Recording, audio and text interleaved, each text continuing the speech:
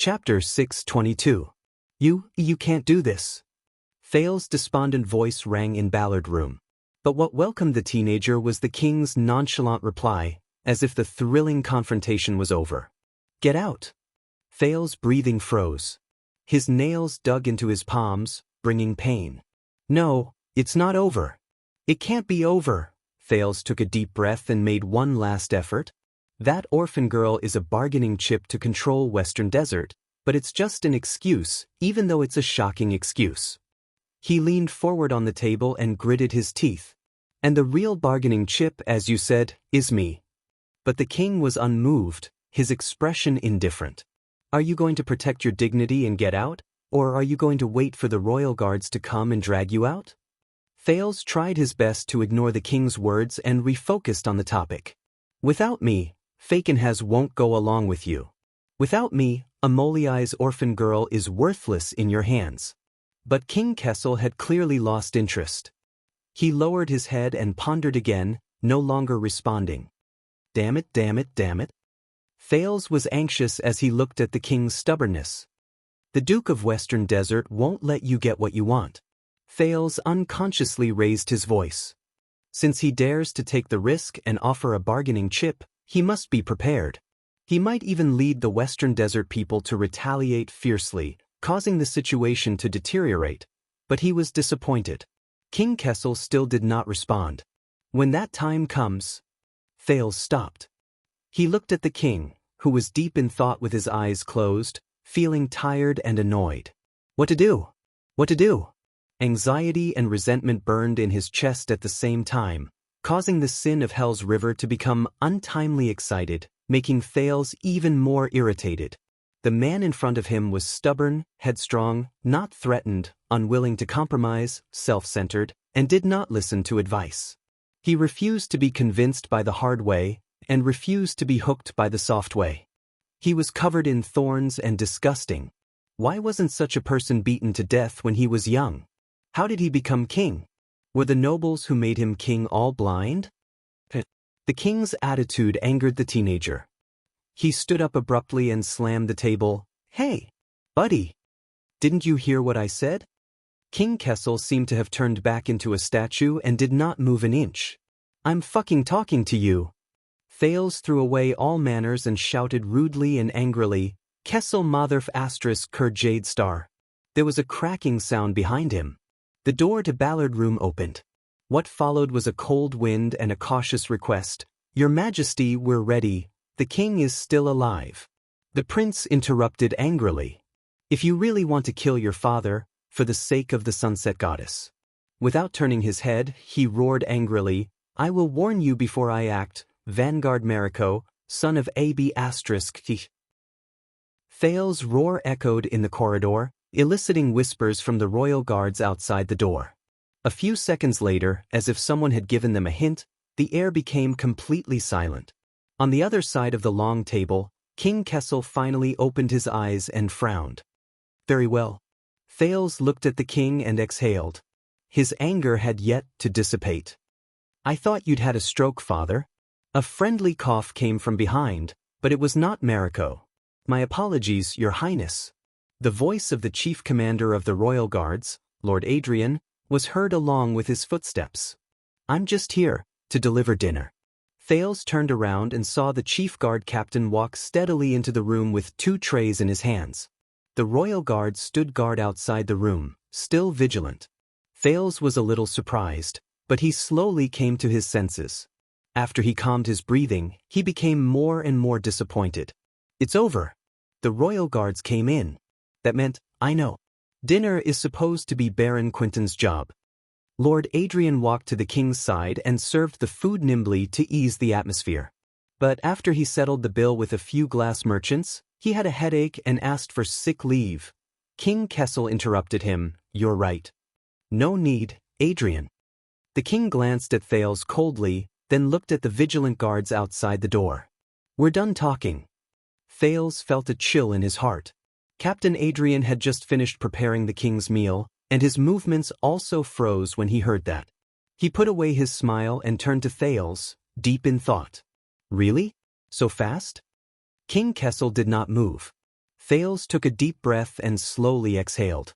His heart gradually turned cold. You really don't care, do you? With despair and exhaustion, Thales said dejectedly, I don't understand.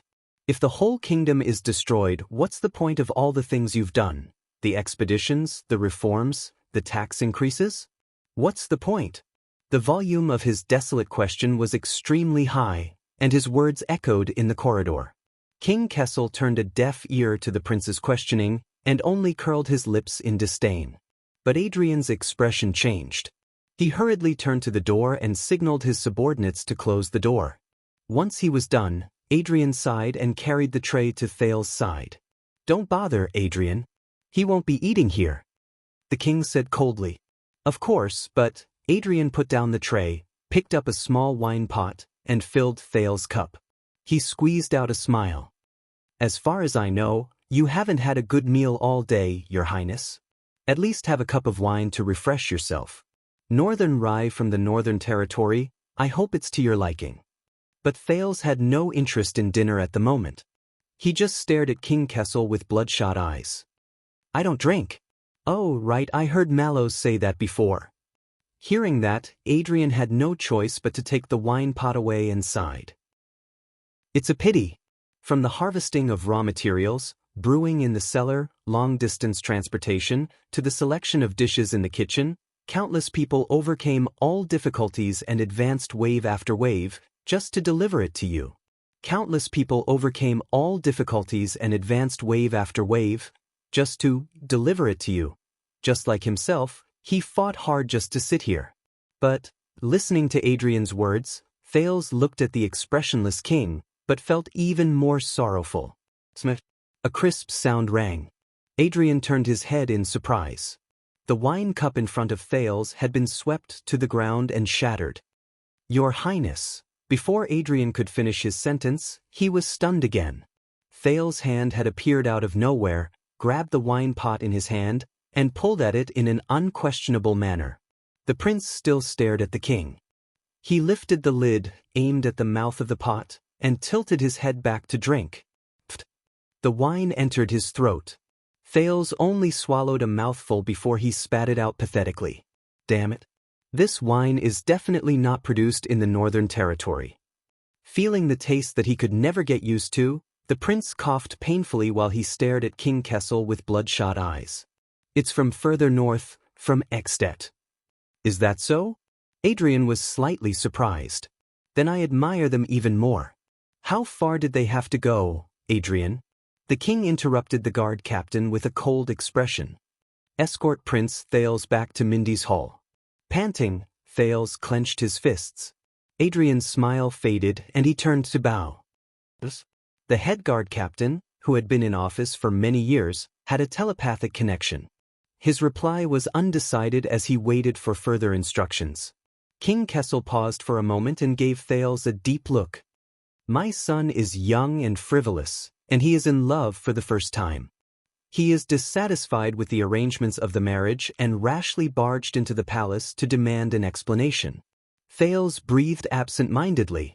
Seeing that a calamity that could shake the throne had been turned into a casual affair, Adrian immediately beamed with joy.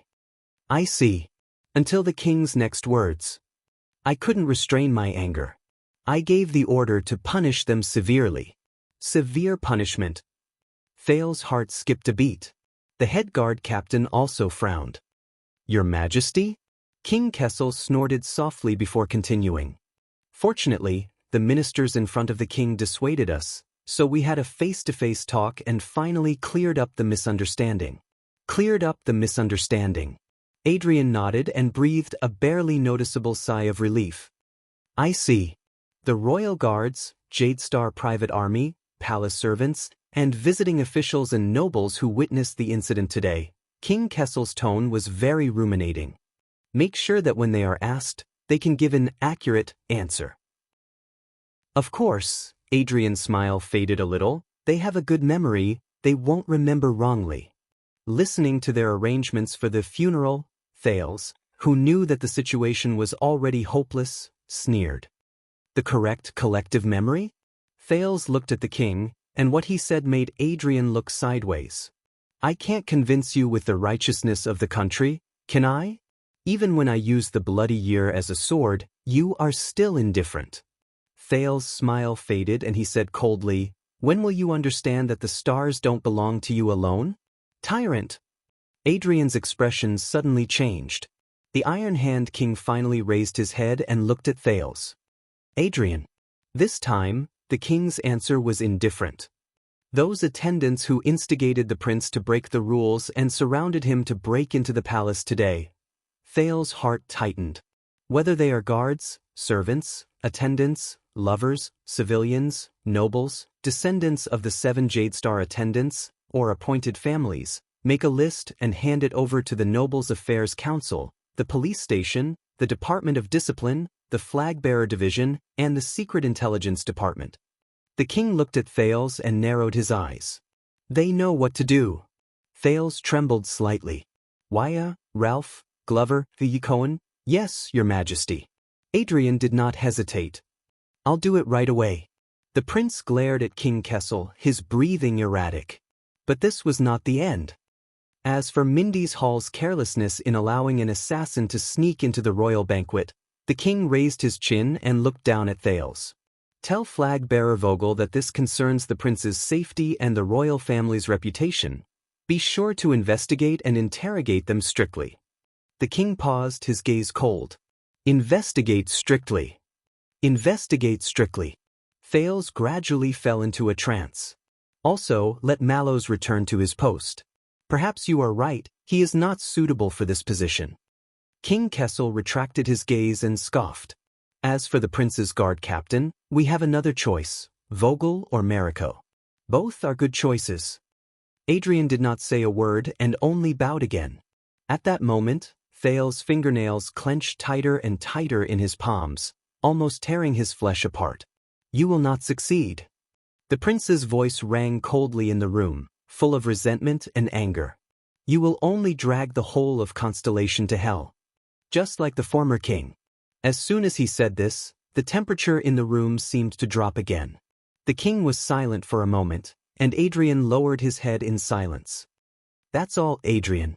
King Kessel said flatly but unquestionably, now take him and get lost. Thales sneered and lowered his head. Adrian bowed, but suddenly froze. Oh, your majesty, I just remembered something. The guard captain looked up, and the king looked back at him indifferently. Adrian said hesitantly, on the way here just now, everyone saw me come in with dinner. King Kessel frowned. So, if the misunderstanding of breaking into the palace is really resolved, and we can reconcile, Adrian asked tentatively. Then at this time, His Highness Thales should be ashamed and embarrassed, and you would kindly invite him to dinner? Dinner together. King Kessel frowned. Thales also looked up in confusion. What? Adrian smiled warmly and waved his hand towards the door. Only then will everyone remember, accurately? Accurately. The king was silent for a moment, while Thales looked at Adrian in surprise. The Imperial Conference is not over, King Kessel said coldly. I didn't spend the whole night with him either. Adrian's eyes lit up. Oh, speaking of this, your majesty, please don't worry. Half an hour ago, Baron Quinton had already arranged food and lodging in the palace for everyone in the Imperial Conference, in case you need to summon them at any time. King Kessel's expression changed slightly. Lord Adrian nodded with a smile and gestured to the dishes on the table. Relax, your majesty, you do have the whole night. King Kessel paused for a few seconds, frowned and questioned, you just said that Quinton was not feeling well after paying the glass bill and asked for leave. Adrian raised his eyebrows. Is that so? In the face of the king's cold gaze, the guard captain chuckled. He looked as if he had been exposed, and he felt helpless and awkward. All right, then I'll take His Highness out and see if we can keep a low profile and not let people see us. Adrian sighed and walked towards Thales, smiling apologetically. At this moment, that's enough. The king interrupted him coldly. King Kessel glanced at Thales and said disdainfully, he's staying. Think about the time and take him away later. Adrian's eyes lit up and he replied fluently, yes, your majesty. Thales stared at Adrian in a daze. But before I leave, the king changed the topic at the right time.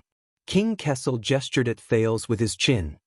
Take this idiot to Mariko and tell him that the king is strict with his son and ordered him to replace the discipline division in carrying out the punishment of the royal family.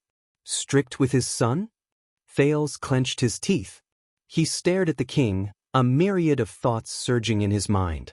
Adrian was silent for a moment, suddenly remembering something. Oh, speaking of this, I'm sorry, Your Majesty, I just remembered. The guard captain looked up, his face full of smiles. Mariko has left for some reason. I just sent him to Mindy's Hall to meet up with the Flag-Bearer Division to express my condolences to the brothers of the Star Lake Guards who were detained for some reason. The king sneered. Just? Left for some reason? Just like Quentin on sick leave. Yes, just like Quentin, Adrian answered without hesitation, but he realized something was wrong halfway through his sentence. He chuckled and said, You're right. He chuckled and said, Maybe it's still different. There was a moment of silence in the room. The king turned his head and glanced at Thales, who had a complicated expression on his face. You take good care of him. Of course. Adrian did not even blink and answered without hesitation, as if he could not read between the lines. Mariko is still young, he should run more errands and train more. Bang! The king slammed his palm on the chair. Adrian. King Kessel snorted angrily, his gaze as sharp as a sword. You've made up your mind to go against my wishes? Adrian's expression turned solemn. It's my fault, Your Majesty. He took a step back and bowed deeply. It may not go against your wishes, the guard captain said respectfully, but it suits your needs. King Kessel stared coldly at his guard captain, anger boiling in his eyes. Suits your needs. Thales watched the confrontation between Adrian and the king in silence. Dinner together. He suddenly understood what the other party was doing. But what's the point? His battle in Renaissance Palace. 10 seconds of silence. King Kessel did not answer, but the anger in his eyes slowly faded. It's Gilbert. Did he beg you to soothe his cheeks? Adrian looked up. He was confused at first, but then came to a sudden realization. What? Oh, Your Majesty, if you want to summon Count Casso, King Kessel exhaled, feeling a little helpless and annoyed. Enough, get lost. The king waved his hand impatiently. I'll give you 5 minutes. Come back and take him away. Lord Adrian nodded, obedient and convinced. As you wish. But the guard captain's footsteps immediately stopped. But from an outsider's point of view, Your Highness will at least have to finish your meal and chat before leaving with me. Adrian said awkwardly, A quarter of an hour? A quarter of an hour? The king and Thales were stunned for a second. Clang. In the next second, King Kessel, who could not take it anymore, knocked over his wine glass and glared at Adrian. Yes, Your Majesty. Lord Adrian bowed and hurriedly replied before the king, Lord Adrian. Then a quarter of an hour it is. Once he finished speaking, without waiting for the king's response, Adrian turned around and left, but he stopped halfway. I'm sorry, Your Highness, but I have to take away your knife and fork. The guard captain walked to Thales' side, glanced at the stunned prince, and apologetically took away the knife and fork beside the plate. I believe a spoon will be enough. After all, the Far Easterners can eat with only 2 thin wooden sticks. Thales looked at the guard captain with a complicated expression. Thank you, my lord, he said hoarsely. Thank you and Gilbert for fighting for me, a quarter of an hour. But things had already come to this. What else can I do? You're welcome, Your Highness. Adrian smiled as he weighed the knife and fork in his hand. By the way, your sword is indeed quite heavy. It's not easy to hold it in my hand. Thales laughed bitterly and ignored the king, whose expression was almost frozen. That's not mine, it's Caribbean's, but Adrian didn't let him continue. Instead, he said to himself, he continued, but after we found its scabbard, it will be much more convenient. The guard captain of the royal guards nodded in a profound manner.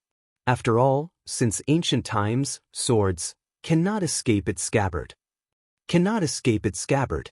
In the next second, Thales suddenly raised his head. What? He looked at Adrian in surprise.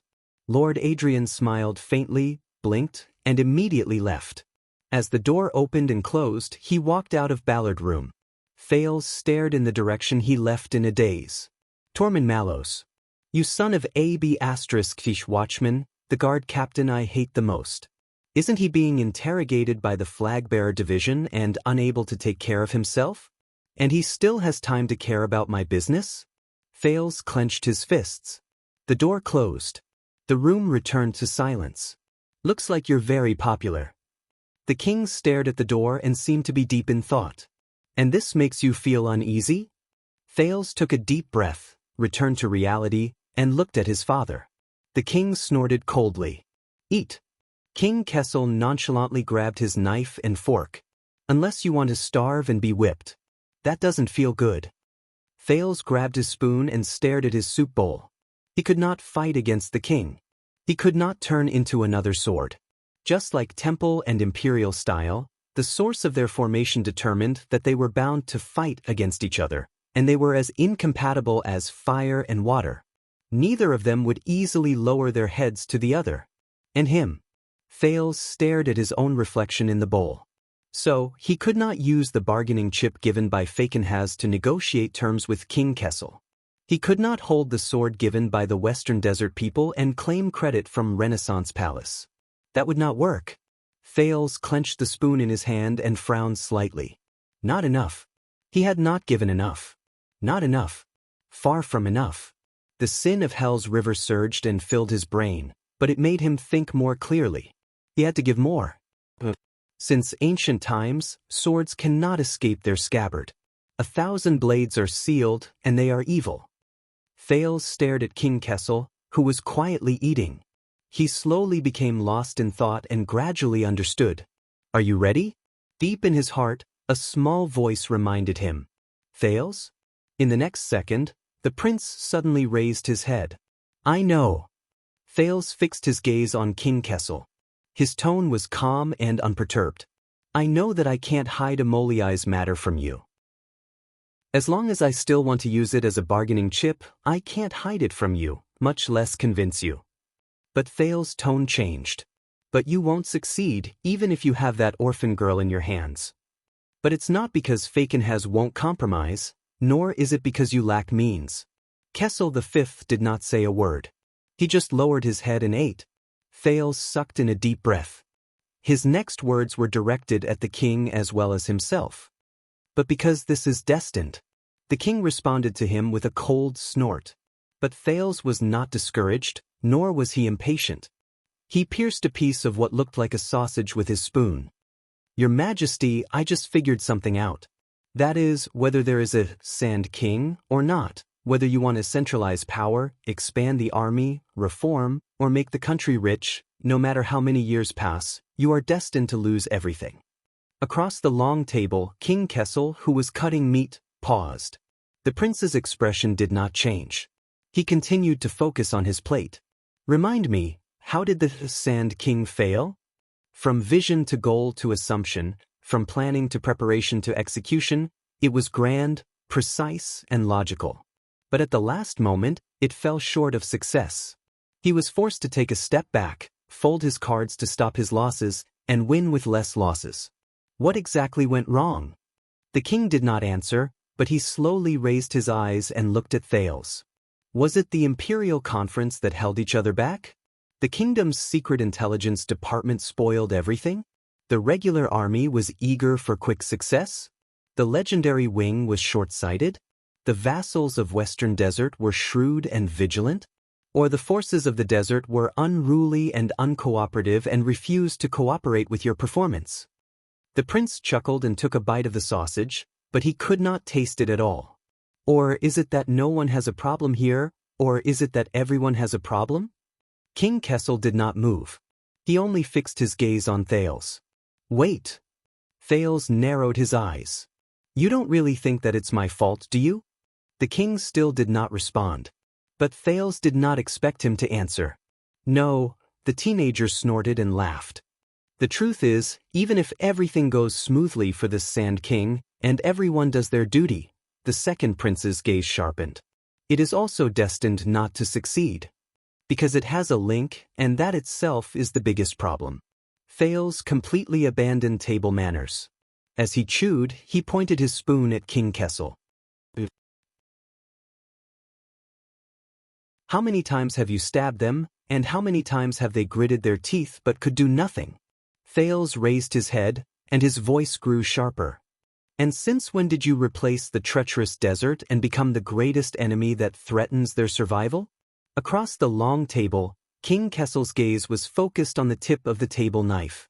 So much so that today, before you had the idea to take action, the Western Desert people had already made hundreds of contingency plans, like birds startled by the mere twang of a bowstring.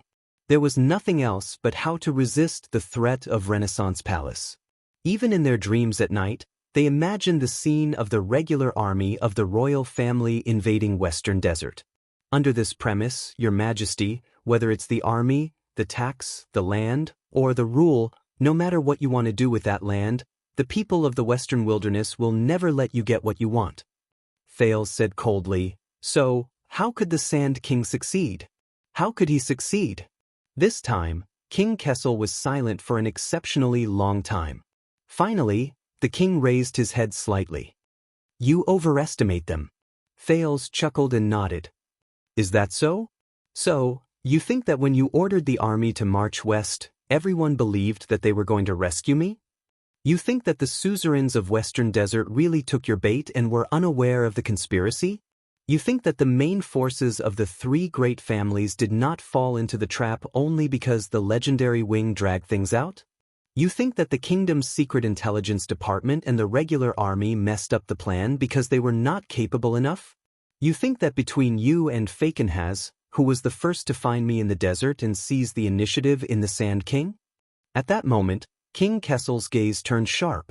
Thales sat up straight and said solemnly, You are the one who underestimated them. Your Majesty.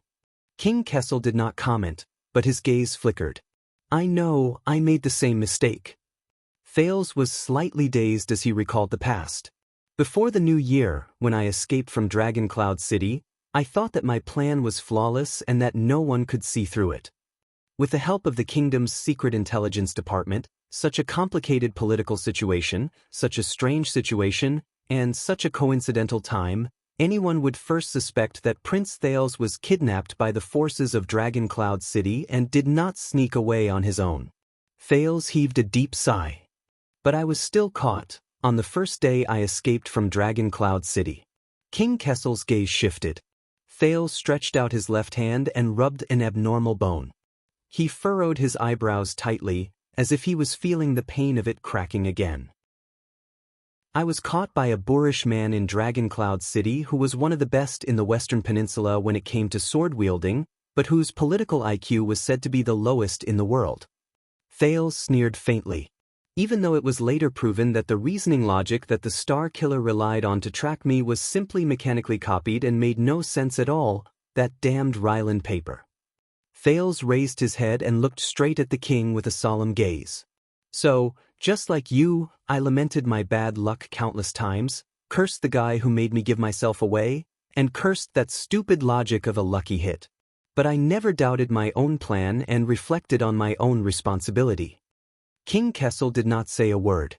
I was wrong.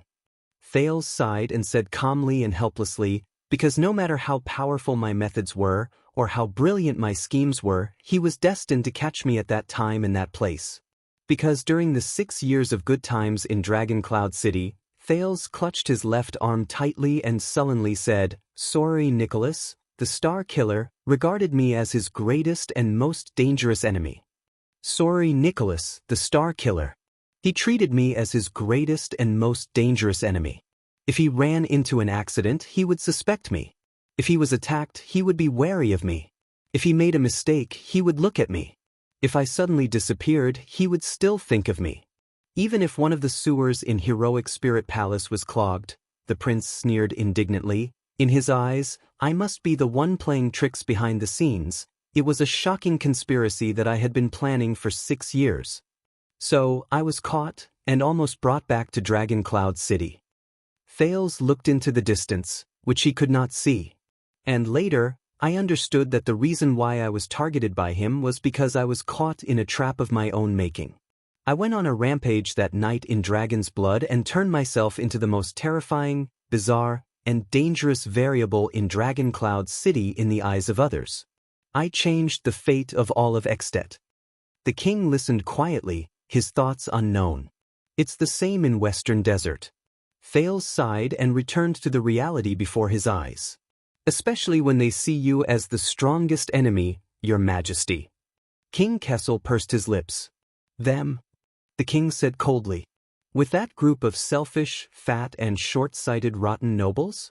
They are like a sheet of loose sand, fighting incessantly among themselves. They can't even unite under one flag. Thales' voice became stern. Then it's even more impossible for them to be obedient to you. King Kessel raised his chin. They will do it. King Kessel's gaze sharpened. He also raised his voice, resolute and unquestionable. They have to do it. They have to. Thales smiled. Yes, just like how King Nuvan once thought that he could make the troubled citizens of the Alliance of Freedom bow their heads and obey Extet with just a bloody massacre and a little political maneuvering. That way, they would never rebel against his granddaughter and shake up the entire political situation in Northland, he said sarcastically. In the next second, the youth's expression turned cold. His tone changed. But do you really think that as long as you are strong enough and clever enough, everyone will bow their heads and everything will go smoothly? Then why don't you simply declare that everyone in Western Desert is a traitor and rebel, and order the regular army to attack and annihilate them in order to pacify the country? Why do you still do everything possible to bypass the Imperial Conference and keep a low profile to advance, Sand King? Why do you still use me as a famous chess piece and bait? Thales paused, looked at the king, and called him by his name. Because you also know this, Kessel. The king frowned. Looking at King Kessel's deep expression, Thales understood something. Unlike his previous opponents, this time, he could not hold up a sharp sword and face the Iron Hand King. In the face of a ruler, a person may cooperate, be loyal, or obey. Thales recalled the conversation in his memory. But a large group of people? That is a giant beast with a bottomless appetite, an insatiable shark, who will always respond to the ruler unexpectedly and catch you off guard. The youth pointed behind him. If you order Vanguard Mariko to whip me, I can guarantee that he won't even bat an eyelid. But what if your order is given to a group of people, such as the entire Royal Guards? I can also guarantee that there will be people who hesitate, some who are doubtful, some who are uneasy, some who are troubled, some who shrink back, some who are secretly indignant, some who deal with the situation, and some who pretend to comply but secretly oppose. At that moment, Thales' thoughts returned to the prison of bones in Western Desert. He thought of the former group of guards. King Kessel did not speak. He just stared at Thales. The youth gulped, walked out of the past, and continued, When your army wreaked havoc in Western Desert, Your Majesty, would you have thought that a few months later, one of the sons of a Western Desert noble would hide a sword, crash a banquet, and commit murder, causing the entire kingdom to be in a mess and caught unprepared? When the Sand King failed and you were trapped in the royal court, did it ever occur to you that the master of the West Desert would bet on me crazily and riskily, offering a bargaining chip that was disadvantageous to himself in exchange for an alternative way out for you? King Kessel still did not speak, but his expression became more and more tense. Thales leaned back in his chair and looked at the ceiling, feeling something in his heart. As a ruler, Your Majesty, you have countless subjects, from the 3 great families who have high statuses to the criminals and prisoners in Bladefang's camp. But they will never obey your will step by step. The king narrowed his eyes. These are not your own words. Thales lowered his head and met the king's eyes without flinching. But this is something you have to admit, something you can never control. Sand King is just one example, and this situation is not limited to Western Desert. Thales got up from the back of his chair, pushed away his plate, and leaned back on the table again. It was like returning to the battlefield, to the place where he fell. Yes, Amoliai's orphan daughter, she may be able to help you solve your difficulties and awkwardness for a while, and the three noble families may humbly cooperate with you to avoid the fate of being ruined. But what then? What then? Thale's expression was solemn as he repeated, "What then? What about beyond Western Desert? What about Land of Cliffs, Eastern Sea, Blade Edge, and the Northern Territory? After the military reform, when you become stronger and more powerful, what if you want to do more and more outrageous things, and have no choice but to provoke more and more enemies?" Thale's expression was stern.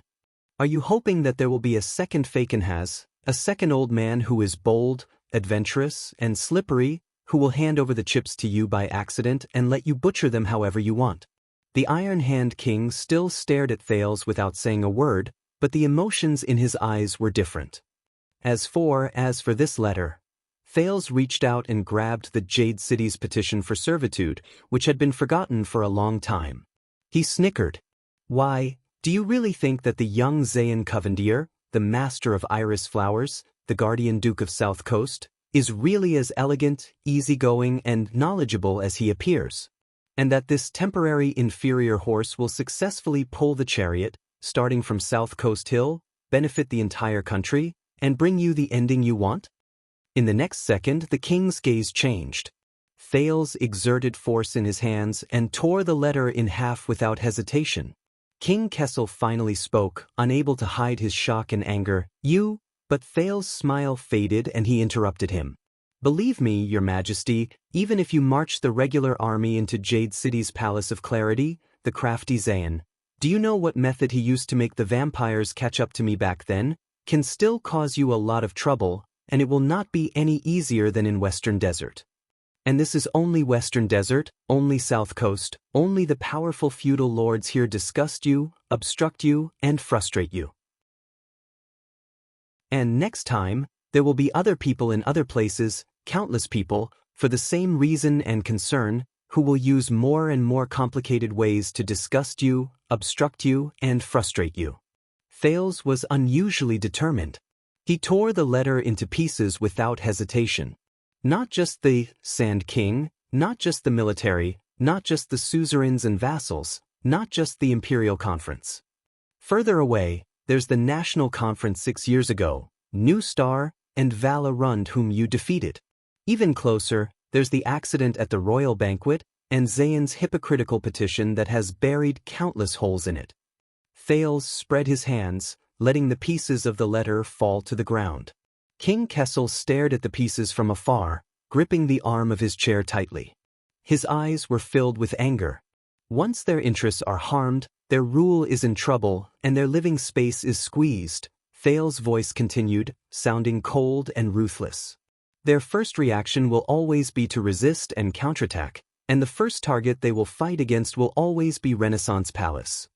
It's you. At that moment, Thales' gaze was as sharp as a sword. Because to them, the Iron Hand King is too powerful, too terrifying. So powerful that you can't do anything. As long as you're still sitting on the throne, you're already everyone's enemy. You're bound to encounter their instinctive vigilance and resistance, whether it's on the surface or in the dark. Because to them, the Iron Hand King is too obvious, too special. Now that things have come to this, the excuse and convenience that the bloody year gave you to revive the kingdom have been used up. Your actions can no longer be hidden, and Renaissance Palace has long surpassed all threats without them realizing it, becoming their main enemy. King Kessel took a deep breath, suppressed his raging anger, and closed his eyes. But Thales was not affected at all, as if everything was within his expectations. So when you look around, there are enemies everywhere, and when you move forward, every step is arduous. So from the inside to the outside, everything is not going well for you. From the top to the bottom, nothing is going well for you. Thales shook his head gently. "No, Your Majesty. You can't do anything. Can't do anything." His voice was deep and sorrowful. "Can't do anything." In the next second, King Kessel suddenly opened his eyes. "Alarmist," he said coldly, eloquent and eloquent. Thales hummed in agreement and spread his hands. "But there's nothing you can do." The youth's eyebrows gradually furrowed. "You can defeat them, but you can't destroy them." Faced with a pile of loose sand and a mess, You are caught in a dilemma and don't know where to start. You don't even know where they will jump out to stop you, or which part of the chain will go wrong. Throughout the Sand King, you looked awe-inspiring and took the initiative to attack, and no one dared to face you head-on. In fact, most of the time, you were just swinging your sword in vain and suffering from hidden losses. At that moment, King Kessel's expression became a little ferocious. But Fail's words continued, making him feel uneasy. And they are all over the kingdom, at all levels, all over the world, north, south, east, west. They are hiding in every gap of interests, ambitions, desires, stances, and will. They are unexpected and unpredictable. They can change from cowardice to fearlessness at any moment, from meekness to zealotry, from indifference and selfishness to fury and desperation, and from conformism to boldness and aggressiveness. You can never see them. When you swing your sword to kill, the opponent is nowhere to be seen. But when you suddenly look back, you are shocked to find that enemies are everywhere. Fails thought of something and could not help but snort softly. It's just like a police officer on the streets of the capital. It's useless to only kill the most ferocious and vicious criminals, because he's facing the entire lower city district. His enemies are hiding in the unreachable corners and the most inconspicuous mediocrity. They are constantly sprouting and sprouting, leaving him overwhelmed and powerless. Thales raised his gaze and looked straight into the king's eyes. And you, your majesty, what you are facing is the entire constellation. At the end of the long table, the king sank his face into the darkness where the light could not reach. The enemy is weak, I am strong. The enemy is rotten, I am new. The enemy is scattered, I am one. Thales said in a low voice. That is your greatest and only advantage. But the enemy is divided and I gather. The enemy is hidden and I show. The enemy is in the dark and I am in the light. The enemy is confused and I am clear. The enemy is outnumbered and I am outnumbered. The enemy is strange and I am upright. Thales said coldly, these are your most painful and uncomfortable predicaments. King Kessel looked at Thales with a strange gaze. If you behave as usual and act as usual, your majesty, Thales said, then it is not hard to foresee that not just the Sand King, but everything else that you want in the future will be greatly hindered. In the next moment, Thales' gaze turned fierce. You won't succeed, that's what I'm telling you. Be it military reform, land inspection, tax reform, centralization of power, or other bullshit. You won't succeed. Thales glared at King Kessel, as if he wanted to use his gaze to cut open the other's skull and see the thoughts inside. Until the day you die with unfulfilled ambitions, your majesty, Roland said in a low voice. He repeated, emphasizing each word. You will not succeed. His voice fell. Ballard Room was dead silent. For a long time, Thales and the king faced each other in silence. Neither of them said a word. Finally, King Kessel moved. He reached out and grabbed the knife. Amidst the hissing, the king lowered his head and began to eat again. At the beginning, you changed your address, King Kessel said calmly. You no longer call me father. Thales' gaze moved slightly. Yes. Because I am no longer sitting here as your son, your majesty. The prince remained calm, but his voice was steady and firm. In the name of the Duke of Star Lake, I attend the Imperial Conference to give my voice to the noble and wise King Kessel. The king stopped cutting the meat for a second. Interesting. King Kessel's expression was indecipherable, but he began to eat again. Then what's your suggestion? Thales took a deep breath and spoke cautiously. You know I'm right. You've always known. It's just that you're used to holding power. You're no longer willing to lower yourself and bow down, the prince said with a frown. To listen to different voices. King Kessel picked up a glass of wine, took a sip, and snorted coldly. Thales lowered his head and adjusted his breathing. The old way no longer works, your majesty, the teenager said seriously. We need, Thales paused and changed his words. No, it's still you, only you. In the face of such a predicament, you need to change your mind. King Kessel's gaze moved imperceptibly. Change my mind? Thales nodded slightly, his expression serious. Let me handle the matter of Western Desert, your majesty. I'll take over and fulfill your wish. The king was silent for a while, then smiled coldly. So in the end, this is still the same condition as before. He looked at Thales coldly and said disdainfully, the so-called change my mind is to accept the deal Faken has gave me, push you out in exchange for his bargaining chip, and finally cause the royal family to fight and destroy the foundation of Renaissance Palace. He was rejected again, but this time, Thales did not react. He just exhaled and shook his head with a smile. No, F***CK Faken has. Thales said with a smile. King Kessel narrowed his eyes.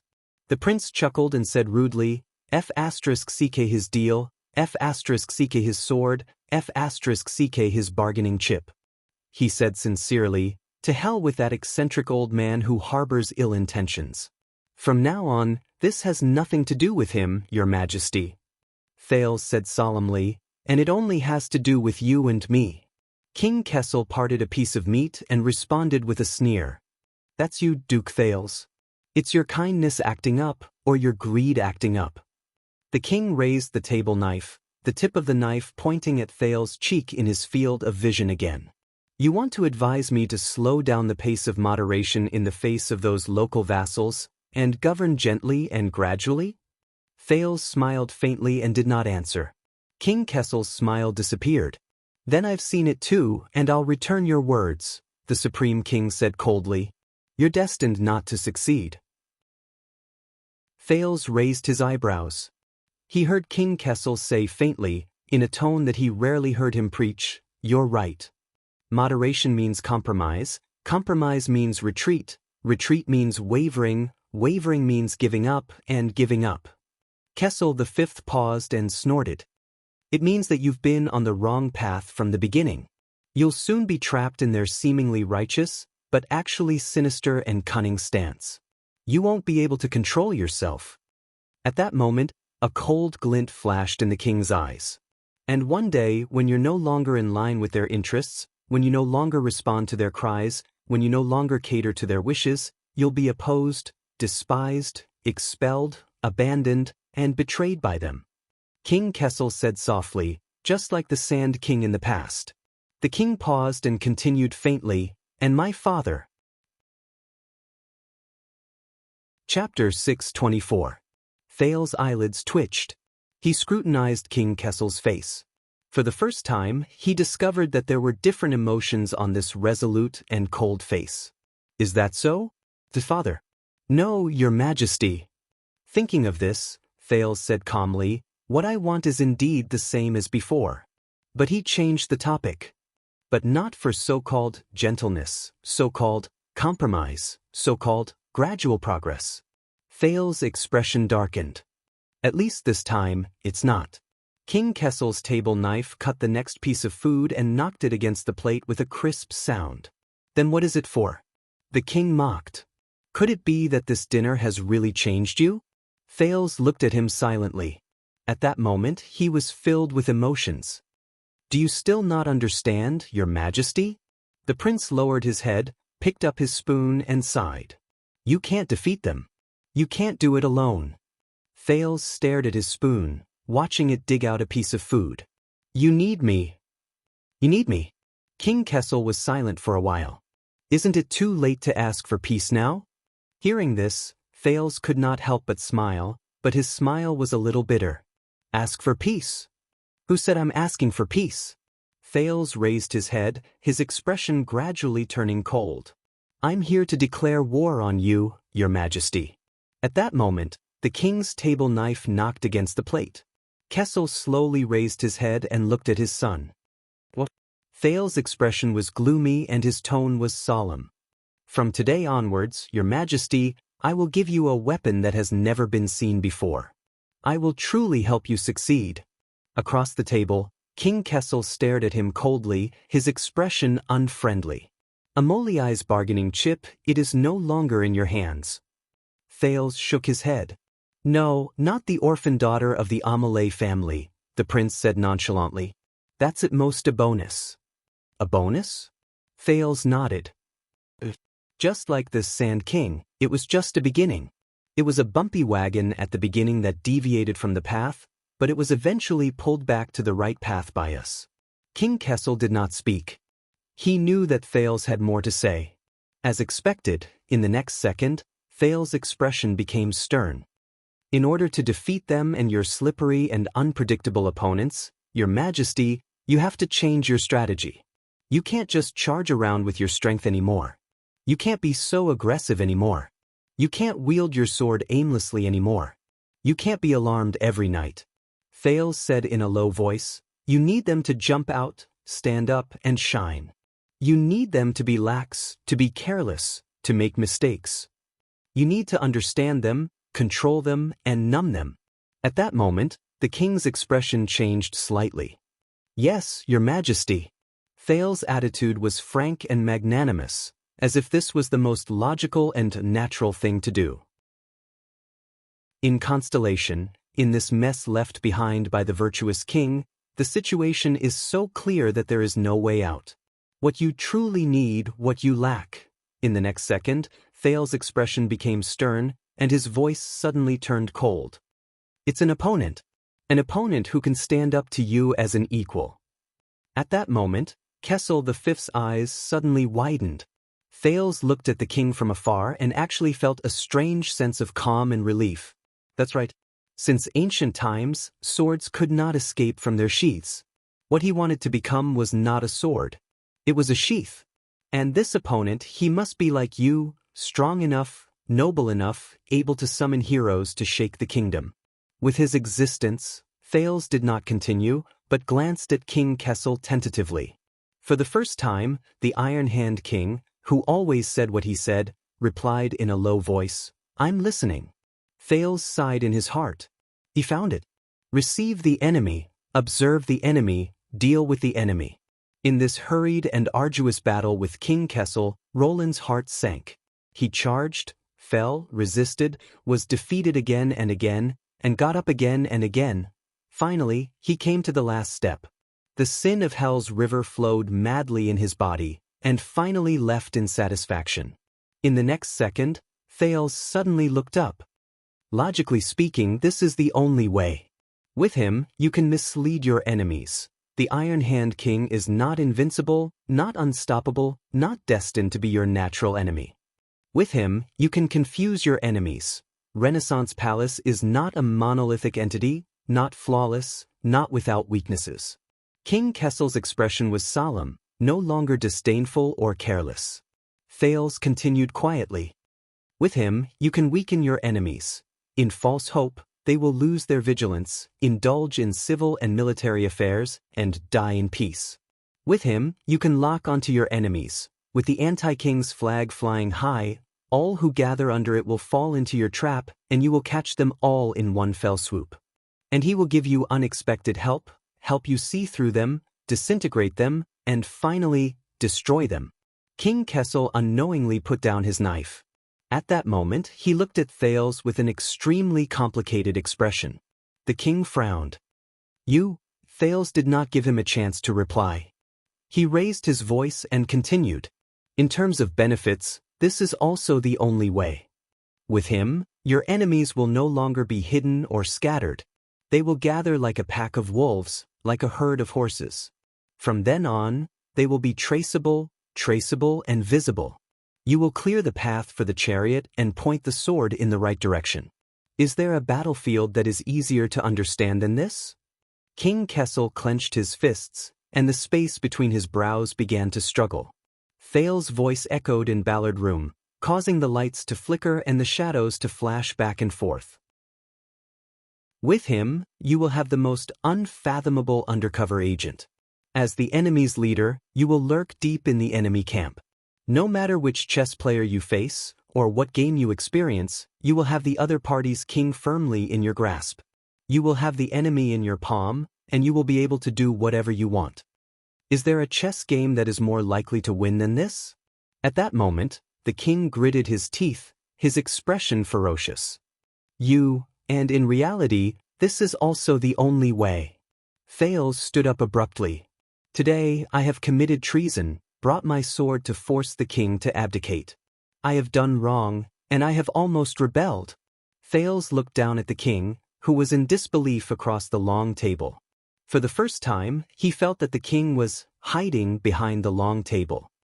At this moment, no matter how much the Secret Intelligence Department tries to cover up any loopholes, the news has long spread throughout the capital and will soon sweep through the entire country.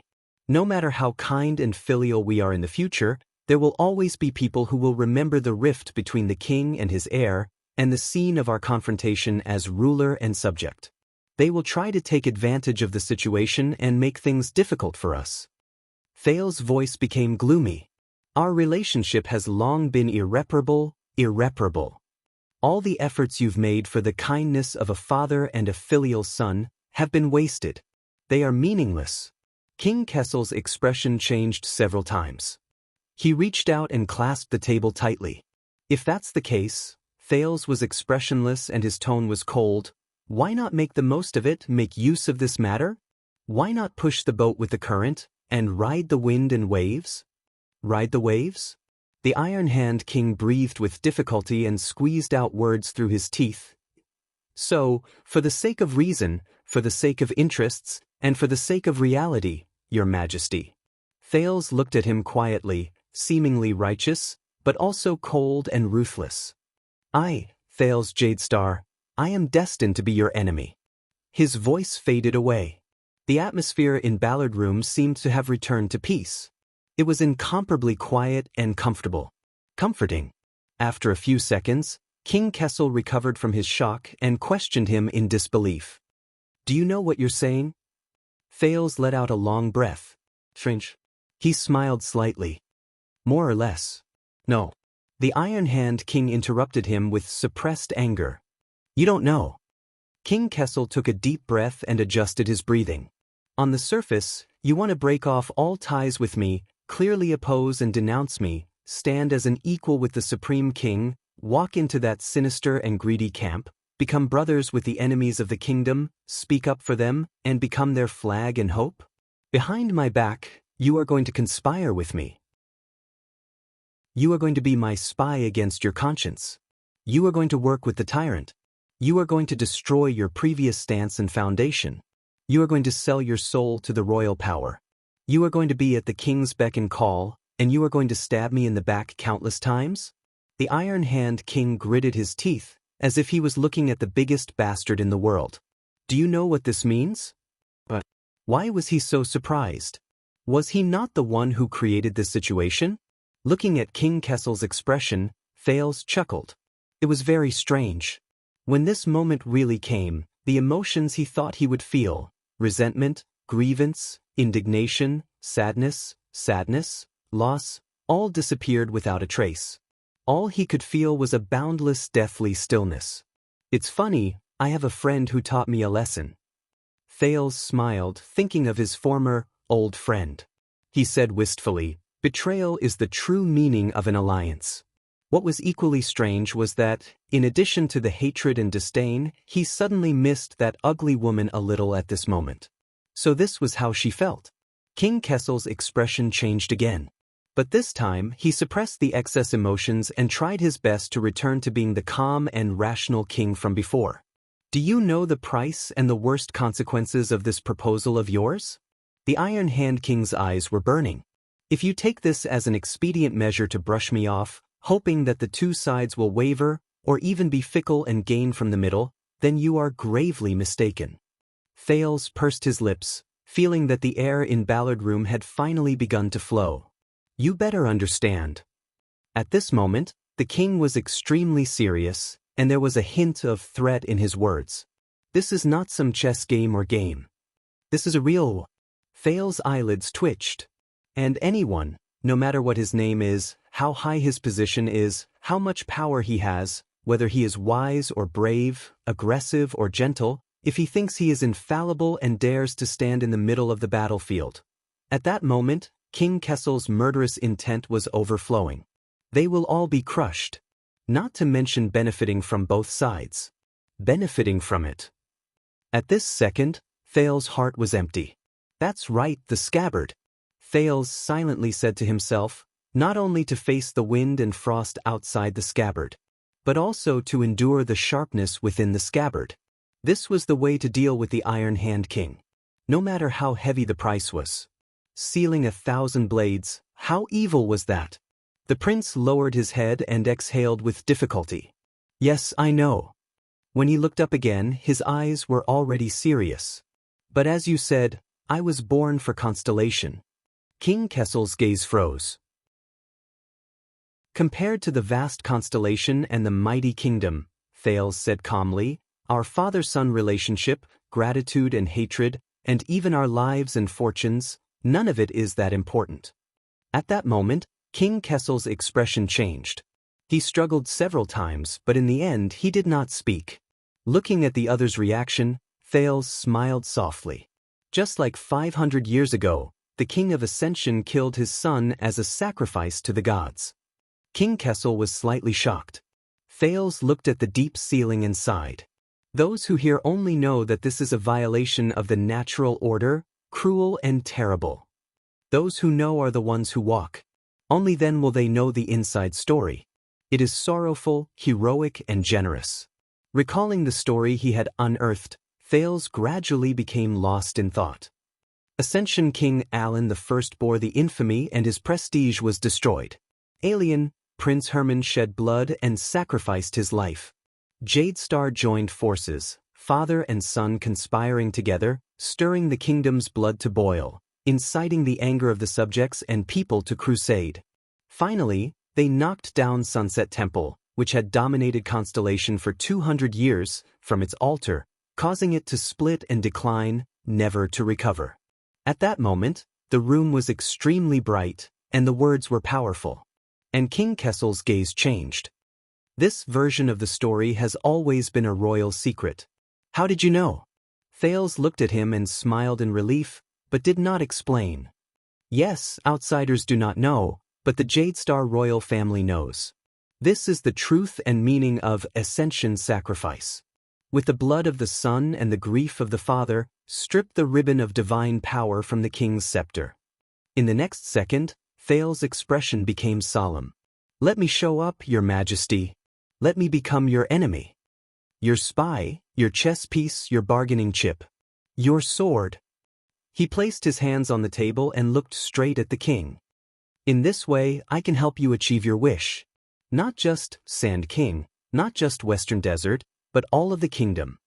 At the end of the long table, King Kessel stared blankly at the teenager in front of him, swallowing several times. Perhaps the entrance and exit of the guard captain made the lights burn brighter. The chill in Ballard Room gradually dissipated and warmth returned. As I said, father, when you are overwhelmed by the weight of the crown, you will not be able to breathe. At that moment, the prince's gaze was aggressive. I have come to save you. For this, I will stake my reputation, my life, and my future. To help you achieve the unprecedented greatness of the kingdom. Thales clenched his fingers into a fist and punched his chest. The scar that was burned many years ago seemed to be heating up again. This is my real bargaining chip today. He looked at the speechless king and said in a low voice, it has already taken shape since I openly broke into the palace and rebelled under the eyes of the entire kingdom and completely broke off relations with you at the imperial conference. And you have no reason to refuse. Thales punched his chest, his gaze cold. Accept it, and you will gain unprecedented benefits. The dilemma is no more, and the solution is easy. The road ahead is wide open and new. Thales paused, took a deep breath, and forced himself to speak sternly. As long as the stars exist, the empire lives forever. In the next moment, Thales suddenly reached out in the direction of the king. King Kessel trembled slightly. But he looked at Thales in a daze. It was as if the person standing in front of him was not his son, but a new stranger. For the sake of Constellation, your majesty. The teenager raised his palm, his tone firm, and his gaze fearless. Let us be enemies with each other. The secret chamber was deep, but the king did not answer. His breathing was disordered. Kessel Jadestar. Thales was unmoved. He continued to stare at the man in front of him. What do you say? The lights flickered. Kessel did not answer. He looked dazed. Iron Hand King. Thales' expression was deep. He dragged out his words and lowered his tone, making people uneasy. "What do you say?" The Iron Hand King did not answer either. His whole body was stiff. "Father!" At this moment, Thale's eyes were sharp. He shouted at the top of his lungs, What do you say?" After being locked in the small dark room for so long, this was all he had until New Year's Day. End of this chapter. Chapter 625. It was late at night, and the temperature was getting colder. In the corridor outside Ballard, the royal guards arranged as few people as possible, for the sake of secrecy, and as many as possible for the sake of abundance. They formed the most efficient and strictest defense and siege formation, filling every corner within sight. The guards in the innermost circle maintained absolute silence and concentration as they waited for the enemy to arrive. They were all experienced and capable elites transferred from the 6 wings. They stared at the door of the Imperial Conference Room as they pressed their hands on their weapons. It was as if what was locked behind the door was the most mysterious, cruel, and terrifying beast in Renaissance Palace. It was grinding its teeth and claws, growling, and could break through the door at any time to devour people. But they could not be timid, let alone retreat. They were the Emperor's Praetorian Guards. They had an oath that they would guard this door until the Emperor's order reappeared, or the minister would rest. Lights flickered in the corridor. As time passed, anxiety spread in the air, and the fingers on the hilt of the swords became tighter and tighter. But the heavy stone door remained motionless and silent. In the face of countless increasingly sharp gazes, it was unperturbed. It fulfilled its duty and locked all the beasts behind it. Just like the past 600 years. 6 doctors who specialized in trauma first aid, toxicology, and pharmacology were urgently summoned by the court baron and ordered to wait outside. Confused, they were anxious but did not dare to ask questions. They could only force themselves to stay alert in the suffocating atmosphere and tremble in the endless speculation and prayers. They were also waiting. Behind the 3rd row of guards, a few nobles were calm and collected. They could even pace leisurely and talk in low voices. But as time passed, their expressions remained the same. It was just that they paced faster and faster, and the intervals between conversations became shorter. The air was dead, and the palace was dark. Heralds and trusted servants kept their heads down. They kept appearing from corners, seeping into the crowd and disappearing again and again. They came and went without warning, and their tracks were fleeting. Only the whispers and shadows of ghosts could be heard in the ears of a few people and on the dimly lit walls. Time was probably still moving forward, but it seemed to be moving slower and slower. It stopped moving forward and admired the changes it brought to its surroundings. In the silence, the guards had never felt that their breathing was so heavy, to the extent that they could even raise 2 inches of dust in front of their noses. They had never realized that their hearing was so sensitive. Just the sound of their bones rubbing against each other was enough to make the muscles of the soldiers 2 feet away tense up. And their eyelids were so afraid of loneliness that they would bump up and down every once in a while to greet each other, for fear of being left alone. As for their hearts, they were so strong and powerful. As a result, when the heartbeats of hundreds of people in the palace gathered together and became faster and heavier, it felt as if a huge monster known as Renaissance Palace had just woken up from a long slumber and was slowly waking up. And that stone door, which everyone stared at with rapt attention, was the ferocious eye that was about to open. This made everyone tremble with fear. What happened? What would happen? What should they do? Should I swing my sword? Or should he back off? The political knowledge gained from years of guarding the palace allowed the royal guards to force themselves to remain calm, but at the same time, they could not help but feel uneasy. They wanted to turn their heads, look at each other, and exchange their emotions. At the very least, they could find some comfort in the same doubts. They could get rid of their confusion and loneliness when they were led by their own kind. But the guards' orders were clear. This sword will only be brandished for the Emperor's edict. It will only be broken for the Emperor's edict. There is no other use for it. The habit that was engraved in their bones and formed through countless training sessions made them restrain themselves and remain vigilant. This made them force themselves to get rid of all distracting thoughts and focus their gazes, which had become a little unfocused because of the long wait. They placed their gazes on the heavy stone door that they had guarded countless times but had never once made them this anxious or nervous.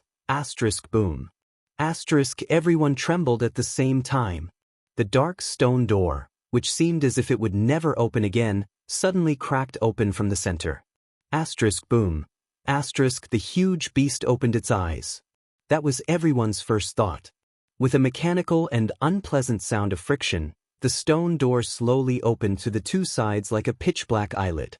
A golden-red brilliance shone from the crack of the door. It was like the brilliance of a lamp, but also like the bright red of blood. In just a few seconds, the stone door stopped. It only opened a crack that allowed a single person to pass through. It shone with a golden-red brilliance, just like the half-opened eyes of a beast.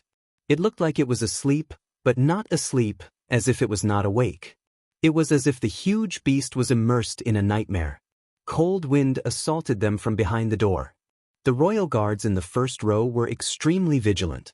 They took a step back together. This door of Renaissance Palace. It's quite heavy.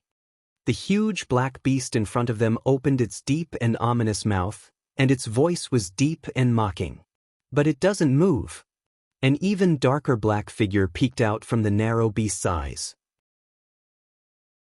He pressed against the stone door on both sides, panted, and sneered softly. "What do you think?" The royal guards instinctively stretched out their hands and moved. They unsheathed their weapons and formed a formation. As he watched this scene, the black figure in the middle of the door was silent for a while before he sighed. "All right." The black figure turned his body sideways and squeezed through the narrow crack of the door. "If you don't want to help, then forget it.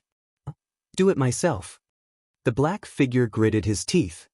His face contorted as he forced his way through the crack of Ballard Room's door. Only then did the light illuminate his face. Prince Thales came to the corridor with a pale face and looked at the surging heads in front of him. Everyone looked at him as if they were facing a great enemy. "Wow. I'll believe it even if you say that they're here to hunt dragons." The exhausted teenager turned his head to look at Ballard Room, then at the royal guards in front of him. He felt a little resigned.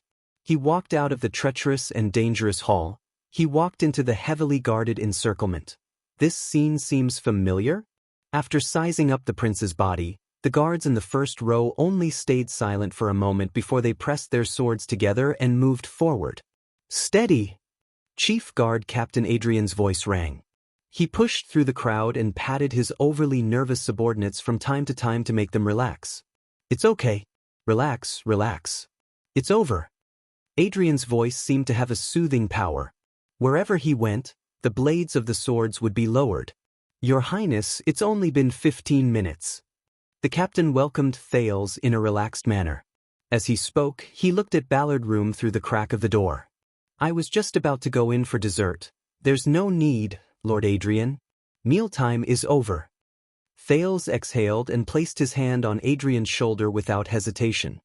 He moved sideways and squeezed his way through the stiff postures of the people around him. He squeezed into the royal guard's lockdown formation. Adrian saw the situation through the crack of the door. He frowned and turned his head around. "Then all of you, don't worry." Thales waved his hand nonchalantly. "In case you're curious," in the face of the guards who remained vigilant and suspicious, he took a deep breath, placed his palms by his mouth, and roared at the ceiling.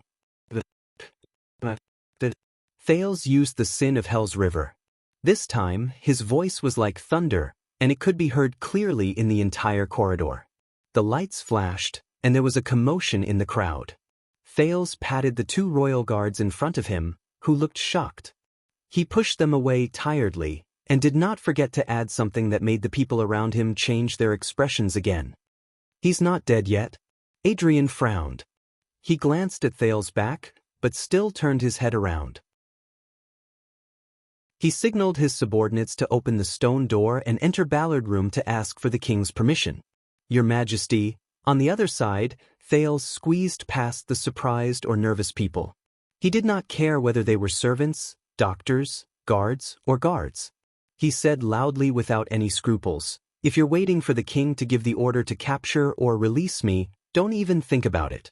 He doesn't dare to capture me, because I have something on him. The crowd's surprise and commotion grew louder. He can't release me either, because he's the king. Thales squeezed past the third row of guards, and was gratified to see that they had begun to consciously make way for him. So, please, everyone, be kind and understand the king's difficulties. Just pretend that you didn't see me. The guards were in disbelief. They either exchanged glances or asked for help from their superiors. But the chief guard captain was still in Ballard Room, and their efforts were naturally futile. Excuse me. Thales walked forward under countless people's surprised and wary gazes. As he cleared the clouds and saw the sun, he spoke listlessly. The event is over. I have to catch the subway home. I still have to go to school and work tomorrow. But just as he was lamenting why this group of sweaty and smelly men did not know how to make way for him, Adrian walked out of Ballard Room and solemnly ordered, "Royal Guards, everyone present today, report to your immediate superiors. Return to your posts and stay overnight to work overtime." The guards were stunned, and there was another wave of commotion. Adrian glanced at Thales from afar and said with a complicated expression, "We still have paperwork." Thales watched with satisfaction as the guards who filled the corridor finally dispersed. Many of them could not help but look at Thales before they left. Their gazes were as if they were looking at a monster, and their gazes were filled with surprise, wariness, and doubt. "Your Highness, I'm glad you're safe." Thales stopped in his tracks and looked at the nobles in luxurious clothes in front of him. "Sir Cullen, Prime Minister," the prince heaved a long sigh as he looked at the old duke, who was smiling from ear to ear, and the ministers around him, who had complicated expressions on their faces and were hesitant to speak. "And you, Advisor Sauter, Chief Kirkirk, Viscount Kenny, have you been standing guard here?" "Of course not." Prime Minister Cullen looked elated. He happily patted his bulging belly. "I just came after eating. I wanted to slip away, but this bunch wouldn't let me." Kirkirk, who was muttering in frustration. After all, the Prime Minister rolled his eyes and gestured towards Ballard Room. "The meeting isn't over yet." Thales nodded. His gaze swept past the Prime Minister to the other ministers behind him. He noticed that Gilbert was not among them. "So, it's over now," the teenager said calmly. But Advisor Sauter, who had been watching him, had the wrong impression. The prince's words left no room for doubt. "Your Highness," Kenny, the Minister of Trade who had been watching Ballard Room hesitantly said, "You and His Majesty he—" "Nothing. I got bored, so I picked a fight with him," Thales said nonchalantly, his face beaming. "That's all. Got bored, so I picked a fight with him." The ministers looked at each other and saw the confusion in each other's eyes. "About what?" Viscount Kenny, the Minister of Trade, pressed. "Your marriage?" Thales snorted softly. "Yes, I guess he won't force me to marry someone I don't like anymore." Military Advisor Sauter grew even more puzzled at these words. Compared to that morning, this teenager who had just walked out of Ballard Room felt unfamiliar to him. Apart from those who stayed behind to keep watch, the surrounding royal guards gradually dispersed, casting glances at this group of central high-ranking officials from time to time. "I see," Viscount Kenny persisted. "Then may I be so bold as to ask, the candidate you rejected, which family's young mistress is from?" Thales exhaled, feeling inexplicably irritated. Who cares whose family it is? Fortunately, the smiling Duke Cullen interjected in time and personally took over the topic that the already exhausted Thales was extremely annoyed about. "Then I'm sure you won't mind considering my granddaughters?" Thales smiled perfunctorily. Seeing that most of the people around him had dispersed, he did not intend to waste any more time. "His Majesty has said that today's Imperial Conference shall end here. If it's time to disperse, so be it." As soon as he said this, everyone was surprised. "That's great." The drowsy Kirkirk suddenly opened his eyes. He snapped his fingers happily and said gratefully, "I knew it." Advisor Sauter frowned. "But we still have business." "I know," Thales interrupted him with a wave of his hand and said impatiently, "There's still business to discuss, right? Thales looked towards Ballard Room at the faintly discernible figure and sneered. About substitute service, tax payment, Western Desert, the expansion of the regular army, the reduction of conscripts, and so on, he spoke carelessly and without bothering to conceal his volume. This caused the expressions of all the officials, including Sauter, to change drastically. Your Highness, be careful with your words. The military advisor interrupted Thales and looked around nervously. This is, Thales slapped his forehead as if suddenly enlightened.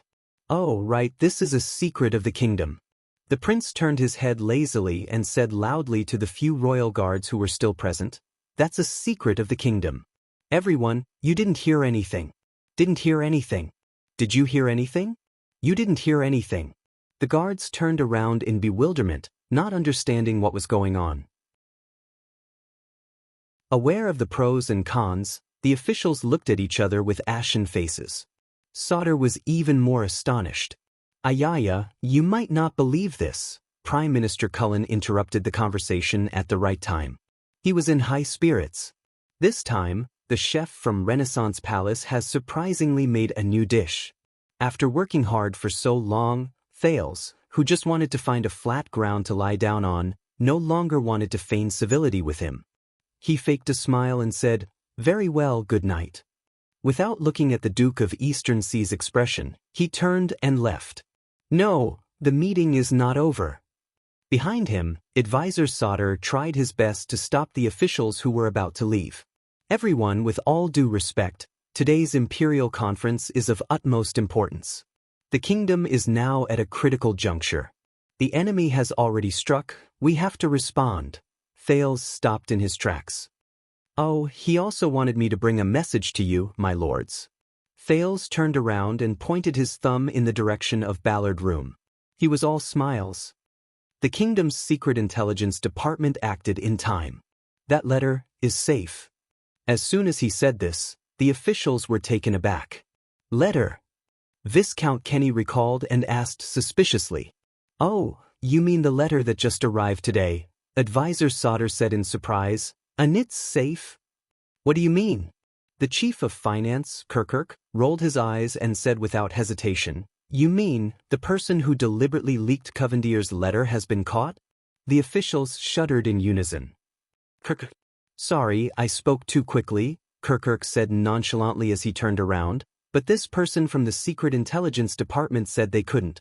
The chief's expression changed. He turned around and looked around. "That's strange, where's that Scarface? I remember he was here just a moment ago. Where is he?" "The letter has been recovered. That means," Viscount Kenny said solemnly, "we still have room to maneuver as long as we pretend that letter doesn't exist." Thales watched the officials go back and forth with cold eyes. It was strange. This morning, he had never felt this way when he was listening to the briefing in the Imperial Conference Room. It was strange, cold, indifferent, and boring, as if there was a thick curtain separating them. Interest in chess. Yes, interest in chess. Just like the feeling when he used his mystic energy. Thales' heart sank. Amidst the bustling debate among the officials, Duke Cullen was the only one who stayed out of it. He smiled with narrowed eyes. "Ah, that's good. Given the kingdom's secret intelligence department's capabilities, they naturally won't tolerate any mischief." Advisor Sauter gritted his teeth in disbelief and was about to walk towards Ballard Room. "No, that's impossible. I'm going to see His Majesty," but Thales raised his arm gently and blocked his way. "Please don't, Sir Sauter." "I tore that letter in front of him just 10 minutes ago," the prince said casually. "His Majesty is in a fit of anger right now." Thales' words, which were as light as a mosquito, silenced all the ministers. They looked at the young man in surprise. "What?" Sauter turned around in shock and disbelief. "Letter, why?" Thales lowered his arm and nodded expressionlessly. "Believe me, you don't want to see him now, much less mention this to him." Saldus' breathing quickened and his face flushed. He was silent for a second, then rushed towards Thales.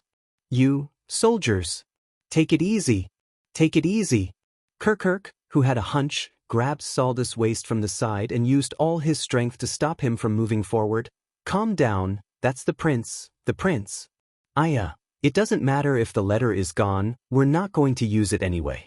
Besides, it's not like it was leaked, we don't have to worry, what's the rush? The other officials came to their senses and hurriedly surrounded Sauder to dissuade him. Thales watched the scene coldly. The Prime Minister smiled and hummed a tune. But Advisor Sauder was still struggling and extremely angry. No, you don't understand, you don't understand. Do you know that's right, Thales replied calmly. That was paid for with my life. Covendier's letter of surrender. Sauder was taken aback and stopped. Oh, by the way, the next time you want to mobilize the regular army or check other people's accounts or something like that, Thales turned around slowly and smiled at the military advisor and the chief of finance, who were hugging each other. Tell me first, okay? He spread his hands helplessly. Otherwise, I'll have to do it again. The military advisor choked, closed his eyes and exhaled deeply. The officials looked at each other. Aya, be more careful. Look, at your age, you're prone to diarrhea after eating a new dish. The Duke of Eastern Sea reached out to comfort him. Duke Thales, your highness. Sauder finally calmed down. He looked puzzled and pained. What happened? Thales shrugged. Nothing much, His Majesty changed his mind, that's all. But it shouldn't be like this, Sauder gritted his teeth. What did you do in the middle? What did I do? Thales' gaze froze. I just saved your lives.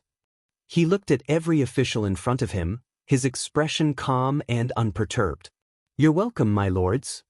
Sauder looked at him in disbelief, while Chio Kirk frowned deeply.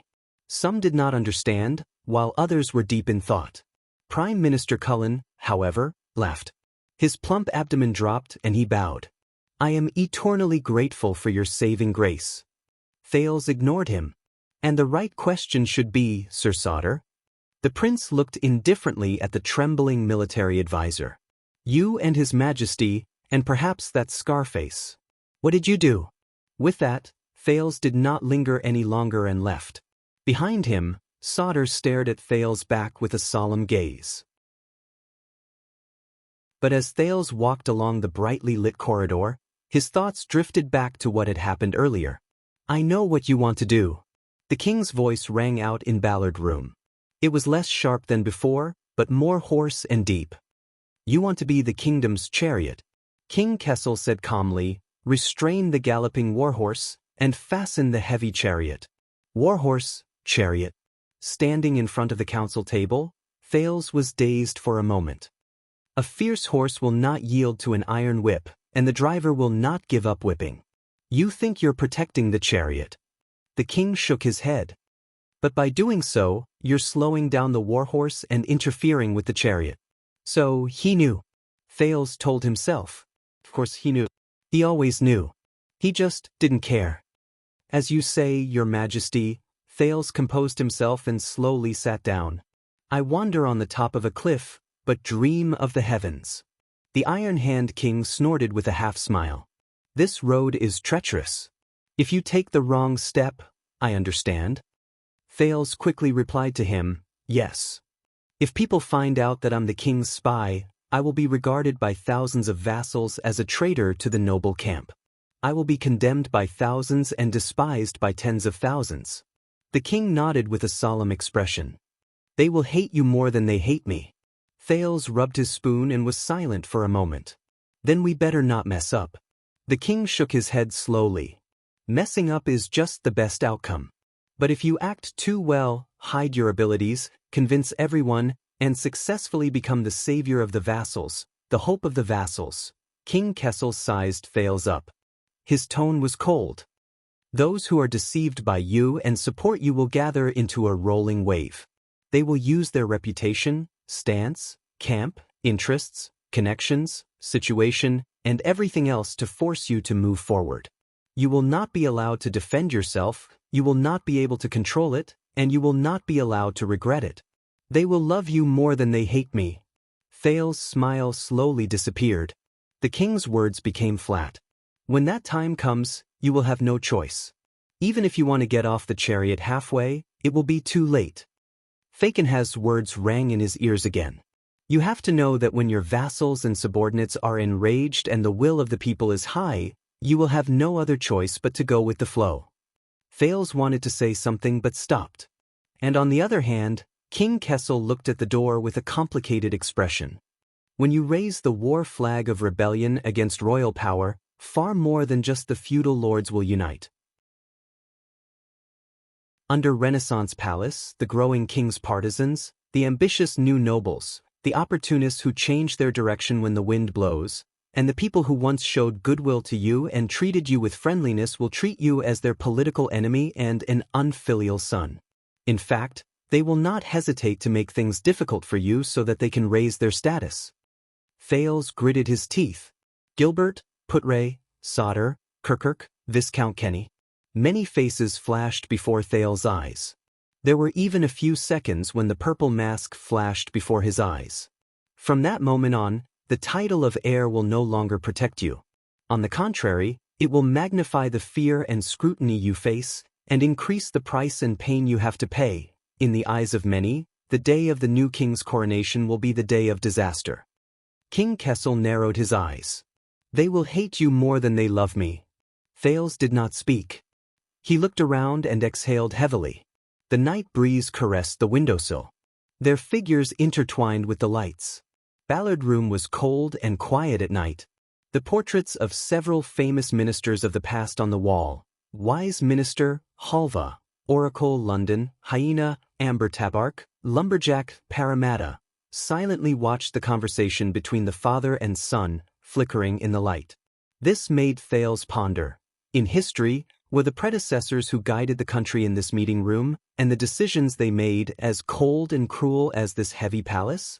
Then I can only pray, Thales said absent-mindedly. King Kessel did not say a word and only stared at the prince quietly. A few seconds later, Thales looked back at the king with a tranquil smile. Pray that they are not true love.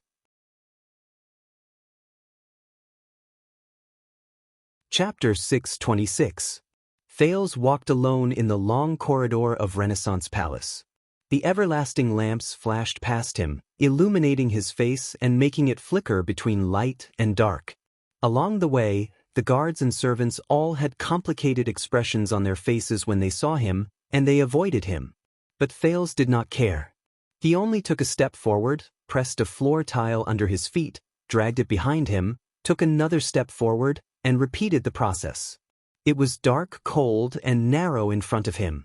And where should he go? Where should he go? But, Your Highness. A familiar voice traveled into his ears. Thales stopped in his tracks.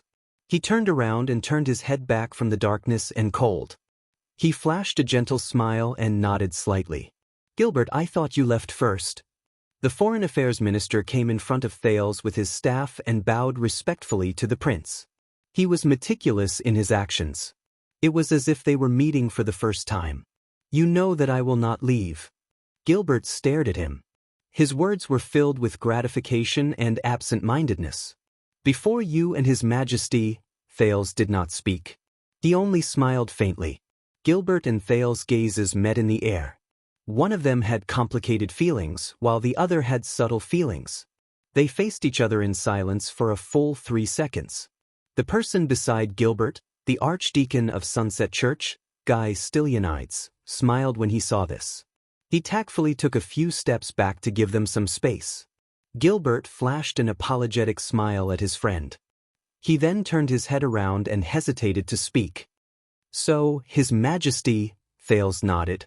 There was not a hint of emotion in his voice. He let me go. That's it? Gilbert looked surprised for a moment. Forgive me for being blunt, but His Majesty did not know, the royal guards did not know. Thales tried his best to make the hint of mockery in his words less obvious. I guess that His Majesty is tolerant and kind, and loves his children like his people. The two of them were quiet for a while, and both sank into deep thought. Is that so? Gilbert did not care about the small flaw in his words. The Foreign Affairs Minister exhaled and mumbled absent-mindedly, That's good, that's good. Thales did not say anything. At that moment, he suddenly felt that the cunning fox of Constellation had aged a lot. However, the scene of Gilbert calmly driving the carriage with a lantern and bringing the dirty and pathetic child beggar into Mindy's hall felt like it was only yesterday. Right, it's quite a coincidence. Gilbert snapped out of his daze and smiled again. When you were having a heart-to-heart talk with His Majesty, I felt bored, so I went out of the palace for a walk. I happened to wander near Mindy's hall, so I took a look and casually asked around, Mindy's hall. A thought struck Thales, and he said in surprise, Gilbert. The smile on Gilbert's face grew wider, just like his wrinkles. Flag-bearer Gaitan, who was in charge of the investigation, assured me that after a thorough investigation, the unhappiness at the banquet was just an accident. The guards and servants around you are all fine, and they should be released immediately. Mindy's hall should be unsealed immediately as well. Of course, some necessary security work has been strengthened. I hope you do not mind. Thales stared at him in surprise. From here to Mindy's hall, you cannot reach it merely by strolling. Constellation's cunning fox's expression did not change. Looks like I'm not old yet. My feet are fast enough. Thales did not speak. Gilbert suddenly thought of something, and his eyes brightened. By the way, I ran into Vanguard Mariko in the corridor just now. He was with your subordinates, the ones who followed you into the palace, including Wuxia. I also asked around. He and them, got along quite well, and they had a pleasant conversation. Thales was silent for a long time. His emotions were complicated. Thank you. Gilbert shook his head. His smile remained the same as before, and he looked behind him. Thank Guy. I did not want to say this, but I am thankful that the people still believe in the holiness and majesty of the Sunset Goddess, and that they gave extra respect to the Archdeacon. At that moment, Thales felt a suffocating feeling in his chest. Gilbert. The Foreign Affairs Minister turned his head around and sighed. And I hope that this will make you feel more at ease. Thales took a deep breath and felt his voice tremble. However, Gilbert, who had always been good at reading people's expressions, did not seem to see the prince's distress and hesitation. He only clapped his hands and said apologetically, Oh, my bad, Your Highness. You must be tired. Coincidentally, I called for a carriage. Why don't we go back together, Gilbert? Thales had no choice but to raise his voice and use all his strength to interrupt him. Aren't you curious? The prince's breathing quickened. He glared at his teacher. About why I broke the rules and barged into the palace. Why I disobeyed the king. Gilbert paused. The smile on his face slowly faded away, and he lowered his head in silence, as if he was avoiding Thales' gaze. Thales took a deep breath. And what I said to His Majesty just now. This is not a joke. In Ballard Room, Thales quietly listened to King Kessel's words. Whether you succeed or fail, if you are not careful and make the slightest mistake, you may be overturned by the warhorse and abandoned by the carriage. Not only will you never be able to be crowned, you will also have enemies everywhere. You will be surrounded by enemies, and even your life will be in danger. Surrounded by enemies and in danger. The king's warning was clear in his words. When that time comes, the nobility of the Jade Star family will not be able to save you. The vastness of Constellation will not be able to accommodate you. Even the king. King Kessel paused for a moment. He looked at the staff of Constellation leaning against the chair with a complicated expression. Will not be able to protect you. The king will not be able to protect you. Thales' gaze froze, and Asda's words echoed in his mind. What I am looking forward to, Thales, is not your ultimate success. Instead, you will be caught between your own nature and the gazes of others. In the end, you will be torn apart by conflict, destroyed by conflict, and devoured by regret. Then what if, after a few seconds, the teenager raised his gaze and his smile was a little stiff. Do you think Dragon Cloud City will accept political asylum? King Kessel did not respond to the joke. His gaze was profound, and no one knew what he was thinking. All right. In the end, the teenager sighed, and the relaxed and joking expression on his face disappeared. It seems that you really do not have a sense of humor. The king stared at him without saying a word. It was night, and the lights were dim. Two shadows facing each other were cast on the stone floor and extended to the walls. They were dark and cold. Bottomless. "That is for me, your majesty." The prince snorted softly and focused his gaze on the spoon in his hand. "Please, be healthy and live to a ripe old age." King Kessel's gaze flickered. "At least finish the show, don't quit halfway, and leave me alone on the stage, unable to defend myself." At that moment, Thales looked at King Kessel, but he thought of King Nuven, and his head that rolled in a pool of blood. "Believe me, the feeling of a person's curtain call," Thales said emotionally with lingering fear in his heart. "It's not that good." Kessel did not reply. Perhaps it was because it was late at night, and the lights in the room became soft. The light and shadow between the two were no longer as sharp as the edge of a sword, and they were clearly separated. Instead, they were one, and light and darkness coexisted. "You know," King Kessel suddenly said, "you could have not done this." Thales' gaze shifted. "You could have behaved yourself, followed the rules, not revealed any attitude, not got involved in any trouble, and not acted impulsively like you did at the banquet and today. Your actions were shocking. Then you would have worn the 9-starred crown and ruled over the entire kingdom," the Iron Hand King said softly. "It was only a matter of time." The 9-starred crown. Thales' breathing stopped. The word seemed to have magical power. It seeped into Thales' brain from the air and became a constantly growing thought. "When that time comes, the whole of Constellation will be ruled by you. The whole of Constellation will be ruled by you." The king's voice was long and deep, with an indescribable meaning. The teenager tightened his grip on the spoon in his hand. "It's too late."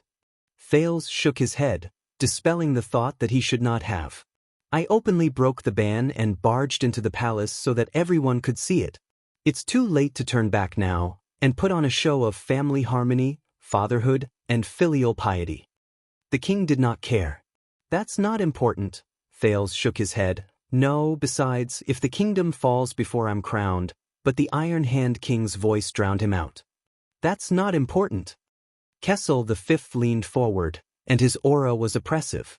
"What's important is that at that time, you will no longer be held back and you will have nothing to worry about.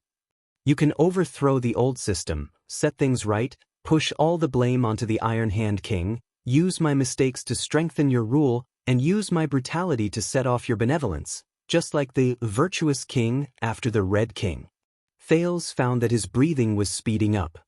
"Then, piece the kingdom together into what you want." The king's words were tempting. "Where Constellation goes, it's all up to you. Do as you please and do as you please. No longer held back, and I will have nothing to worry about. Do as you please." Thales gulped. In a daze, he once again saw the young man with the crown, facing the towering palace wall alone. That familiar yet unfamiliar back. But this time, the young man stood behind King Kessel, dressed in a luxurious robe and had an extraordinary bearing. He looked down at the people in the capital outside the window as if he was examining a chessboard. His posture was calm, his expression indifferent.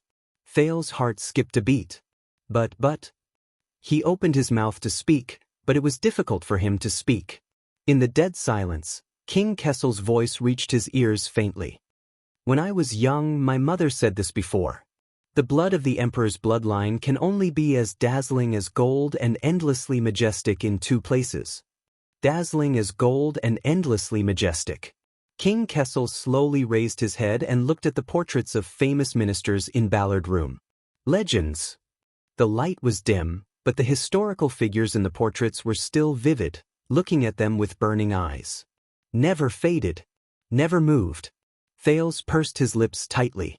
The Iron Hand King lowered his head and knocked on his chair in a daze. "Throne." The night wind swept past the window. The everlasting lamp in the room trembled and leaned in the same direction. It was neat and uniform. There were no exceptions. Thales held his breath. 450 years ago, the alien star, who questioned the church's scriptures, became a legend. The King of Ascension ruled over Constellation and sat on his throne. In the cold wind, the king's gaze met Thales, and his tone was cold. "Which do you want to choose?" I understand, Your Highness. Gilbert only closed his eyes gently, but this action seemed to have used up all his strength. Thales frowned. Really? You understand? Gilbert let out a long sigh. When he opened his eyes again, he seemed to have aged a great deal. Whether it was during the royal banquet or after the investigation of Mindy's Hall, you were young and impetuous. It was only natural that you felt indignant when you were wronged. Young and impetuous. It was only natural that you felt indignant when you were wronged. Thales listened quietly and subconsciously clenched his fists. Is this the meaning of Gilbert's actions today? Gilbert tried his best to put on a smile. Obviously, during the 6 years in Dragon Cloud City, you have gotten used to the way Northlanders interact with each other. That is why when you entered the palace, you were so… I know, I met King Nuven before. The first time I met him, he almost forced me to jump off the fortress wall. Northlanders, the way they express their opinions is always, very memorable. Thales did not speak. But the Foreign Affairs Minister only looked at him lovingly and kindly, as if he could tolerate all of his audacity. Gilbert, the prince said faintly, this morning, I actually managed to attend the Imperial Conference in a dignified manner, even though I caused a huge disaster. I heard from my father that it was because of your suggestions and persistence. Gilbert was stunned for a moment before he smiled in a sentimental manner. You know, when I woke up this morning, I thought that there was nothing worse than a hangover, until I heard the news of you stepping forward bravely during the royal banquet last night. He sighed and said, Your Highness, I just feel that if there is any misunderstanding between you and His Majesty, there is no better way than to clarify it in person. And if you want to explain what happened at the banquet to His Majesty, then you should first show your face in front of all the lords during the Imperial Conference. They will more or less be of some help to you. Thales was silent for a long while before he forced out a sentence with great difficulty. Thank you, teacher, for all of this. Gilbert smiled in a gratified manner. He waved his hand. It is my duty. It is not worth mentioning. Thales felt complicated. He wanted to end the conversation and leave as soon as possible, but he could not help but blurt out, But you know, Gilbert, my actions today have consequences. Gilbert paused for a moment. No, listen to me, Your Highness. The Foreign Affairs Minister took a deep breath and said with a smile, Prince Thales yearns for freedom. He rebelled against the engagement and pursued true love, which is why he barged into the Forbidden Palace and interrupted the Imperial Conference. This is probably a classic love story that people are happy to see. It is romantic and bold, and it echoes with your experiences in Northland. He looked at Thales seriously. Everyone will understand. Thales frowned. But this is not what I wanted to say. Gilbert chuckled and raised his hand to stop him from speaking. But I do not suggest using the Lady of Blazing Blood as a cover. It will leave a bad impression, especially after she led the Northlanders to a great victory. Thales frowned even more. Gilbert, you know that my wanton attempt to force the abdication of the throne is tantamount to treason, Your Highness. Gilbert, who had always been gentle, suddenly raised his voice and interrupted him. This surprised Thales a little. Gilbert took a few deep breaths, and with great difficulty his twisted face relaxed. I must admit that I was negligent just now. Gilbert forced a smile. It has been 6 years. Regardless of whether it is you, me, Eternal Star City, or even His Majesty, we have to go through a process of getting used to each other again. We should not be too hasty. But…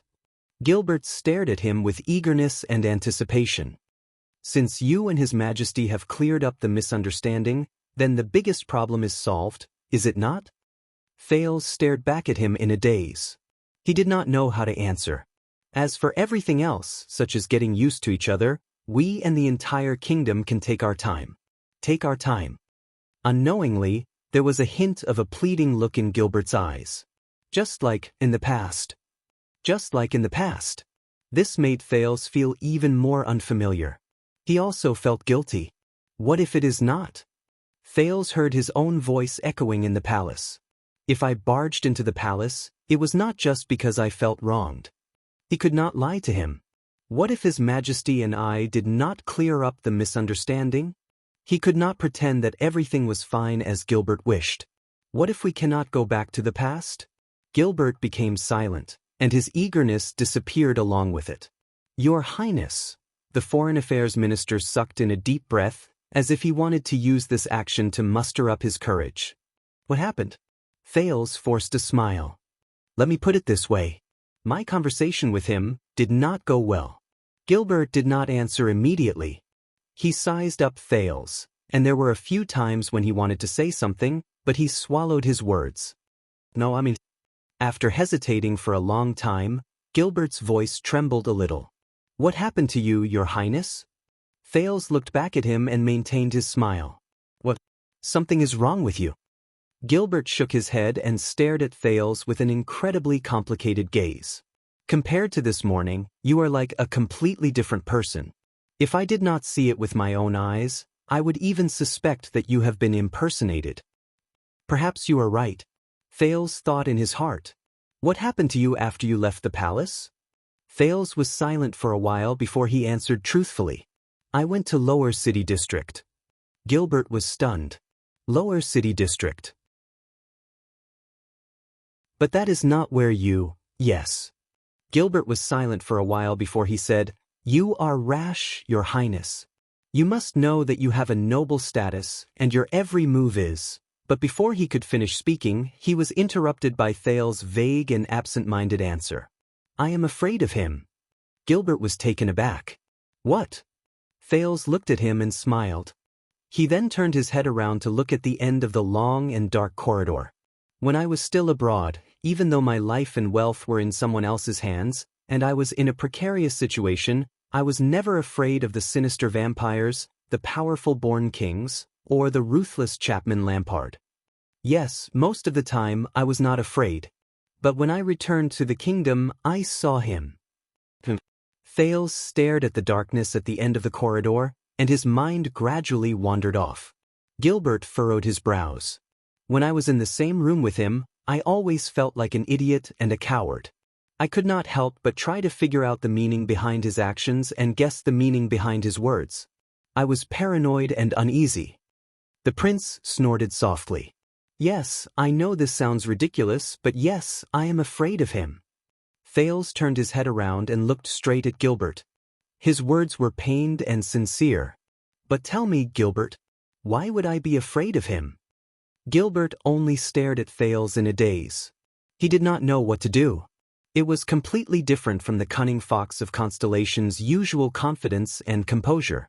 Yes, he is the supreme king of Constellation, but is he more cunning than the vampire, more powerful than King Nuven, and more ruthless than King Chapman? Is he more difficult to guard against than Shadow Shield, which he thinks about every day? Thales' gaze was sharp, and he spoke faster without realizing it. Is he more sinister, ruthless, fatal, and terrifying than the countless jackals, wolves, tigers, and leopards who wanted to harm me along the way?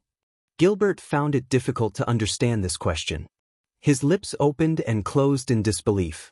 But he is your father, Your Highness. Thales smiled. Did you know? In Lower City District, I met a boss who ran a decent business. He was absent-minded and pretended to be polite when he faced a tall, strong, and fierce police officer, Thales said absent-mindedly, but when he faced a gangster who could not see the light of day, he trembled in fear and panicked. In the same place, there was an ordinary girl who resolutely rejected the rich man's promise of a luxurious life. She would rather continue to stay by her mediocre, useless, petty, and cowardly husband. She lived her mediocre life, and there was nothing special about her. It was very puzzling. Thales' voice drifted. And in my hometown, there was a ruthless gangster who was unfortunately disabled. He hid in a small, rundown house and struggled to survive. He gave up on himself, but he rejected the help of his friends in the gang.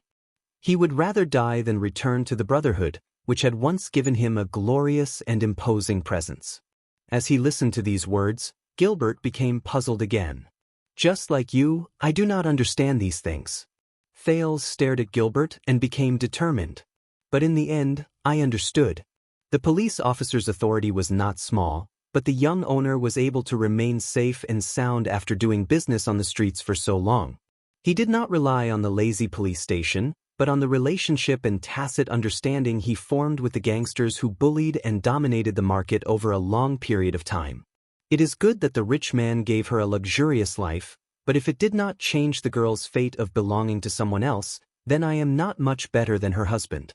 At the very least, she understood her good-for-nothing husband and knew how to deal with him.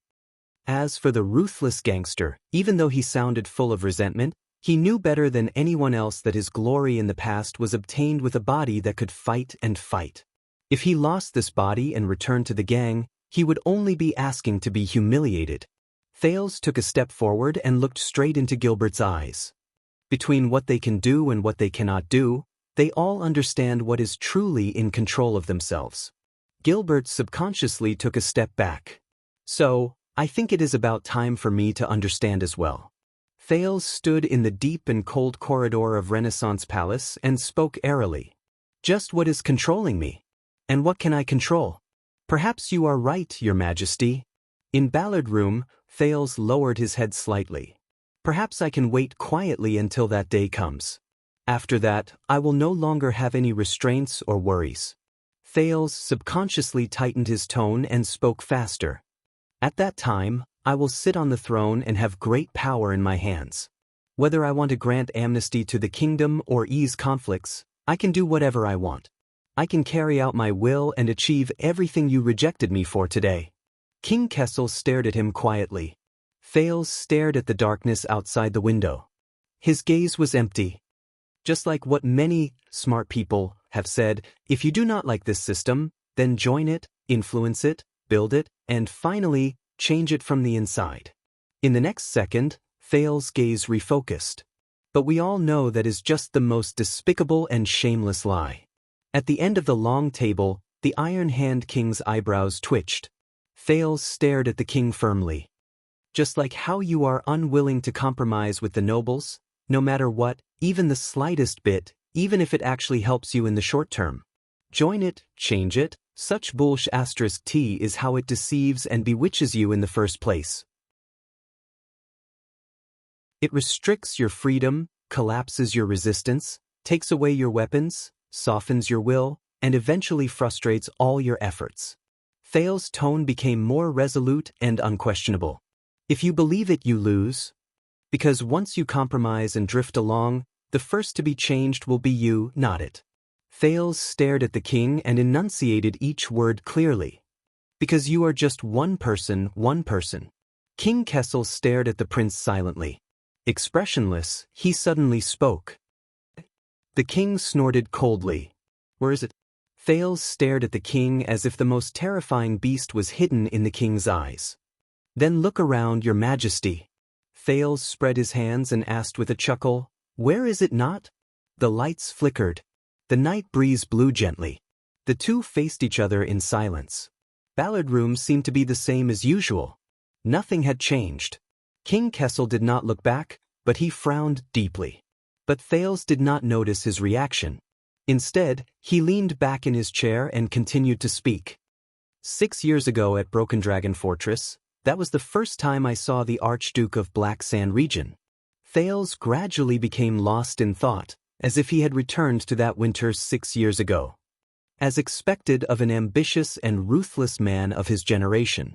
His vision was broad, his bearing extraordinary, and he could command the loyalty of countless heroes. The teenager paused and snorted softly. To be honest, he was much more charming than you. King Kessel's expression did not change. Thales became serious again. Half a year ago in Dragon Cloud City, I saw him again, Chapman Lampard. Thales' expression changed. But guess what I saw this time? As usual, King Kessel did not respond. I saw the common-elected king of Extet, the kinslayer, Chapman I. Thales continued to speak, his gaze becoming more and more solemn. I saw him sitting in King Nuven's seat, starting to think, play chess, and set up plans like King Nuven.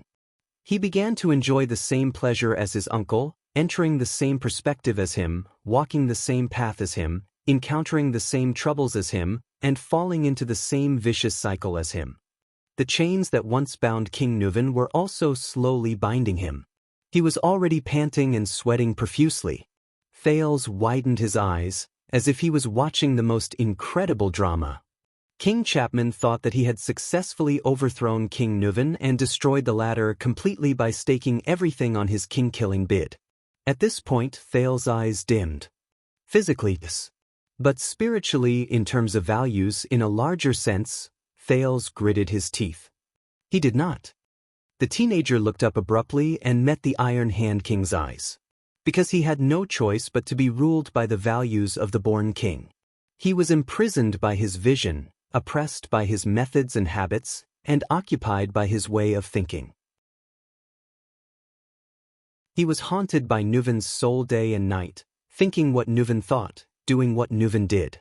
He was immersed in it, unable to extricate himself. Until he became Nuven's slave for all eternity, just like how Nuven became the slave of the kings who preceded him when he was alive. At that moment, Thales suddenly thought of the Black Prophet in the kingdom's secret intelligence department. He sat on the wheelchair made of those demonic vines, relying on them to sustain his life, but was also firmly bound by them, unable to leave. 6 years, only 6 years. Thales' gaze was filled with rare sorrow and fear. I was surprised and saddened. King Nuven, who had been dead for a long time, only used 6 years to devour his nephew, the former Chapman Lampard, from the inside out, from head to toe. Not a single bit left. King Kessel still did not say a word, but his gaze was extremely serious. Among all the people I have met, Chapman is already a top-notch hero. Thales exhaled and was filled with emotion. Ever since the night of Dragon's Blood, he was clear that his enemy was not Nuven, but the things that once held Nuven back and defeated him, enemies that were bigger, higher, and more terrifying. He killed King Nuven not for revenge or profit, but to prevent another Nuven from appearing. Thales' gaze darkened as he recalled the meeting between him and King Chapman in the carriage.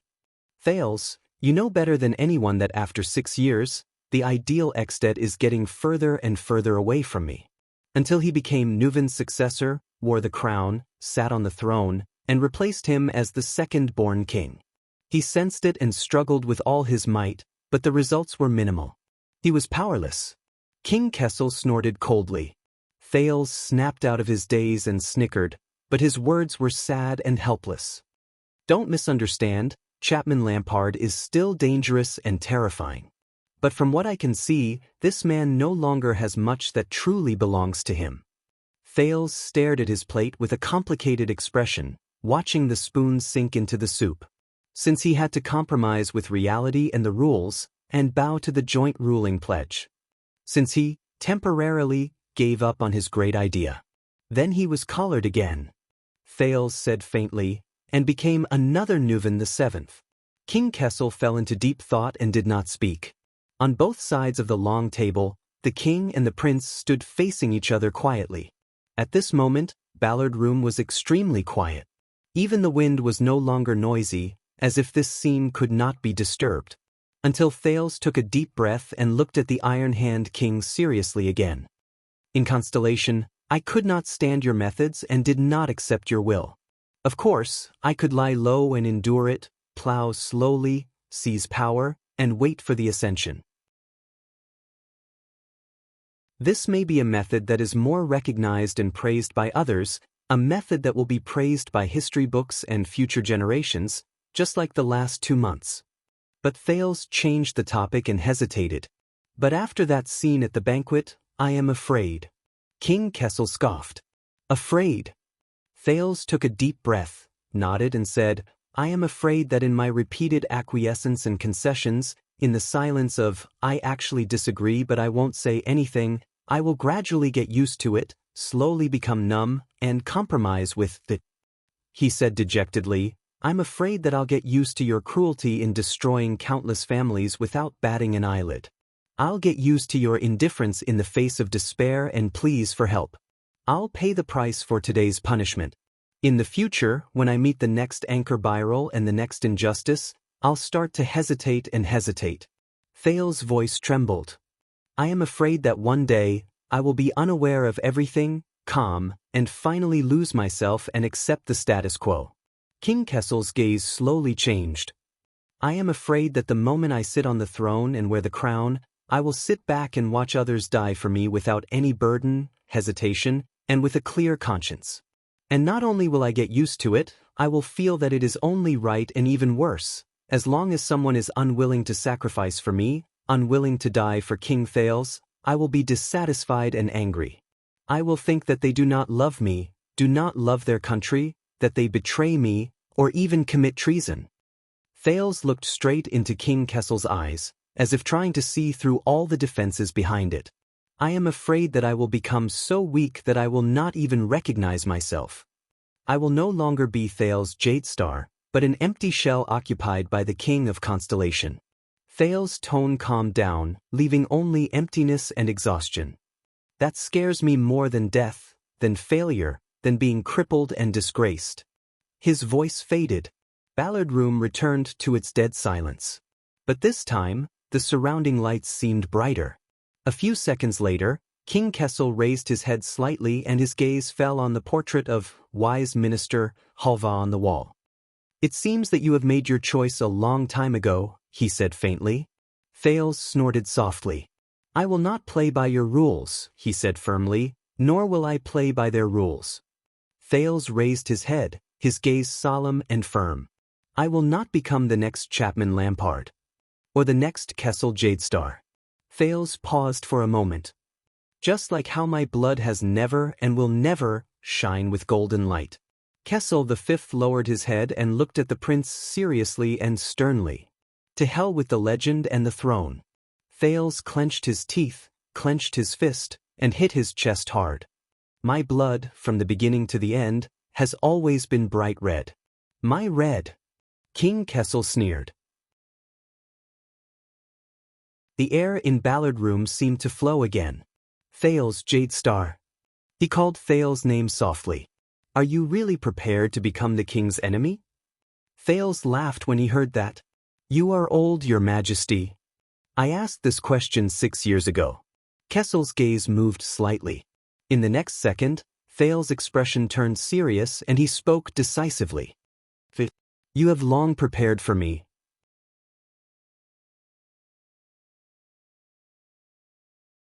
Chapter 627. Control. Gilbert's gaze changed several times, but his rich experience allowed him to maintain his gentle and calm tone. Forgive me for being dull, but I do not understand what you mean. Thales gave him a profound look. No, Gilbert. Thales smiled. You are the smartest person in the palace. You are so smart that you know when to be dull. The dim light in the corridor made Gilbert's expression turn as dark as still water. You know very well that from the moment you brought me into Mindy's hall, everything I have and have achieved, be it using the name of the prince to make the Archduke of Northland listen to me patiently, using the interests of the city to make Dragoncloud City hesitate in taking action, using my status to make a small group of people willingly obey my orders, and also my painstaking efforts to prevent conflicts, avert war, and help my friends. Thales' smile gradually froze.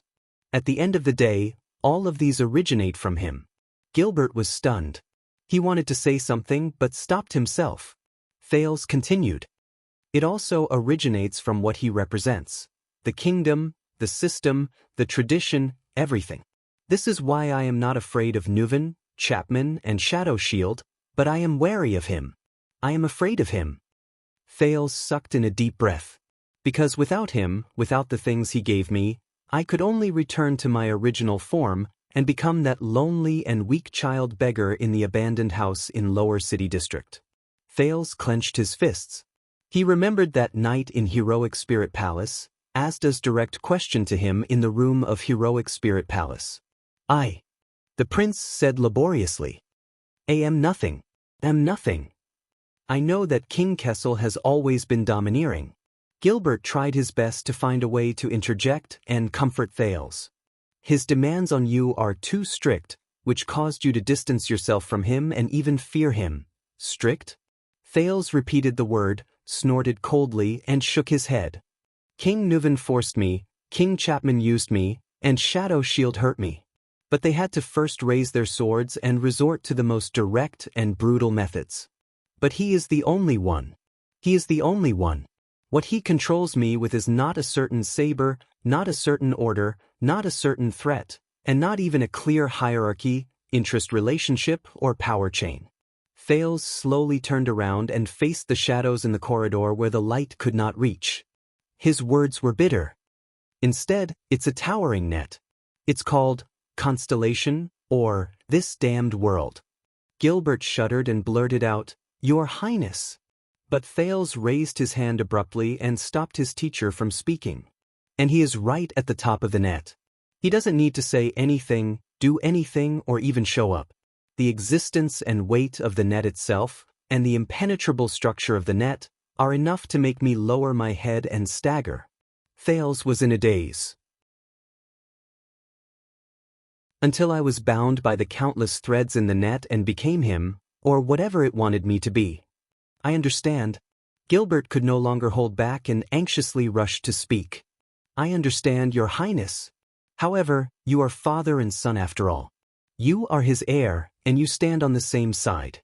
As long as you resolve the conflict and misunderstanding, untie. Thales raised his voice and turned around. He stared at the Foreign Affairs Minister, and a cold smile appeared at the corners of his lips. Gilbert, you are a diplomat.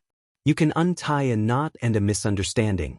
You can untie the grudge between two people and the conflict between two groups. You can even untie the predicament of war between two countries. But how are you going to untie a net? Gilbert's gaze froze. If the owner of the pharmacy had a good relationship with the gang, he might have been able to pay less protection fees. Thales took a step towards Gilbert, and he was rather aggressive. But Gilbert, answer me. How is he going to get out of that net? That cruel net that he is so used to that he has become numb to, that one-sidedly emphasizes that a person cannot seek freedom and security at the same time, and that he must give up on one of them, thereby justifying violence, exploitation, and oppression. Cold wind seeped in through the cracks, and it was bone-chilling. Gilbert did not react. He stared at Thales in disbelief.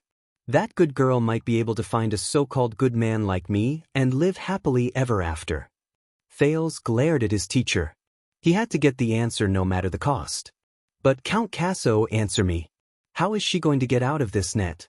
That unjust net that she has long seen through but can do nothing about, that women are designed and trained to rely on and submit to another person, and that they can only exchange their skirts for bread, or else they will be punished and unable to move an inch. The lights in the corridor flickered, and ghostly shadows moved about. As he stared at the prince in front of him, Gilbert's right hand trembled. He subconsciously leaned against his cane, and his breathing quickened. As for that crippled, ruthless character, perhaps his old friends in the gang can help to provide for his living expenses. Thales gritted his teeth, and his tone was indignant. But Foreign Affairs Minister, please answer me. How is he going to get out of this net? That twisted net that he has lived in for a long time without smelling its stench, that keeps repeating that the strong and the weak determine their gains, that those who fall behind will be beaten, and that logic is full of loopholes, but it is rarely questioned? The stone wall in the palace quietly listened to Thales' questioning. As usual, it was silent and did not speak. Gilbert's chest rose and fell. He looked back at Thales in a daze. Answer me, respected teacher. Answer me. Thales raised his voice. Use all your knowledge and attainments in history, politics, grammar, and philosophy to answer me. How are you going to get out of this net? The echo spread out in the dark and empty corridor, like a tiny pebble thrown into a bottomless, pitch-black abyss. Your Highness. Gilbert was worried and anxious. I do not understand what you are talking about and us, but Thales interrupted him. Last night. The prince stared at the Foreign Affairs Minister. I, the Duke of Star Lake, Prince Thales, stood at the highest point of Mindy's Hall, but I still felt helpless and helpless. I swayed, but I was not even allowed to take a step back, turn around, and give up. Because the net that belonged to me had already bound me tightly, and it was airtight. When he heard these words, Gilbert's expression became gloomy. In that net, I could only watch two living people fight to the death for a ridiculous reason in front of me. I could do nothing but watch my subordinates die because this was in line with my standpoint, in line with the interests of the kingdom, and in line with the best ending. The scene from the banquet flashed before Thales's eyes. And if I put up even the slightest resistance and tried to tear it apart, just like what I did last night, when I appealed to my humanity instead of my own interests and tested the boundaries of betrayal, I would immediately attract this net's merciless punishment and counterattack. It would either force me to lower my head and become an obedient prince again, or it would completely eliminate me and turn me into a legend in history. Legend and throne. Legend or throne. Those were all his choices. Gilbert, can you feel it? Thales felt anguish in his heart. Can you feel this net that is untraceable but everywhere in our lives, and yet it is filled with so much despair that it makes it hard for us to breathe? It is so unstoppable and difficult to detect that even the strongest, smartest, and cleverest person I have ever met would unknowingly become its most loyal and obedient slave. Gilbert did not say a word and sank into bitter contemplation. This, Gilbert, is the thing that has always terrified me. Thales took a deep breath and took 2 steps back. He rubbed the side of his forehead forcefully. Just as Zayn said, when I returned to Constellation, what I received was not just the protection of the kingdom. It was also the shadow of the throne. Both of them sank into silence. After what felt like a century, Gilbert heaved a long sigh. The wrinkles at the corners of his eyes became obvious. I understand, Thales. He spoke carefully, as though he was comforting an injured little beast. I understand that the title of Prince of Constellation is not an easy one. It is the same for the Duke of Star Lake and the heir to the throne. You do not only have to bear the burden of your own life, you also have to bear the future of the entire kingdom, but you have already done very well. I also know that our kingdom is very complicated. It is not perfect, but flawed. Sometimes, it is even vile. We can only try our best to make up for and correct it as much as possible. And this requires your wisdom. But before that, you must have great power and a high position. Only then will you have the right and the conditions to discuss a solution. Thales pursed his lips tightly and shook his head. No, he does not understand. Just like the others. Gilbert's words were filled with hope as he continued to speak. But I swear on my reputation and responsibility that I will try my best. What happened today will not happen again. I will advise His Majesty, and he will give you more time, more freedom, more leeway, more. I have seen it, Gilbert. Thales's voice was deep as he interrupted Gilbert.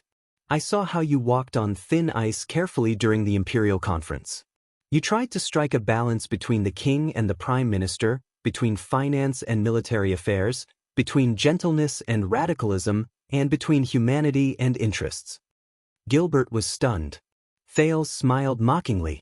Even as a member of the king's party, you do not agree with the king. At the very least, you do not approve of his methods and methods of doing things. He is radical, domineering, and unreasonable. He incites resentment everywhere. He is completely unlike Prince Midier from the past. Gilbert's expression was slightly tense. No, Your Highness, you are making a forceful assumption. Thales shook his head, but his gaze was firm. But there is nothing you can do. Because of you, Gilbert Casso, the creator of the Fortress Treaty, the cunning fox of the Western Peninsula who once went north alone and forced back an army of 100,000 tigers and wolves, because you are the same as me. You are also trapped in this net that reaches the sky. You are controlled by it and you are powerless to fight back. The Foreign Affairs Minister was stunned. You have already used up all your wisdom and all your strength just to ensure that you have a seat in the Imperial Conference, just to protect yourself from falling off the scales that are biased against you, and just to ensure that you are not assimilated by it. Thales stared at him, extended his hands, and grasped Gilbert's shoulders tightly. You do not have a single ounce of strength left for yourself, for the ideals and ambitions you once had. Gilbert's eyebrows trembled slightly. Thales clenched his fists slowly and said through gritted teeth, "That is why when you first discovered me 6 years ago and discovered that there might be another candidate for the King of Constellation, you were extremely excited. as if you had found a treasure. You worked hard and were willing to be my subordinate, and you did so many things for me. Because you were counting on me to one day replace him. At that moment, Gilbert raised his head swiftly. The shock in his eyes could not be any greater. Thales revealed a smile. Am I not? Silence, a suffocating silence, lasted for a whole 3 seconds. In the next moment, Gilbert reacted. In his shock, he instinctively retreated and broke free from Thales' grip. Thales stared at him. He raised his hands horizontally, but there was only emptiness in his palms. Gilbert stared at the student in front of him in shock, as if he did not know this teenager anymore. You should be happy, teacher. Because I will be. Thales put away the disappointment in his heart and lowered his head to look at his empty palms. The scar on them became even more obvious. From now on, Gilbert's expression changed abruptly. Your Highness? He seemed to have realized something. He quickly went forward and wrapped his arm around Thales' shoulder again. What are you talking about? What do you want to do? Thales smiled. Gilbert, do you know why I was able to walk out unscathed after committing such a treacherous act? Do you know what's the most interesting thing about this snare we're in? Thales faced Gilbert's shocked gaze and felt the heaviness on his shoulders. He looked behind him at the dark corridor that led to Ballard Room. That is, in this kingdom, the one who is bound even tighter, deeper, heavier, and more powerless to free himself is neither me nor you. The teenager's smile remained, and his gaze was cold. There is someone else. How can I trust you? In Ballard Room, King Kessel began to eat again. His voice rose faintly. It was not as sharp as before, but there was a hint of coldness in it. How do I know that what you said is true? Across the discussion table, Thales was expressionless as he quietly listened to Gilbert's words. How do I know that you really want to be used by me, and not secretly strengthen yourself, accumulate fame, and gather support?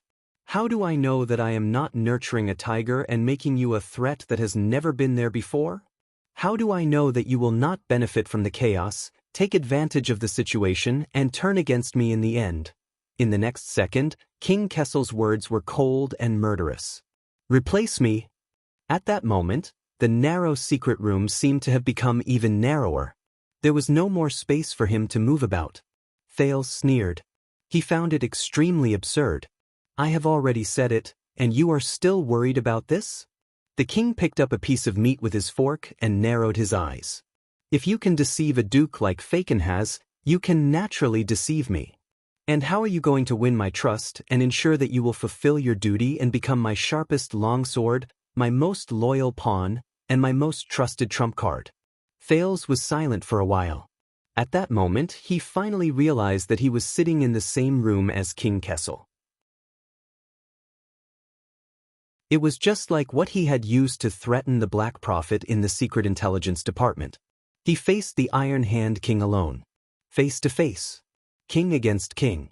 Jade Star against Jade Star. How much had he sacrificed for this moment? How much would he lose? Finally, the teenager took a deep breath and stared at the king. First of all, no matter what my intentions are, facts speak louder than words. The process and reality cannot be deceived. Your power and interests will visibly expand and grow through our cooperation. For example, this time, I will persuade the dukes of Western Desert to reduce their soldiers and pay taxes to support the expansion of the regular army. King Kessel did not answer. But Thales, who had crossed swords with him many times, gradually understood that this was the best answer. Second, if you are worried that I will go down this path until the end, that I am really in cahoots with the disobedient, and that I will defect to the enemy, Thales' tone was calm as he spoke slowly. I believe that you know why I made this proposal and embarked on this path. To fight with you on the battlefield, to fight with blood, to the extent that the kingdom is destroyed and countless sacrifices are contrary to my original intentions. This is the situation I do not want to see the most. King Kessel snorted, his emotions indecipherable. Third, as you said, there is a price for me to take this step. Thales' gaze did not waver. If I still want to return to Renaissance Palace, walk into the base camp of the king's partisans who regard me as their enemy, wear the crown and inherit the throne safely, peacefully, gracefully, and without bloodshed, and ensure that my head is on my shoulder, then I will have to count on your endorsement and acknowledgement at the last moment. Only by bowing down with the king can I not be pelted with eggs by the audience below the stage. This time, King Kessel frowned slightly and was silent for a long time. The Iron Hand King's gaze shifted. But if you do not openly betray us and slaughter the people, instead, imitate your dearest friend in the north, plot in secret, and strike a sudden blow? His friend in the north. Thales frowned when he thought of Lampard's old sword and King Nuven's head that rolled on the ground. Someone as experienced as you is also afraid of assassins? Thales said sarcastically. King Kessel's knife and fork froze in the air. You know, Yodel is no longer here. The king resumed eating. His voice was as usual, as if he did not care. Now you want to take my head, there is still time. Yodel is no longer here. Thales' heart sank. Another day. The prince looked at the food in front of him that had long since turned cold. He said flatly, "This spoon doesn't fit me." King Kessel sneered as well. Even if you are really blinded by lard right now and sincerely want to do so, the king said slowly, but how can you guarantee that once the situation changes in the future and things change with the passage of time, you will still abide by your promise? Remember the agreement, overcome all obstacles for me and punish the evil? Overcome all obstacles for me, punish the evil. Thales sneered in his heart. I don't know. The teenager did not show any weakness and retorted decisively. I can't guarantee things that haven't happened yet, and I don't want to say some pretty words about not changing my original intentions. King Kessel frowned. Until Thales' tone changed. But it depends on you. The king's gaze shifted. What? Just like me, there is a price for taking this step. Thales leaned forward and said threateningly, if you don't want to be detested and betrayed by me one day, if you don't want to be forced to launch a civil war against my unfilial son one day, if you don't want me to do everything I can to mobilize the heroes of the kingdom to fight against you, then you'd better go on stage with me, cooperate with the performance, and take a curtain call together. King Kessel listened quietly. Don't be a stage bully, don't cut corners, don't tamper with the script, and don't even have ulterior motives to frame each other. As long as you don't get out of the car first, I will behave myself and overcome all obstacles for you. Just like how I don't go back on my word halfway, you will abide by the rules and give me the throne at the end. The king's eyebrows twitched. What you want to say is, the essence of politics is the binding of interests. Thales said coldly, I think we both admit that this cooperation is just taking what we need, and it is destined not to be smooth sailing, my dear sincerity. In the next second, Thales' gaze turned cold and his tone was stern, but we understand each other's nature better. No matter who goes back on their word and betrays first, no matter who turns hostile first, the other party can make him pay an unimaginable price. Studying Thales' expression, the corners of the king's mouth slowly curled up. On this chariot, we are tied together. Thales said with certainty, we are each other's guarantors. This time, Ballard Room was quiet for a long time. Just when Thales thought the everlasting lamp was about to be extinguished, the king's deep voice finally rang. Not enough. Thales' eyebrows twitched. Across the long table, the Iron Hand King pushed away the plates and cutlery. You want to become the king's enemy? For the first time, Kessel Jadestar, who had always been cold and stern, raised his head and showed the teenager a bright, indifferent, and even somewhat mocking smile that the latter had never seen before. Words alone are no proof. End of this chapter.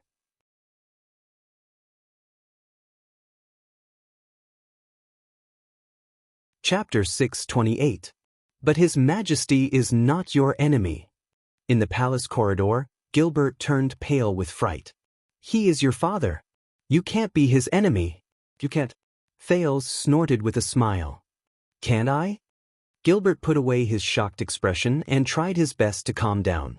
Listen, Your Highness, I have indeed been looking forward to you, trusting you, and being loyal to you, but that is not my original intention.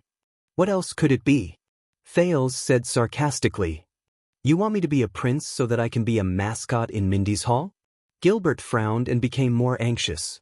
No, Your Highness, you should be the future that everyone looks forward to. Everyone. That's what you've been doing all this time. Everything should have happened naturally, and everything should have happened naturally. But Thales only stared quietly at Gilbert's hand on his shoulder. Could it be that all of this was not natural, a situation where the conditions were right? Teacher? You are the heir to the throne. Of course, I understand that you feel suffocated and are dissatisfied with the current situation, but you should at least wait until the day I am successfully crowned? Thales said flatly. Gilbert hesitated for a moment before he gritted his teeth and nodded. Of course, when that time comes, I will do my best to assist you, no matter how difficult it is, no matter how many sacrifices I have to make, I swear. Me, Sodder, Kirkirk, Kenny, Guy, and many other knowledgeable people in the kingdom, we will all help you, but before that, help me? Thales interrupted him coldly. Just like how you used to help me? Gilbert paused for a moment. Thales raised his right hand and slowly but unquestionably pushed Gilbert's palm away. 6 years ago, I asked you to search for my friends in Lower City District. I asked you to help me find them, save them, and help me. Gilbert was stunned for a moment before he said dejectedly, Your Highness, I failed you in this matter. I cannot absolve myself from the blame. I just returned from the kingdom's secret intelligence department, Thales said flatly. Do you know, I realize that they are not, as you said, refusing to help me because they hate me. In fact, the secret intelligence department is very interested in searching for my childhood playmates. Gilbert's expression changed slightly. Your Highness, the secret intelligence department has never been on good terms with you. But Thales interrupted him and continued on his own. They also told me that over the past few years, Gilbert, you used your connections and reputation to find the chief garrison officer. You mobilized the city hall and the police station, gathered the teams of police officers and tax officers, and launched a few large-scale sweeps in Lower City District and Western District just to help me find someone. The teenager looked into his teacher's eyes seriously. I am grateful, Gilbert. Gilbert was stunned and did not know how to reply. Until the secret intelligence department told me more. Thales was expressionless. For the past few years, the town hall and the police department have been attacking in such a high-profile manner. They directly intervened in the dogfight between the Blackstreet Brotherhood and the Blood Bottle Gang. They chase away the tramps, disperse the beggars, and let the powerless people at the bottom suffer. They checked the vendors and closed the shops, leaving the pitiful, honest people with no way to survive. They hunted down petty thieves and extorted local gangs, but let the real scumbags escape. They caught a few typical criminals and used them as political achievements to appease the people, but they turned a blind eye to the more serious oppression and exploitation. They acted hastily and in a grand manner, but it just so happened that the forces of power hiding in the sewers were scattered. Thales stared at him carefully. They were violent and callous, arrogant and conceited. They were like people sweeping the ground with an iron plow. What they cared about was movement, not tidiness. And after they left, the already chaotic Lower City District became even worse.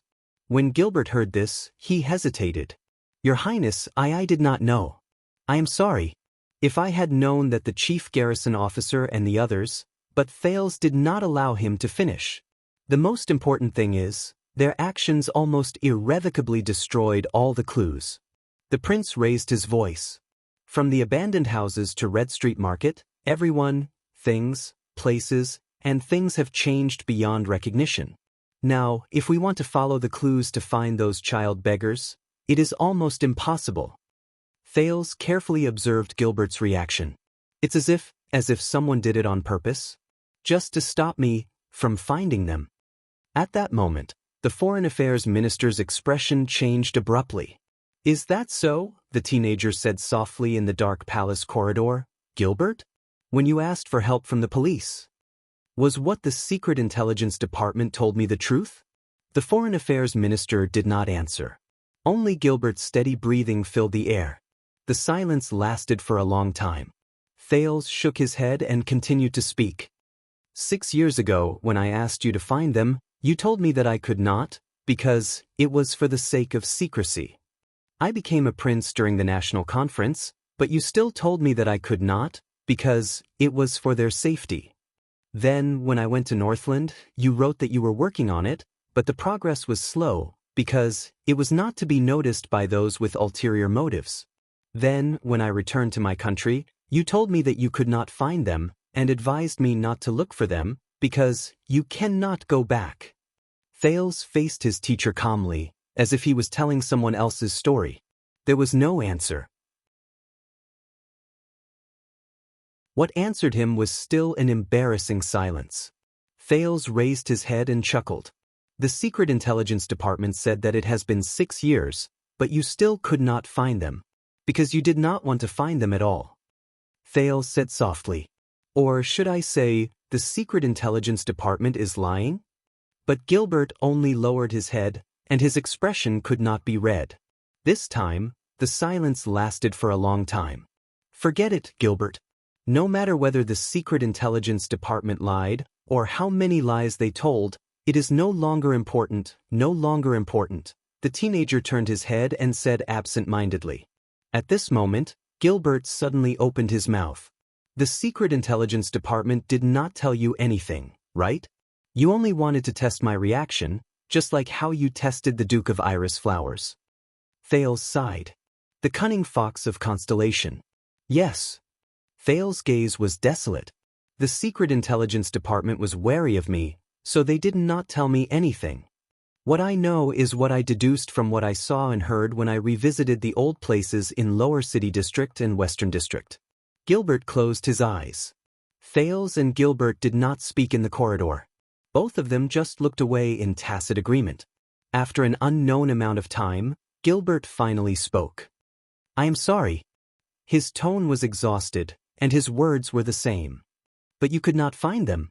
Thales let out a long sigh with pain and relief. The two of them sank into silence again. You know, I tried to convince myself before, Gilbert. Thales faced the darkness in the corridor. His tone was normal, even gentle and friendly, as if he was chatting with an old friend.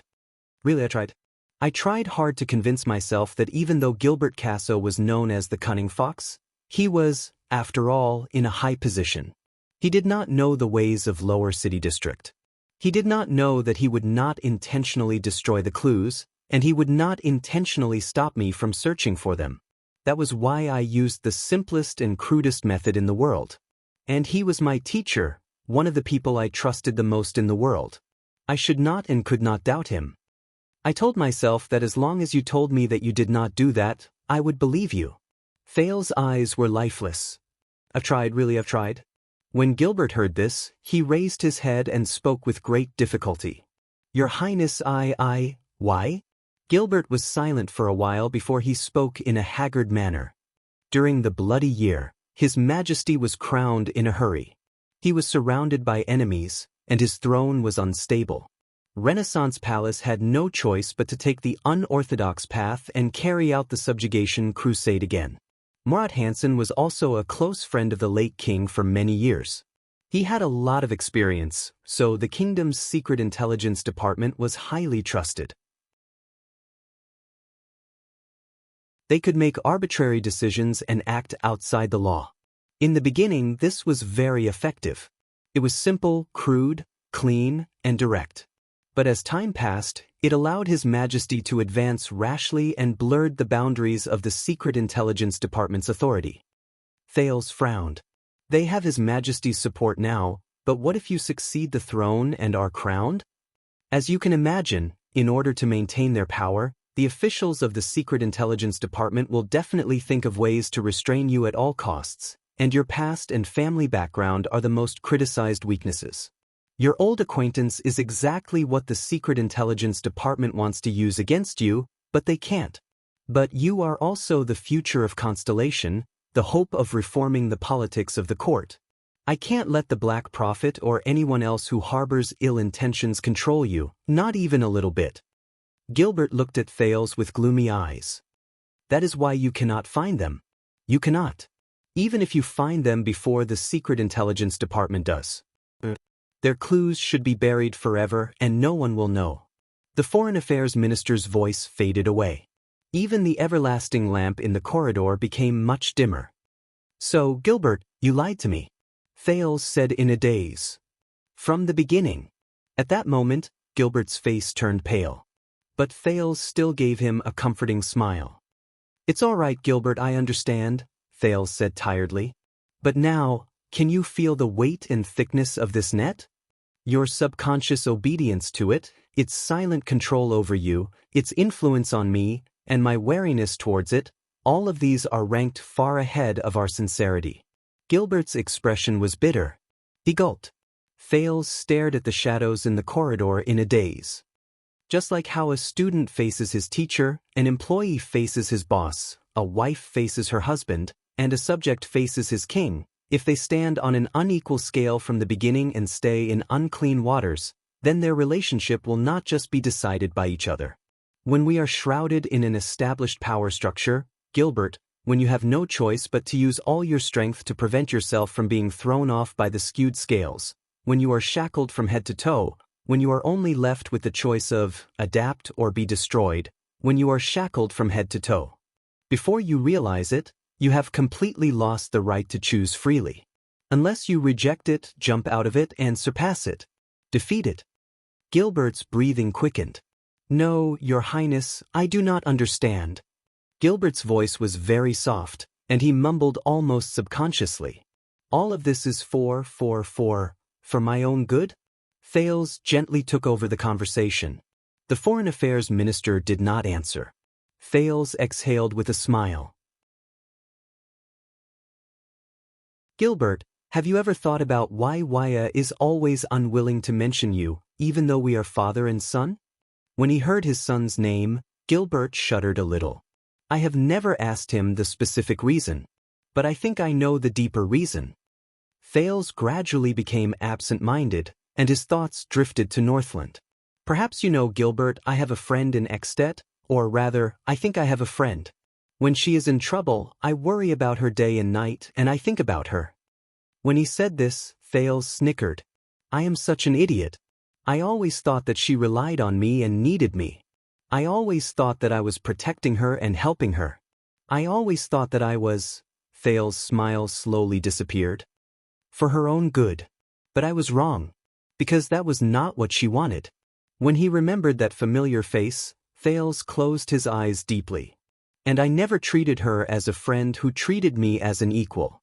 At most, she was someone who needed me. Gilbert stared at him in a daze and began to tremble.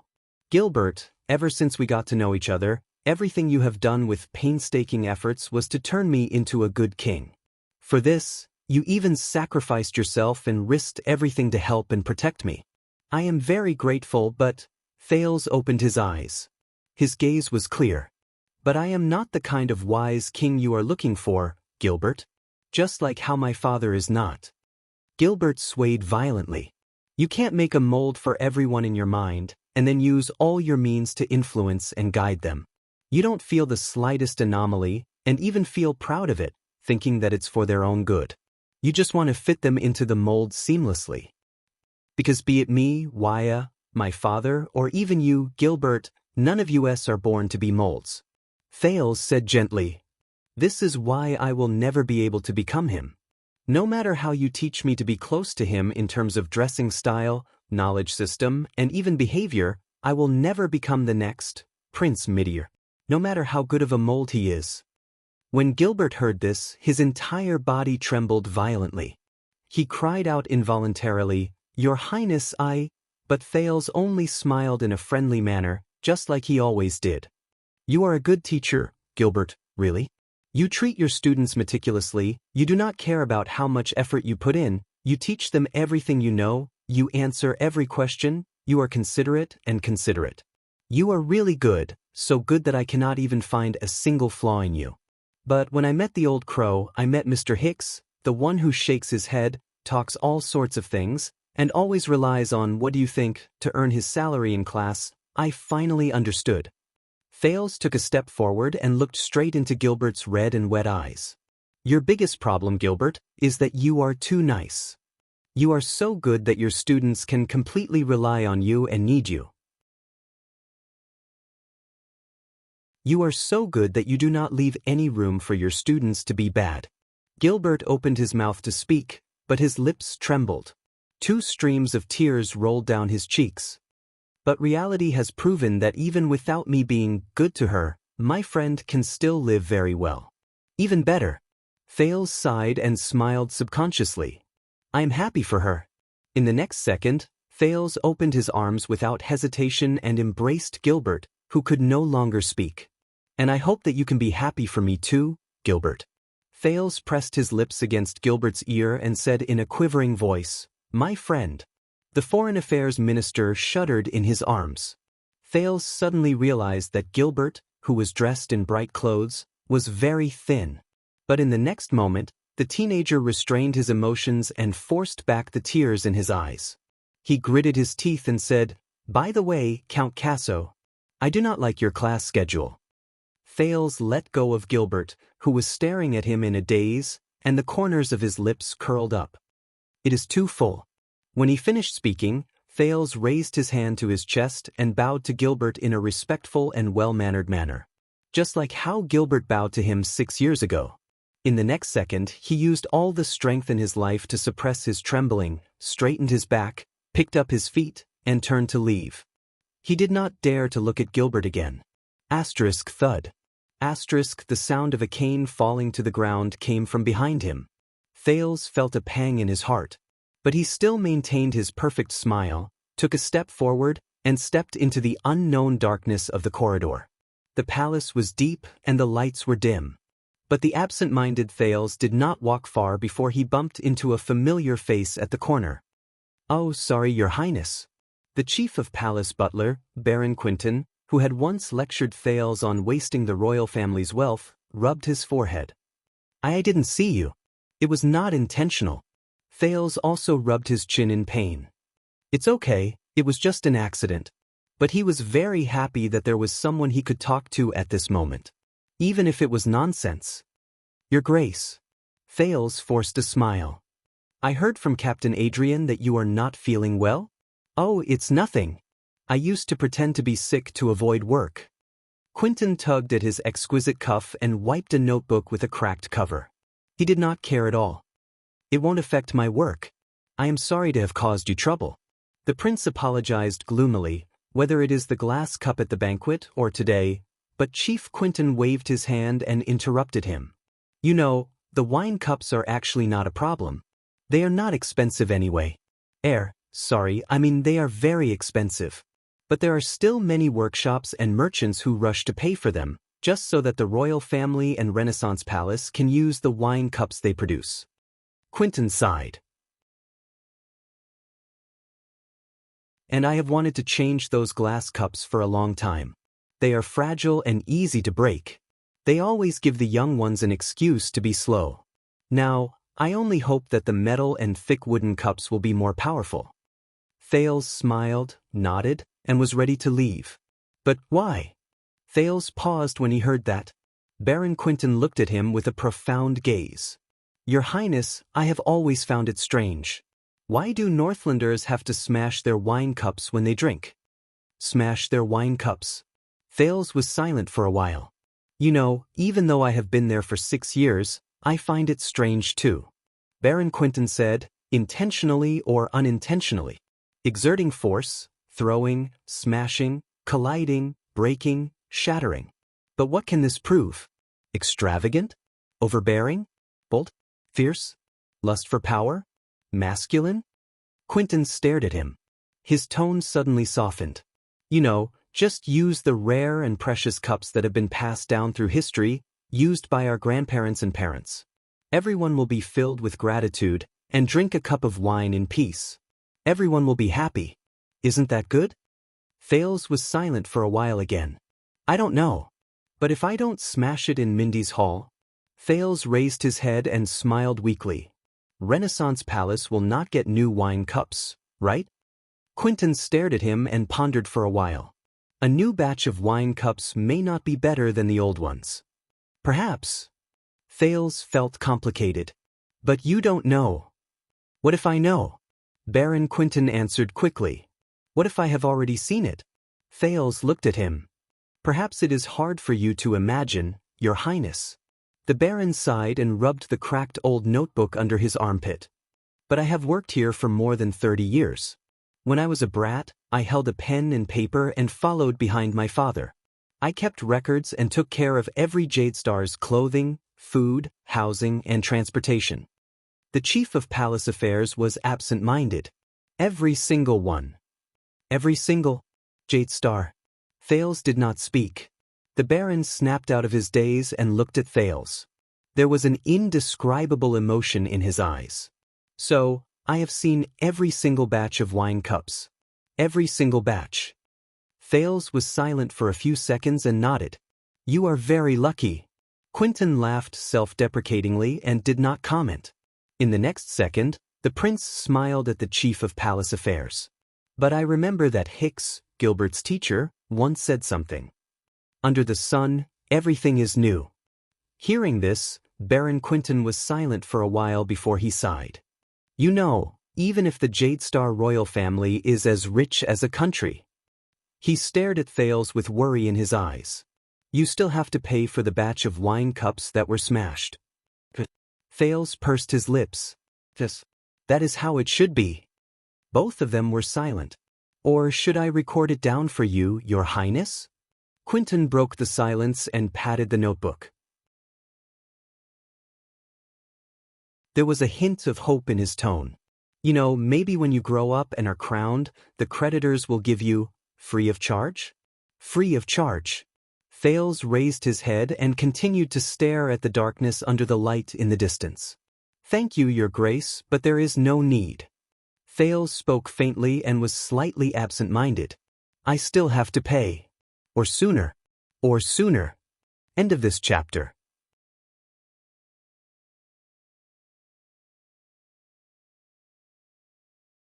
Chapter 629.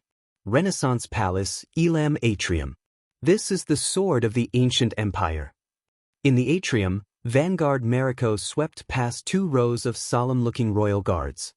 He held the hilt in one hand and the blade in the other as he carefully observed the unfamiliar longsword before him.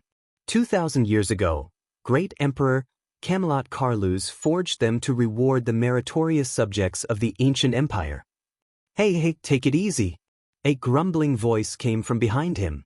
Mariko frowned and turned around. In between the 2 rows of royal guards, the bruised and swollen Cohen knelt on the ground.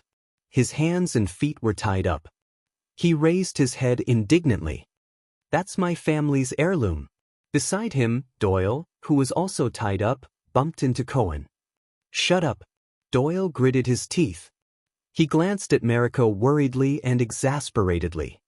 We're already in this state. Can't you not provoke him? Cohen was not convinced and was about to retort, but he glanced at his surroundings from the corner of his eyes. Wyatt, Glover, Ralph, and the rest were all tied up and lying on the ground in a sorry state. They were closely guarded by guards who had unfriendly gazes. The police officer's imposing manner immediately diminished. He whispered to Doyle indignantly, Damn it, Doyle. Damn it, Doyle, you're telling me you're just here to brace yourself? No, my original words were, His Highness likes to joke. For example, he often threatens to send Officer Mallows to the prison of bones, but in the end he still obediently goes back to be a target practice. You call this a joke? Weren't you the one who attacked first at the palace gate? That headbutt of yours? It wasn't me. I was just standing in front pretending to be fierce, but someone kicked me in the butt. Mariko's voice suddenly came. Family's heirloom? His footsteps drew closer. Cohen and Doyle immediately stopped talking and lowered their heads in unison. That's right, Cohen whispered. My old man warned me many times. Doyle bumped into him again. Mariko stopped beside them and chuckled. It's said that the ancient sword itself has a special power. It's indescribably magical. Mariko sized up and caressed the bearer from all angles, his gaze slowly becoming infatuated. Of course, the great contributors who expanded the territory and conquered the world for the Imperium were all seasoned veterans. How could the great emperor reward them with ordinary weapons? Cohen and Doyle looked at each other. Mariko gently stroked the mysterious gem on the hilt of his sword. Legend has it that they can spontaneously absorb energy and matter from blood, soil, air, moisture, and even steel that they collide with to sharpen their blades and strengthen their bodies. Therefore, dust cannot penetrate them, water cannot rust them, blood cannot corrode them, and battle cannot break them. The weapon itself seems to have life and memories. Even if it is slightly bent and deformed, it will recover on its own as long as there is enough time. 100 years without losing its edge, 1,000 years without changing its shape. Cohen was taken aback. He looked at the familiar sword and burst out laughing. Not even in 1,000 years. How can there be such a god? I have to bring it to the blacksmith shop for maintenance every month. Master Zadie from the tower said, "This sword is quite durable." At this point, Cohen's expression changed and he looked at Mariko suspiciously. Really? Mariko's gaze drifted away. In the eyes of the great emperor, only an immortal divine weapon is worthy of immeasurable merit and eternal loyalty. Cohen frowned. Then the monthly maintenance, oh no, did I get tricked by Karachi again? And those profiteering blacksmiths in Blade Fang's camp. Time flies, and the years change. They were scattered all over the world in the chaos of war, but they are still rare divine weapons. Mariko stroked the back of the bearer's sword thoughtfully. They have been passed down from generation to generation and have never decayed. They use the sword to show loyalty and sincerity. They tell the descendants of the Imperium of the past prosperity of the Imperium. Cohen and Doyle exchanged glances again.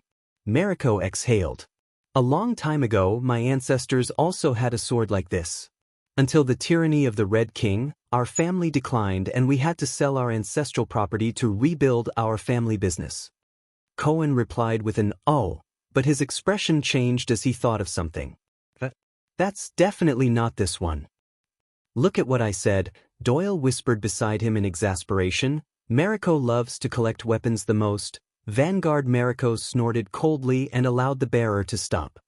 It's too heavy, it doesn't suit me. Only then did Cohen show a relieved smile. I've heard of you, Cohen Caribbean, the longsword of Twin Towers from Walla Hill. Wisdom to the left, longsword to the right? Cohen could not help but frown when he heard the family language. Mariko's eyes flickered. Maybe you don't know, but 5 generations ago, before we changed our surname to Mariko to avoid disaster, our family tree crossed paths. Crossed paths? Cohen was stunned for a moment. Before he could reply, Doyle's eyes lit up and he popped his head out. That's good. By the way, Doyle and Caribbean also crossed paths, which means that the 3 of us are, but Mariko did not even look at him. He raised the heavy sword in his hand again. As a noble, it's not a big mistake to be unambitious. But I thought you only wanted to mess with street thieves, Mariko said coldly, not stupid enough to break into the palace and rebel Royal Knight Cohen Caribbean. Rebel? Cohen was shocked and smiled apologetically. It's a misunderstanding, it's a misunderstanding. I'm here for that. Have you ever been in a gang fight? It's when 2 people face each other and talk tough while 200 people stand on both sides and shout, but don't do anything. 20 people. But Mariko did not listen to him at all. His tone was cold. When you broke into the palace, there were 20 guards on duty. They were all heroes from the Vanguard Division and the Defense Division, young lads with bright futures. In the face of the arrogance of the nobles, they were neither servile nor overbearing. They were loyal to their duty. Even when they were beaten and injured by you, they remained resolute and protected the palace. Cohen was stunned and said anxiously, that was a misunderstanding. I wasn't the one who attacked first. Mariko snorted angrily and became even more displeased. For you, of course, it's just a small and harmless misunderstanding. But to them, Mariko tightened his grip on the hilt of his sword. This is the cause of the death of the late king. This was His Majesty's comment. As soon as he said this, the gazes of the royal guards around him became even fiercer. This will be recorded in the records of the guards of the Flag-Bearer Division. It will accompany them throughout their lives and be passed down in the history of the guards. The more Mariko spoke, the angrier he became. Not only will they be humiliated, but they will also have to bear the blame on behalf of others. The royal family will not be wrong, so they can only be the ones at fault for what happened today. They will be charged with the crime of overstepping their authority and dereliction of duty. They will also have to live in fear of offending the prince. Their punishment will not be determined, and their future is uncertain. It's all because of you. Mariko looked at Cohen, who had a stiff smile on his face, and gritted his teeth. Bossy, arrogant, and lawless. You've turned Renaissance Palace into a mess, and you've humiliated the royal guards. As soon as he finished speaking, Mariko turned his arm. The load-bearing sword spun in the air and neatly returned to its sheath. But when the head of the sheath turned back, it strangely hit Cohen's abdomen. Asterisk bang. Asterisk after being hit, Cohen fell to the ground in pain. He mumbled incoherently, "Grass nanny, sorry, it was an accident when I sheathed the sword," Mariko said coldly. Mariko said coldly as he pushed the load-bearing man away. "It's because it's too heavy." There was a commotion among the captives. Doyle said anxiously. "Well, when a prince breaks the law, he's no different from a commoner." I mean, when a prince breaks the law, he's no different from a commoner," but these words made Mariko snort angrily. "Of course, you're just using your master's power to intimidate others. So, not only do you not have to do anything, all you have to do is smile obsequiously, and a big shot like the Foreign Affairs Minister will use his connections to greet you. Whether it's overt or covert, he will threaten me not to use lynching." Mariko looked at Cohen, who was curled up on the ground in pain. His breathing gradually quickened. "But in the entire kingdom, no one dares to offend your noble master. Because no matter how presumptuous and outrageous he is, no matter how many people he harms, no matter how much trouble he causes, His Majesty will still tolerate him and forgive him.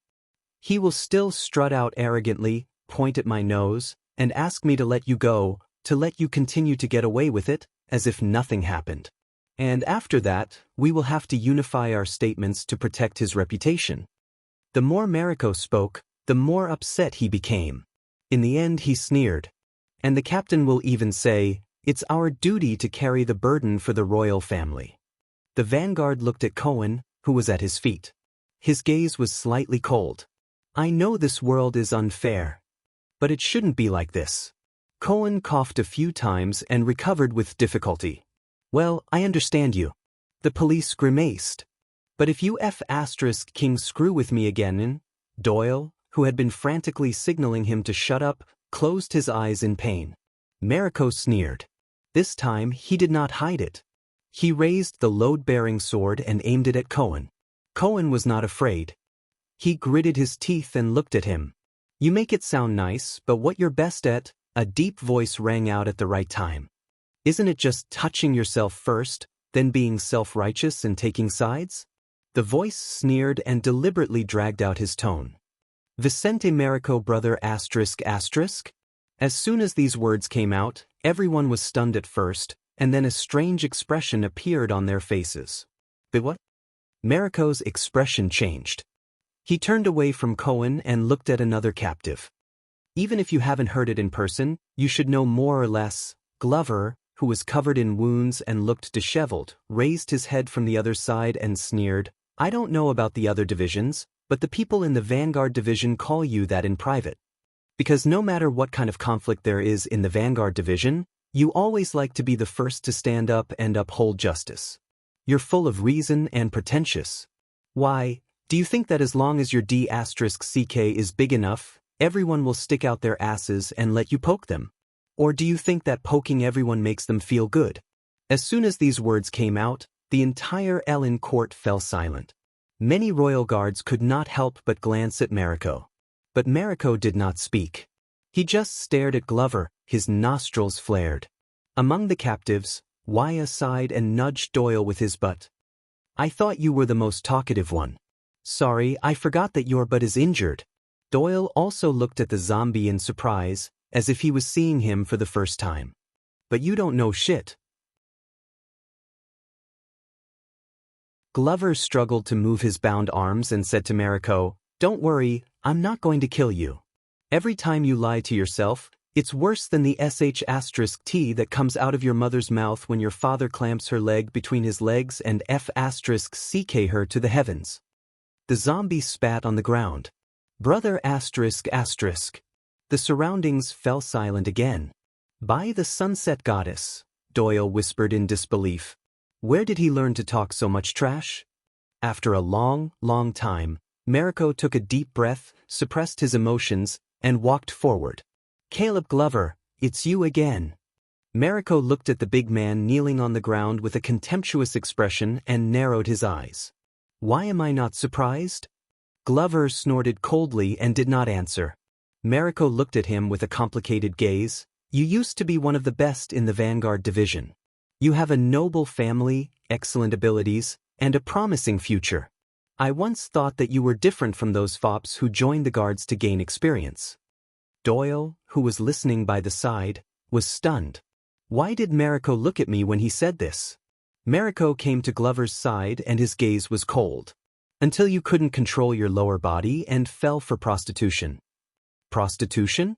As soon as he said this, the captives, including many royal guards, all looked at Glover. Cohen nodded subconsciously at first, but when he realized something, he quickly joined the others and looked surprised. Only Doyle was shocked. You're really not gay?" A hint of anger appeared on Glover's face. "I didn't want to say much at first. After all, the matter has been suppressed." Mariko raised his eyebrows. "But, yes, I know that the reason you were removed and chased out of the Vanguard Division was because when you were prostituting in Red Street Market." Cohen nodded with lingering fear. Glover could not help but say angrily, "It's none of your King business." It was the first time many people in the Ellen court knew about this, and they could not help but frown. Mariko chuckled, and his expression gradually turned cold. "How many times?" the second Vanguard asked. "First Class Vanguard Caleb Glover, how many times did you sneak off to Red Street Market on the day of payday after receiving your money, only to come back at dawn with an empty wallet and exhausted? How many times did you lie to my face when you called up the whole team in the Vanguard Division, saying that you were not in good spirits because you did not sleep well? And what was the name of the brothel you often went to? What clubhouse?" With every word Mariko said, Glover's expression became worse until the latter finally could not hold it in any longer. "I like to prostitute. What's wrong? What's wrong? What's wrong?" Mariko said coldly. "Just because a colleague picked a prostitute you liked, you held a grudge and plotted revenge. In the end, you made a huge mistake and destroyed your own future." Cohen's mind raced, and he felt that this point sounded familiar. Glover remembered something, and his expression became ferocious. "They deserved it. I know that Menides is a scumbag," Mariko said coldly. "I also know that you have an old grudge against him, and I even guessed that he set a trap to provoke you first. But so what? Are you really stupid enough to take the bait? Do you have so much heroic spirit that you've lost your mind after being provoked by a few women?" Glover's eyes trembled, and he clenched his fists tightly. "Vanguard Glover, you abandoned yourself, murdered your colleagues, and maimed your own brothers and sisters, all because of a few prostitutes' pillow talk?" Everyone, including the captives and the guards, was surprised and looked at Glover. Facing countless gazes, the zombie trembled. But in the end, he suppressed his emotions and sneered. "Have you ever tasted a woman? Of course not. Brother is too big, and no one can fit inside. How pitiful." Mariko was stunned. Glover raised his head and smiled provocatively. "Let me tell you, for that taste, I can kill 10 more Menides." Mariko was enraged. "He has already been punished. Thanks to you, Menides will have to spend the rest of his life in bed." Glover turned his head and spat. "He's lucky. In the original plan, he had to spend the rest of his life in the dirt." His indifferent attitude agitated Mariko. The latter looked at him for a long time, then sighed and shook his head. "I tried to help you." Mariko was disappointed. "Before that, I helped you cover up in the Vanguard Division.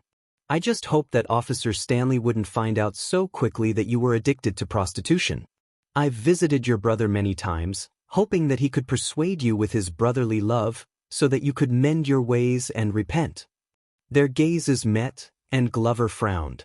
I didn't beg you to do that. Mariko shook his head. Now it seems that you are addicted and have no remorse.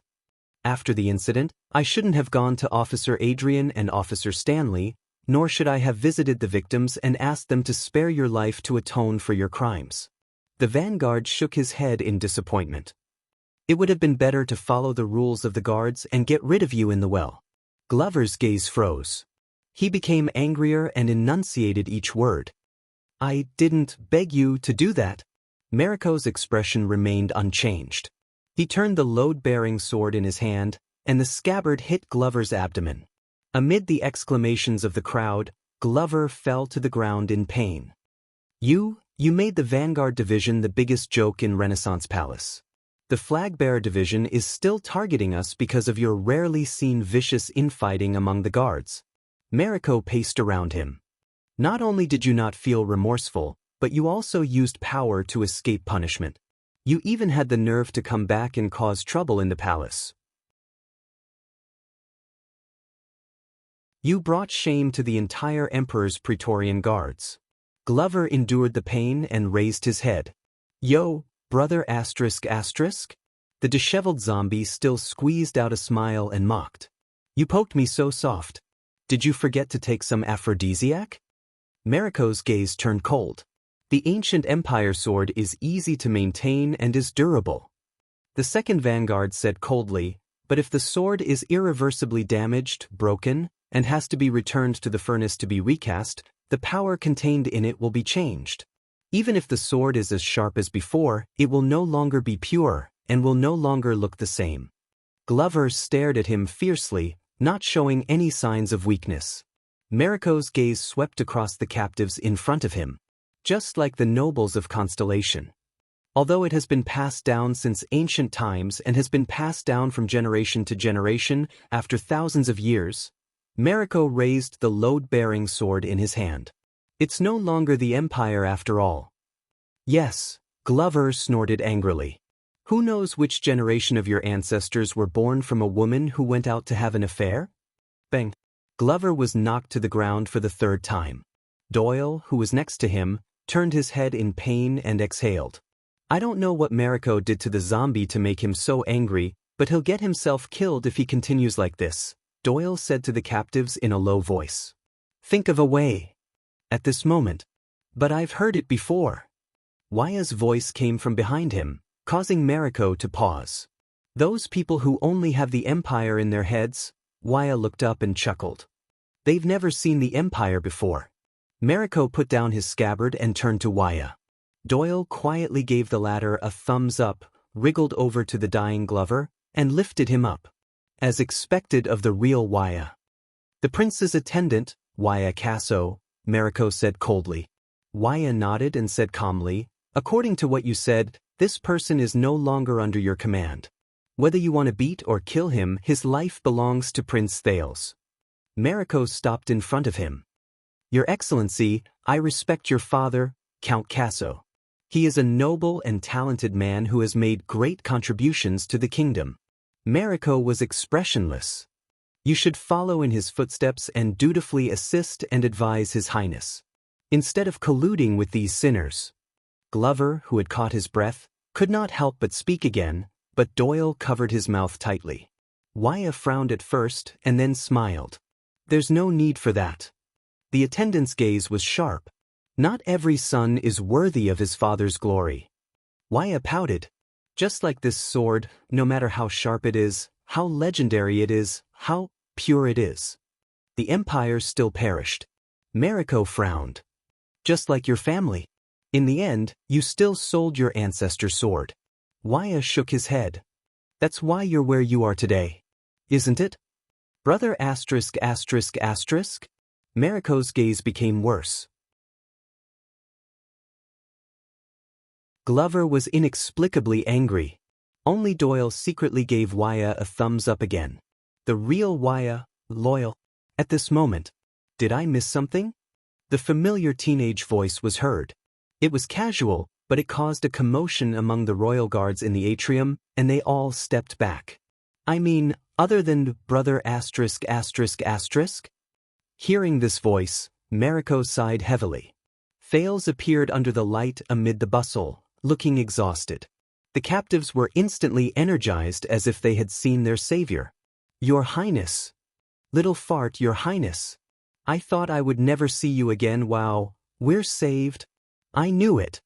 Thales forced a smile, waved his hand here and there, nodded there, and responded to the excited shouts of his subordinates. In the bustle, Mariko turned around and shouted angrily. Shut up. The guards in Ellen Court scolded one after another, suppressing the enthusiasm of the captives. All right, the show is over, Vanguard Mariko. Thales waved his hand at Mariko and said sleepily, untie them. It's too dark at night. I need company. The vanguard stared at him with a complicated expression and bowed first. Forgive me for not being able to comply, Your Highness, Mariko insisted. They are all suspects who trespassed into the palace or instigated nobles to trespass into the palace. They must be interrogated strictly. Thales yawned loudly and did not care. Listen, I just fought 300 rounds with the king. I'm tired and I don't want to talk to you about this. Go ask Adrian. The prince pointed at the way they came. He'll give you the same answer. Then I'll wait here for the captain's orders. Mariko refused to show weakness. Go ahead, but they can't leave. Thales looked around and saw the group of royal guards who were indignant and in awe. Let's make a deal, Vanguard Mariko, the teenager sighed and said, if you let my people go. And I'll give you something in return? Mariko snorted coldly and refused. Bribing the palace is a taboo for the royal family, Your Highness. But Thales shook his finger and approached him. You know, when we came in, the royal guards guarding the palace gate, the prince smiled and lowered his voice. I suspect that they have ulterior motives and intend to harm the heir of the kingdom. Mariko's gaze changed. What?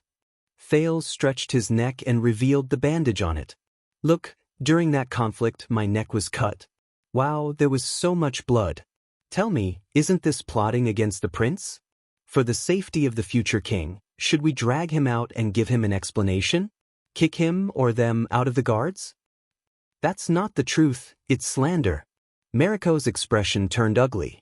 The captives stared at him in a daze. Thales smiled. That's not up to you to decide. After all, my father also said that the death of the late king was all due to your negligence. Don't you think so? Mariko took a deep breath. You, let my people go. Thales did not wait for him to speak and pressed his palm on Mariko's shoulder. I'll take care of the flag-bearer division and make sure that those boys won't bear the crime of hurting the prince. There won't be any record of dereliction of duty in their resumes, and I won't retaliate against them. What do you think? Mariko's expression changed several times. Thales clicked his tongue. So, brother asterisk asterisk asterisk, you're going to fight me to the end? He looked at the captives who were waiting to be fed. A minute later, Thales walked through the corridors of Renaissance Palace, surrounded by many people who had survived the disaster, in high spirits. Their procession was disorderly and messy, but they made a lot of noise, along with a big black horse that was unhappy because it had missed dinner, and all the guards and servants along the way avoided them. I'm sorry, Cohen. I didn't expect it to be so serious, Thales said tiredly. I just wanted to borrow your family's name, but I didn't expect you to be the first one to make a move. Forget it. Once the director finds out, he'll definitely suspend me again. I just hope he won't cut my salary. Cohen, whose face was bruised and swollen, hugged his family's heirloom sword miserably. Snot and tears ran down his face. No, I remember now. I was suspended to reflect, and I wasn't the first one to make a move. Someone kicked me in the back.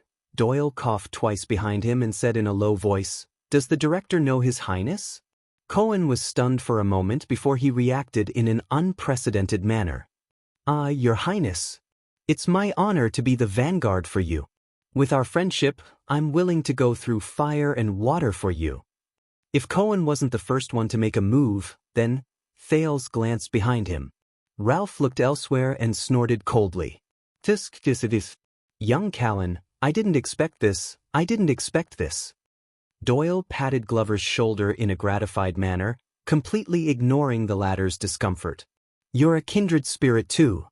When are we going to share our experiences in Red Street Market? Glover snorted angrily, shook him off and walked forward. Get lost. Doyle, who was rejected, was a little embarrassed. He chuckled at Jennard and Willow behind him. We have a good relationship. We talk more casually. Waya caught up with Thales and asked worriedly, Your Highness, did you get what you wanted? Thales snapped out of his thoughts and forced a smile. I'm still alive, right? Waya looked at his expression and hesitated to speak. But Thales raised his eyebrows and interrupted him, changing the topic. Oh, right, Vanguard Mariko just now. He's not bad? Glover snorted in disdain from behind him. Even though he more or less wanted to gain fame and show his loyalty to gain favor, in the end, he compromised. Thales scratched his chin. He didn't force the situation to its end and ruin the futures of his subordinates for the sake of his reputation of not fearing the prince. There's no difference. Glover was unhappy. He's still an arrogant B***starred. And those dozen idiots who were beaten up by us will probably still be grateful to brother ***, thinking that he saved them. Thales shook his head. You have to give him a way out. And we have to accept that people are not perfect, Pudgy Dumpling. Hearing this form of address, Glover looked embarrassed and could not help but slow down. Huh, Pudgy Dumpling? Doyle caught up from behind. His gaze shifted and he looked interested. Why did His Highness call you that? You're not fat, at least you're not fat when you're wearing clothes. Could it be Pudgy Dumpling? Glover paused for a moment before he became fierce again. If you call me that one more time, you'll be in danger. Cohen, who had nothing to live for, brushed past the two of them and finished the second half of Zombie's sentence listlessly. The fierce-looking Glover's expression froze. Glover could no longer continue being fierce. He held his breath and said reluctantly, You're right. You're right. Glover glared at Doyle, snorted coldly, and left angrily. Doyle was left standing on the same spot, confused. Since when did their relationship become so good? I'm obviously Zombie's partner. I'm the grandson of that idiot's great-uncle's brother-in-law, okay? He could only turn to Ralph, who was at the back, and explain helplessly, I know. They're hard to deal with, right? They don't care about other people's feelings at all, but Ralph walked past him expressionlessly. He did not even look at Doyle. Shoo, only Doyle was left to rub his nose awkwardly and mock himself at the air. It's okay, I'm fine. But thank you for your concern, Mr. Ralph. Also, happy working with you. Jenny Blackhorse snorted in disdain as her reply. At the front of the group, Waya took a deep breath. But I know, Your Highness, even if Marek does not agree to your conditions, the attendant smiled and said, you will not let those guards be wronged for no reason, right? Thales paused for a moment. He was slightly absent-minded and did not know what he was thinking. In the next second, the prince snorted softly in a non-committal manner. Who knows? Waya was stunned. Thales did not say anything else. He took large strides and walked forward. Waya stared at the prince's back and could not help but say, Strange. What's wrong? Glover, who had a lot on his mind, asked casually. Waya shook his head. I don't know. He stared at Thales' back. I just feel that there's something wrong with His Highness. Ralph snorted in disdain and made a rude gesture with his hand. Glover asked, Why? Waya hesitated for a second and said, if he were to ask that question in the past, he would definitely smile easily and say, of course, with certainty. And he would never hesitate. Ralph was slightly stunned. Glover was deep in thought. Renaissance Palace, the Royal Guard's duty room. The alarm in the palace has stopped for an hour. It's been a long time since anyone came to snitch on you. The watchman of the Royal Guards, Tormund Mallows, gently put down his mate tea and said calmly, at least tell me what's going on outside, right? For example, Renaissance Palace caught on fire? Opposite him, The vice captain cum chief flag bearer, Vogel Talon flipped open the next document. The guard's daily exercise. Don't worry, the vice captain did not even raise his head. Our work here is not done, the defense and duty of Mindy's Hall. Have you arranged the arrangements according to the rules of the Royal Guards? Mallows looked up. The sound replication spell on the wall was still in operation, glowing brightly. The daily exercise requires 30 fully armed people to block the door of the duty room, surround the two of us, and allow entry but not exit? There was a moment of silence in the room. Vogel chuckled and said nonchalantly, "That's right. We need to exercise to deal with all situations. Answer the question." All situations. Mallows narrowed his eyes. Even me? Vogel looked up and stared straight at him. Especially you. Especially you. Mallows closed his eyes and let out a long breath. Tell me, the watchman said helplessly.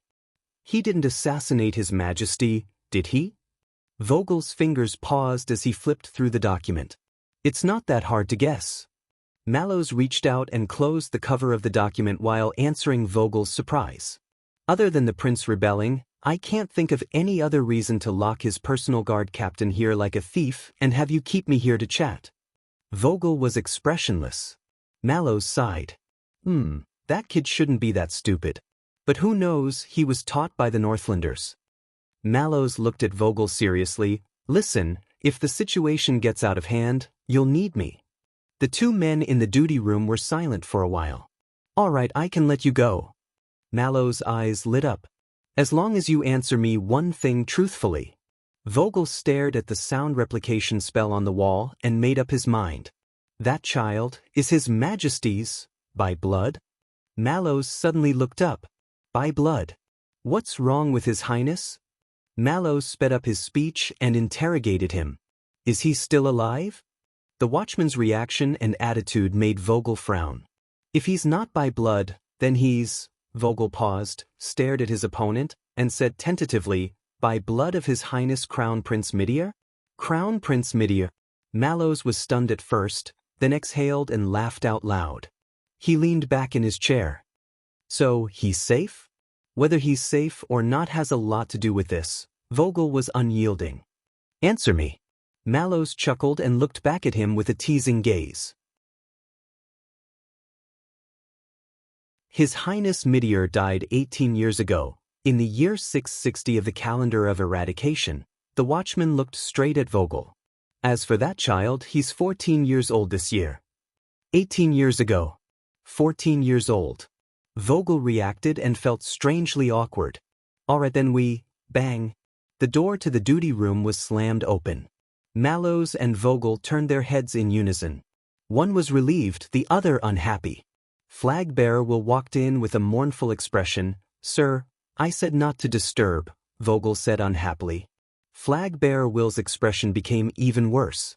He nodded mechanically and made way for the figure behind him. Right here. Prince Thales stepped into the room. The two men sitting opposite him were shocked and stood up at the same time. Just a lousy place like this, Thales said with a frown. Aren't you too chatty? Behind him, the heads of Doyle, Cohen, Wuxia and the others popped out from the doorframe and curiously sized up the duty room where only the commanding officer could rest. Your Highness. Vogel was in slight disbelief. You are all well. Thales waved his hand to indicate that he understood. Your Highness. Mallows' gaze was indifferent. Did you have fun? Thales snorted and rolled his eyes at him. What are you spacing out for? The prince waved his hand and turned to leave. Go home. Mallows raised his eyebrows at Vogel, indicating that he had no choice. Vogel reacted and spoke forcefully. Your Highness. The paperwork for the flag-bearer division has not been completed. Vogel came in front of Thales and blocked his way gloomily. And this is an important tradition of the Royal Guards. It concerns the safety of the royal family. Please understand. The corners of Thales' mouth curled up. Who's that? The villain of the guards. Look, even Mallows can't do anything about him. What will His Highness do? 1 silver coin. I bet he'll do it the hard way, like threatening his house. Then I'll bet on the soft way, chattering sounds came from behind him. Thale's expression froze. He turned around abruptly. The heads on the doorframe disappeared in unison. It was quiet. The prince turned back to look at the flag-bearer. What if I don't understand?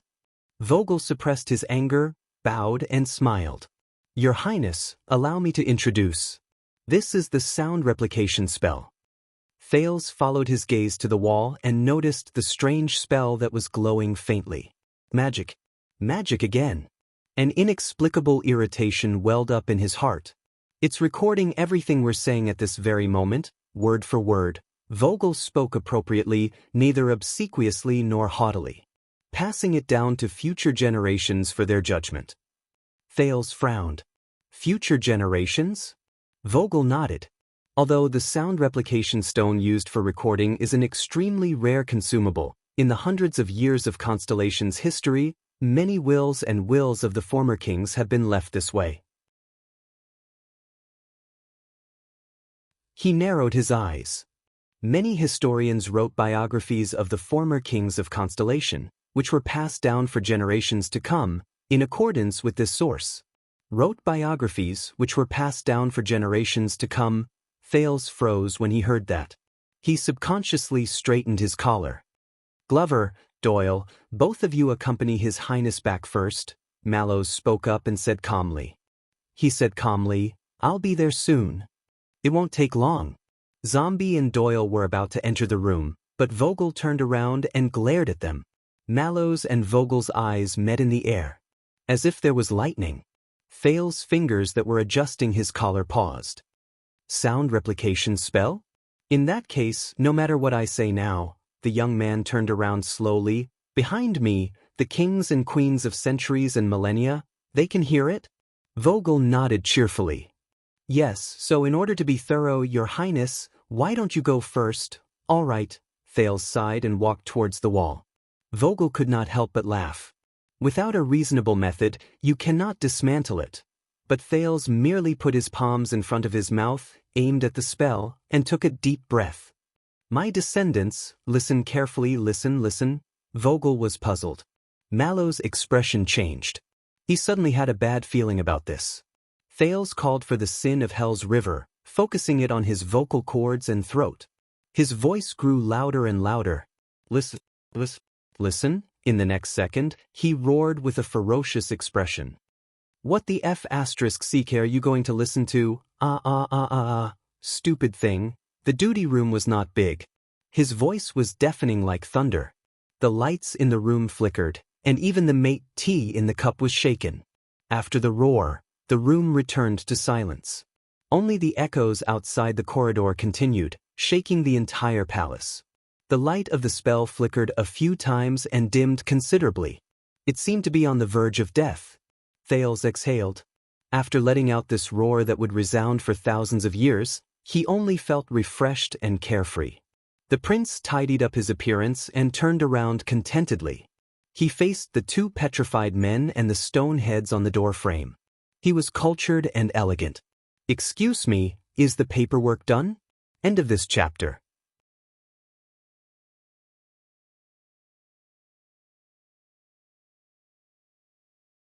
Chapter 630. A few minutes later, Thales led Mallows and a large group of people to Renaissance Palace's carpet in a bustling manner. Wyatt tried repeatedly to tell Doyle that he was in charge of the prince's personal matters, but he was always fooled by Doyle's joking, "Oh, why are there any distinctions between us?" Cohen was eager to find Glover to ask about the situation, but the latter kept moving in the group to ensure that he and Cohen were always on Ralph's sides. If the police wanted to find him, they would have to go past the Phantom Wind follower. After going through an ordeal together, the two groups of people who had no interaction with each other and had temporarily formed a team, the former subordinates of Dragoncloud City and the Star Lake Guards, were no longer as distinct as before. The dark mass of Renaissance Palace forced them to cluster around the prince, dispel their nervousness and fear, and search for safety and belonging. "Thank you, Tormund," Thales suddenly said. He ignored Waya, who was struggling to catch up to the prince, but was held back by Doyle's excessive enthusiasm. Mallows, who was closest to the teenager, frowned. "For what?" thanks to your prior preparations and leaving enough manpower for me, Thales said faintly. That was just an emergency insurance. Mallows shook his head. I didn't expect you to not only use it. As the most well-dressed, healthiest, and neatest person in this group, Mallows looked at the unfamiliar faces in the group and frowned. And added quite a lot of manpower. Did something great. Amidst the hustle and bustle, Thales was not in a good mood, and Mallows seemed to have a lot on his mind. The two of them seemed to have a tacit understanding, and there was a long gap between their questions and answers. Who is that? Looking at the backs of the two figures in front of him, one big and one small, but with great teamwork, Wuxia could not help but ask Doyle in a whisper. Boom. Doyle's eyes lit up. He looked like someone who had been through this before. Of course it's our beloved personal guard captain, Tormund Mallows. Oh! Wuxia reacted. The one His Highness said was going to send to the prison of bones? Doyle's expression changed. He pressed a finger to his lips. Sure. He sneaked a glance at the captain's back. He is very stingy. They walked down a flight of stairs. The black horse, Jenny, hated this kind of terrain and environment, so she started to throw a tantrum again. Jennid and Willow were flustered by her, and she caused a commotion in the group. In the end, Glover grabbed her reins and used the zombie's unique death gaze and the long sword at his waist to force her to submit. Thales sighed and said to his personal guard captain, Thank you. You can't even protect yourself, but you still asked Captain Adrian to help me. What? Mallows frowned. He's here to buy me more time. Neither the swords of the past nor the present can escape from the sheath. Isn't that the secret code that you asked him to deliver?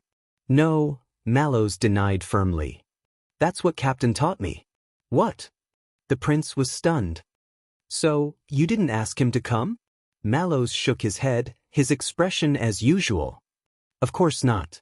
Vogel alone is troublesome enough. I can't deal with you. Thales paused for a moment. I knew it. The prince exhaled angrily and pressed his hand against his forehead. Calm down, calm down. Everything depends on yourself, everything depends on yourself. Mallows' gaze shifted to Thales' hand. What's that? Thales froze. He put down his right hand and looked at the ornament on his index finger. It was a grayish-white bone ring with two rings, one at the front and the other at the back. The face of the ring was engraved with a strange and ferocious beast's head, which covered almost half of the knuckle. It was monotonous but heavy. If he were to more, he could even use it as a punch. A gift to witness reconciliation. Thales paused for a second, then put down his right hand and said faintly, From father. Mallows was deep in thought. A group of servants and guards approached from afar. When they realized that it was Prince Thales, their expressions changed drastically. They retreated as quickly as they could and scattered before they entered the salute range. How rare. I've never received such treatment. Mallows looked at the empty palace with complicated emotions. What did you do? What did I do? Thales' heart sank. He was in a trance amidst the noisy crowd. Doyle talked about all kinds of ghost stories in Renaissance Palace, leaving Cohen and Willow dumbfounded. Jennid looked at the obedient Jenny with relief. He felt that the prince had a successor to lead the horse to the increasingly impatient Glover.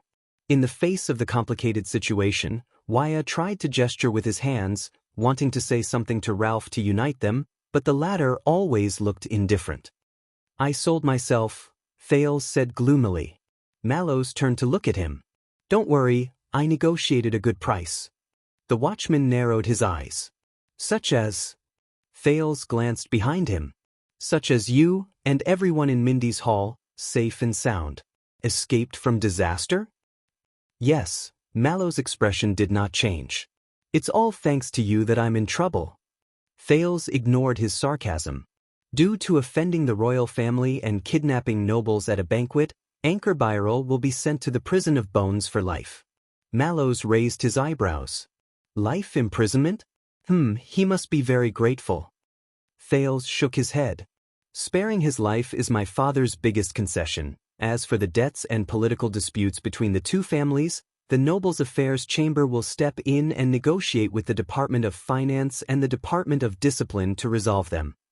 These are worthless. The watchman shook his head. What did you sell and what did you exchange for? Thales paused. You know, today's Imperial Conference was supposed to question the Western Desert Dukes about the internal strife in Blade Fang's camp and the Byril family case. Mallow's expression changed slightly. Thales chuckled. Until I broke the rules and barged into the palace with the Fakenhas family heirloom sword, lamented the pros and cons, and dissuaded His Majesty. Mallow's expression changed. He glanced at the guard who was narrating Dragon Cloud City's war chronicle, Cohen the Brave and the Fire Knight. But the sword you held was clearly the Caribbean family's. Yes, Thales was gloomy. But people don't know. The watchman paused and nodded. People don't know. Thales nodded as well. And I will write a letter and send it directly to Duke Fakenhas in the Western Desert. Mallow's gaze shifted. Thales sighed. His tone was filled with endless emotions. After writing it, we can do whatever we want in the capital, and even the entire kingdom. Mallow's was deep in thought. This time, he was silent for a long time. Thales snorted softly. Also, please inform Logistics Officer Stone that from tomorrow onwards, Mindy's Hall will be responsible for its own profits and losses. Mallow's expression darkened. F***CK, have you ever thought about what if you fail? I have. Thales sighed and said, that's why I sent Commodore. Commodore? Thales nodded. He was a little afraid of barging into the palace and causing trouble. He was reluctant. That's why I sent him to look for Madame Gines. Judging by the time, it should be about time. At this moment, a breeze blew. The lights in the palace corridor flickered. Mallow's frowned. Enemy attack. Everyone's expression changed. In the next second, a strong gust of wind blew. A black shadow shot out from the end of the corridor. It charged towards Thales at lightning speed. Glover and Cohen moved forward together and drew their swords. But the black shadow surprised them. He stepped on Glover's sword, then on Cohen's shoulder. In a flash, he broke through the two of them in an instant. Under everyone's watchful eyes, the black shadow passed by Wuxia and Ralph one after another. He charged towards Thales and Mallow's without any obstacles. What? Huh. A clear and sharp voice traveled into the air. I bought this road, I am the one who opened this road. Thales' vision blurred. He saw the black shadow draw his weapon. His blade flashed continuously, forcing Wuxia and Ralph to retreat. At the same time, he made the everlasting lamp in the corridor tremble in pain. If you want to harm the prince, step on my body. The black shadow stopped and revealed a short and small figure that was tightly covered by a cloak. She brandished the machete randomly and made babbling noises to demonstrate to the dumbfounded people around her. Did you hear that? Did you hear that? Did you hear that? Everyone, including Thales, was stunned. They watched the performance of the person in front of them in a daze. Seeing that no one challenged her authority, the person put away her machete and nodded in satisfaction. That's right. The next moment, Thales' face twitched. Ida. The short and small figure nodded. She shook her cloak, put her hands on her hips, and struck a dashing pose. She snapped her fingers. Correct. Kid, I came immediately when I heard that you were in danger. But since I'm here, you're safe. You're welcome. Under everyone's strange gazes, the elf protector extended her hand excitedly and patted Thales' shoulder awkwardly. How is it? I arrived in time and saved you from danger. Are you touched? Thales' face darkened. He thanked her dryly. Yes, I'm touched. It's all thanks to you. If you came a little later, it didn't seem to make any difference. Ida nodded in satisfaction and wiped the grease at the corner of her mouth.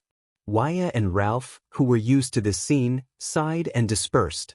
Only the black horse, Jenny, snorted excitedly. Instructor Ida. Mallow's expression tensed up. Royal Guards, welcome home. Hearing these words, Ida shuddered. She turned her head around and spoke in a timid voice. Hey, you're that, Sir Instructor. A mournful cry rang out. Doyle pushed through the crowd and pounced on her. His eyes were sparkling and his voice had changed. Why have you been gone for 6 years? 6 years. Finally you're back. Sob, you told me that you would only be gone for a few weeks. The others looked at him with furrowed brows. Ida was stunned. She scratched her head in embarrassment. Sorry, I didn't expect to be gone for so long. I've made you worry. No, since you're back, then I'm relieved. Doyle sniffled and teared up. He sounded very touching. I can follow by your side and serve you like before. Thank you, Ida chuckled guiltily. By the way that... She suddenly remembered something and looked kindly at the loyal Doyle.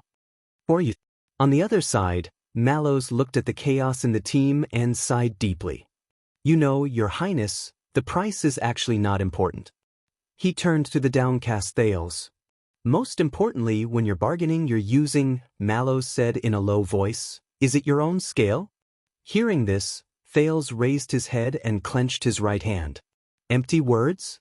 In Ballard Room, Thales chuckled at the king in front of him. What? I have to sign a labor contract to sell myself to you. If I don't do as you say, don't go undercover in a company and steal trade secrets, you'll deduct my year-end performance bonus? The prince glared at King Kessel. Boss? Thales sneered.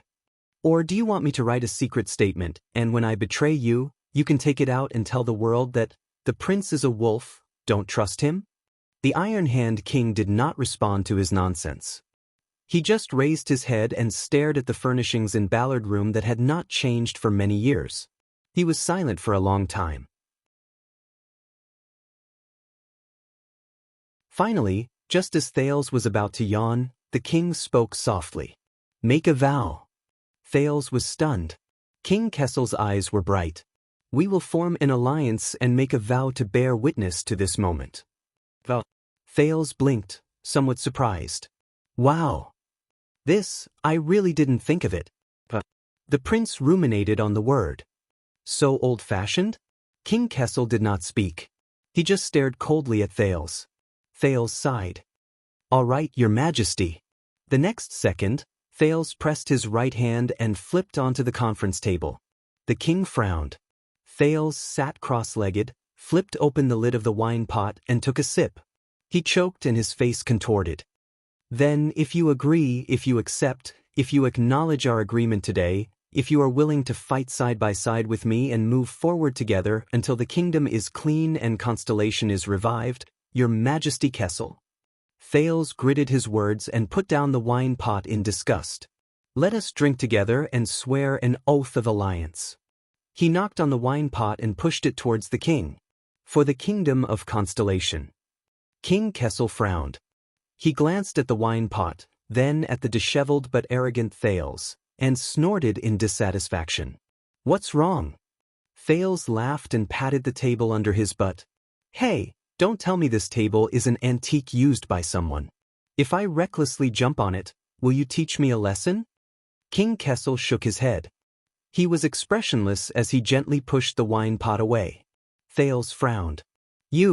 This is the Yankee custom of swearing, barbaric and backward. The king said slowly, we have a better way. Under Thales' strange gaze, King Kessel stretched out his palm and held the staff of Constellation by the side of the chair. At that moment, the jewel on top of the scepter emitted a dazzling blue light without warning, illuminating the entire Ballard Room as if it was daytime. Thales closed his eyes and turned his head. What the hell? Fortunately, the blue light disappeared in a flash. King Kessel put down the scepter and spread his left hand. Thales opened his eyes in pain and slowly regained his vision. He discovered that on the king's left hand, there was a sizable ring lying quietly. It was grayish-white.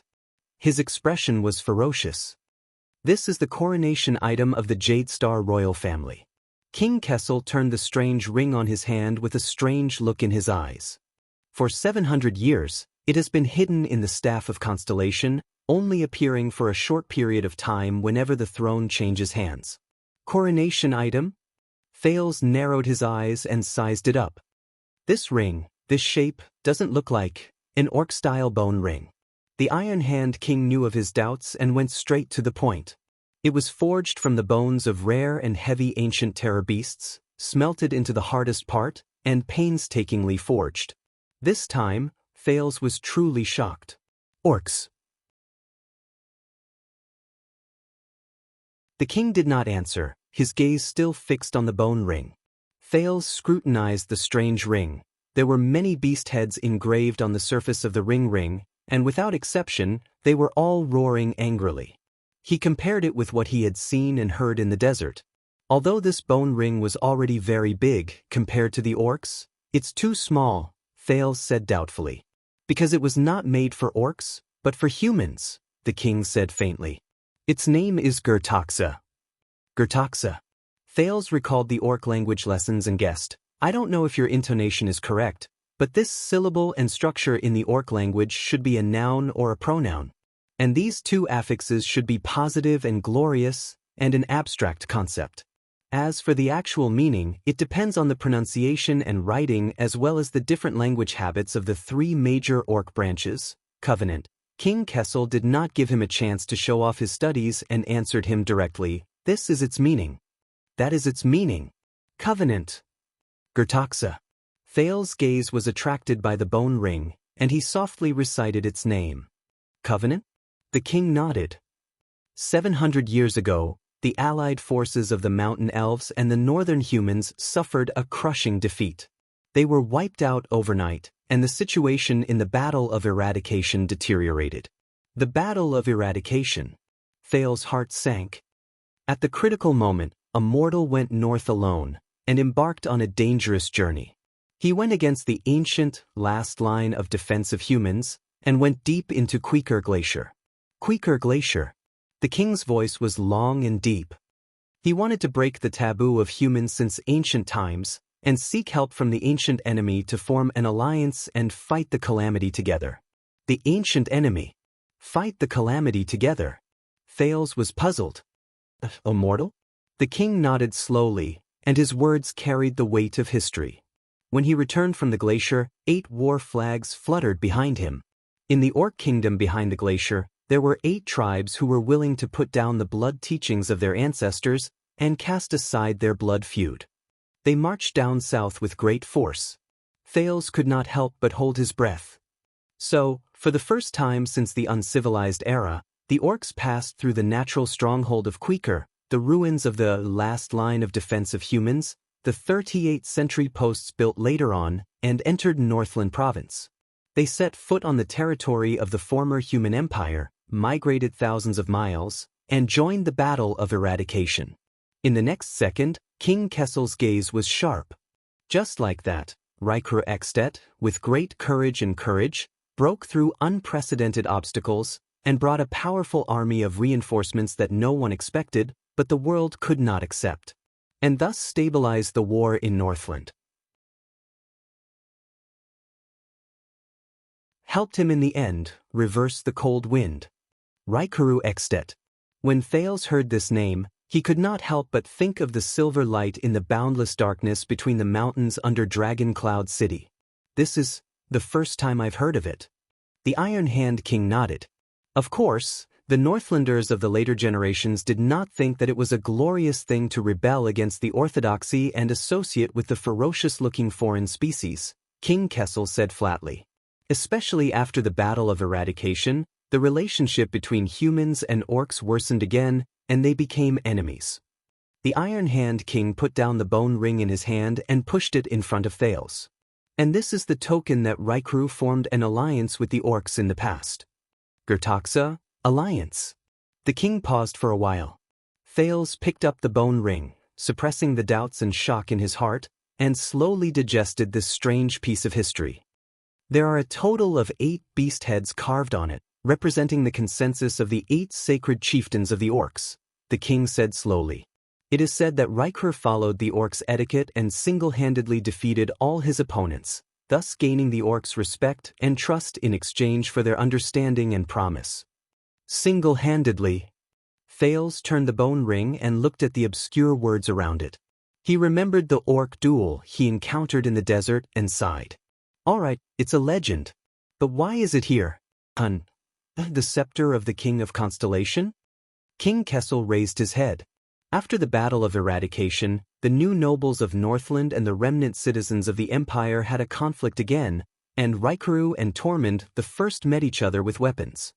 But the two kings eventually signed a truce based on their foresight, and let bygones be bygones. Thales remembered the library in Dragoncloud City and came to a realization. This ring bears witness to the treaty established by the two kingdoms, and the oath made by Raikuru and Tormund, the king said in a low voice. In the end, the founding king of Extet gave it to the king of Renaissance as a sign of reconciliation and trust. So, Raikuru used this thing to exchange for Tormund's triumph? Oh, Thales' expression did not change. I see. Then why did you take it out? King Kessel stared at him quietly and did not answer. Thales reacted and could not help but laugh. Isn't that the Northlanders' oath method? He tossed the bone ring and did not know whether to laugh or cry. Barbaric and backward? In the next second, King Gerdakosa was thrown into the air by Thales, but he was caught by the king. King Kessel stared at Thales solemnly. The atmosphere became heavy. This made the latter nervous. At an extremely slow speed, the king put on the covenant on his index finger and extended it towards Thales. Here and now, with Gerdakosa as our witness, we swear an oath. His expression was solemn and did not seem to be joking. Thales' eyebrows twitched. You're really going to do it? Is he a drama queen or something? But the Iron Hand King stared at the teenager and enunciated each word clearly. You will help me push the kingdom forward, remove obstacles, and break the shackles. His gaze sharpened. For this, at all costs. Everything. At that moment, Thales could not bear the king's sharp gaze. So general? He could only turn his head away and joke to ease the atmosphere. There's no clause or anything? The Iron Hand King stared at him for a while before gently removing the bone ring. The oath is made by people, not by cold words. The oath is also connected to people. The king said softly, we have a tacit understanding in our hearts regarding the agreements we make, the promises we keep, and everything we have said before. There's no need for unnecessary words. Thales' eyebrows twitched. He chuckled unnaturally. Sounds like playing house. But the king did not want to play house. He pushed Gerdakosa in front of Thales. It's your turn. Seeing that the king was so serious, Thales had to pull himself together and pick up the simple but ferocious bone ring. All right. Thales did not think too much. He shook the ring on his hand. And you, put it on. King Kessel interrupted him, his gaze growing colder. Thales could not help but frown. But he still carefully turned the bone ring and put it on the index finger of his right hand. Unlike its ferocious and rough appearance, it felt smooth and warm to the touch. Thales gulped and aimed it at the king. All right. Here and now, with the covenant as our witness, we swear an oath. I will help you push the kingdom. Thales looked at the king and said seriously, and you will respect my wishes, listen to my opinion, and treat me sincerely without reservation. There will be no deceit. There will be no deceit. At this moment, the prince and the king looked into each other's eyes and felt the seriousness in each other's eyes.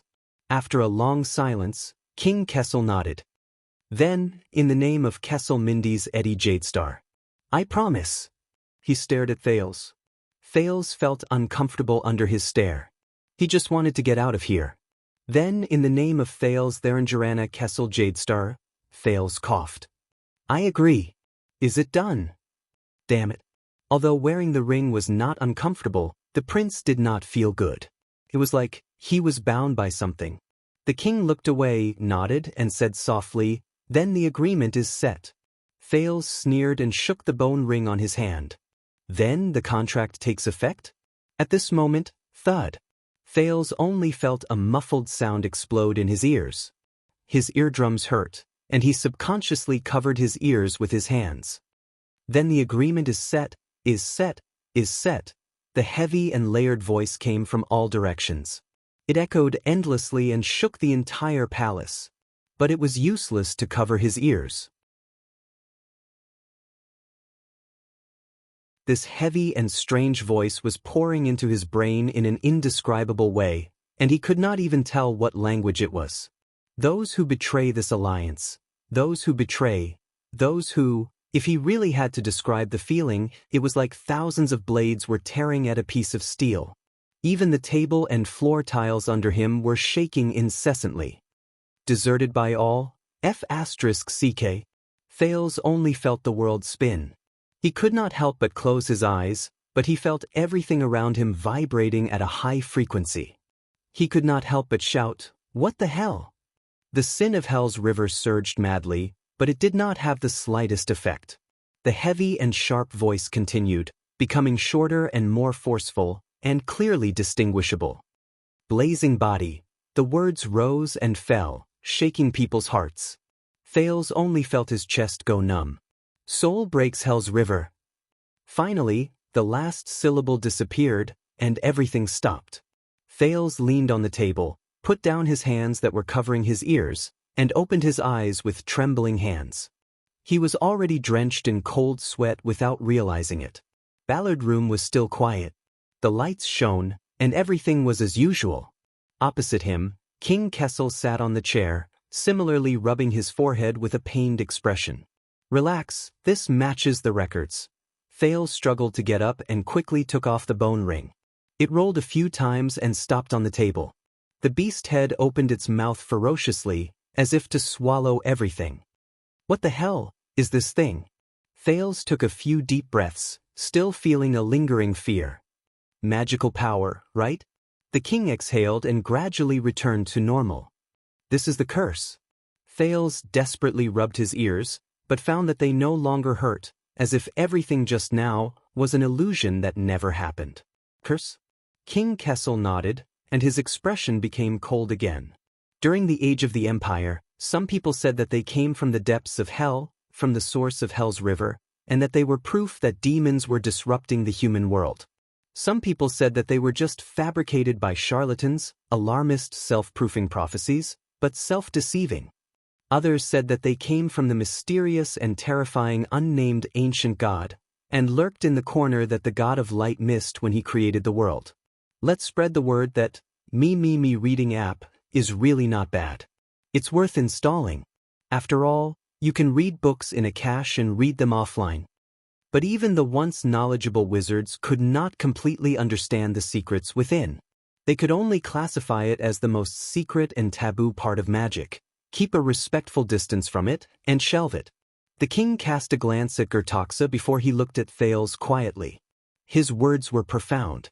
His words were profound. This is the curse laid down by the ancient wise men of the orc tribe. It is mysterious, difficult to break, and has lasted for a long time. Curse. Thales panted and wiped his sweat. Is it useful? What can it do? The Iron Hand King chuckled. Those orcs. He was silent for a while before he spoke. 700 years ago, the 8 orc tribes who were willing to help the humans fight against the calamity did not send their troops out of generosity and sympathy. Thales' expression froze. Riker promised them a land without snow and ice for them to live and reproduce after the war was won. King Kessel said slowly, "That is the 8 great orc tribes under the dragon skeleton throne in the Great Desert today." Thales frowned. The Great Desert? He recalled his experience in the desert and his brief contact with the orcs. The 8 great orc tribes in the desert came about because of this? Thales immediately reacted. Wait, a land without snow and ice? The king stared at him quietly. Thales burst into laughter. So Riker played a word game? The land he promised before the war, but distributed to the orcs after the war, was not wanted at all. A barren desert? How should I put it, Riker, you damn little smarty? Thales thought of Silver Shadow Man in the belly of the mountains and did not know whether to laugh or cry. A word game? But the Iron Hand King snorted coldly, causing the lights in the room to tremble. He glanced at Thales lightly. Do you know how the King of Dragon Knights passed away? Thales' smile disappeared when he heard this. He had a bad feeling. He died of illness. Thales said cautiously, King Riker spent his entire life on the battlefield. He was plagued by illness and died young. His nephew, the Smiler, Nuvan Walton, inherited Riker's position and title. He renamed Arund Castle to Dragon Cloud City to commemorate his uncle, the founding king of Extet.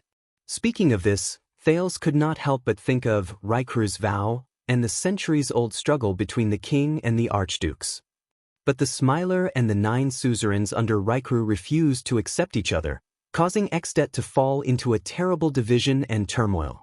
Until Black John led his army on a northern expedition, forcing them to unite. The 10 archdukes signed Rykru's vow to resist Constellation together. Yes. As King Kessel listened, he snorted softly. But that was the official story. Official story? Thales narrowed his eyes and waited for the rest of the story. In the kingdom's secret intelligence department, there is an extremely old top-secret intelligence sealed by Fatal Iris herself. The king said faintly, it recorded that one night after the establishment of Extet, countless people in Arund Castle woke up in shock. They heard the piercing wind echoing through the vast sky. They also saw the blue flames covering the moon, melting all the snow on 1,000 peaks. Wild wind, vast sky, blue flames. As he listened to these unnatural phenomena, Thales, who had experienced it before, asked in surprise, "What do you mean?" King Kessel was silent for a while before nodding faintly. Exactly. That mythical dragon, the so-called Queen of the Sky, who was said by the people to be the spouse of the King of Dragon Knights, descended on the cliff of the sky that night. In the narrow and dark Ballard room, the Iron Hand King spoke in a low voice. It sent down merciless flames. The successful and respected human hero, the King of Dragon Knights, Rykru Extet I. Alive, burned to ashes. As soon as he finished speaking, the lights dimmed. What? Thales cried out in shock. He turned his gaze to the table and fixed it on the grayish-white and ferocious bone ring. What the hell? The statue that stood at the highest point of Dragon Cloud City. The hero that the Northlanders were most proud of. The founding monarch of Extet. The silver shadow under the mountains. The king of Dragon Knights. Rykru Extet. His fate. He was, by his own, or by the wife that was rumored by the world, by the Queen of the Sky. Thales' mind went blank. He could not understand the logic behind this truth. As I said, the one who made the oath is a person, not a cold language. Cheating and playing with words are just petty tricks. The king said slowly, fearfully, and solemnly. Playing tricks, playing with words. Thales' gaze froze. Rykru's promise, the orcs, the land without snow and ice, the great desert. So what happened just now was the one who betrayed this alliance. The betrayal of those close to him. Recalling the demonic voice he heard just now, Thales was stunned. Gerdakiza has his own judgment on what kind of agreement is made, what kind of promise is kept, what kind of betrayal is, and what kind of abandonment is. Opposite him, King Kessel also stared at the bone ring. His eyes flickered. It will, when necessary in its own way, respond. Respond. Under the mountains, the laughing silver shadow flashed before Thales' eyes for the last time. It was replaced by that demonic voice. Burning body.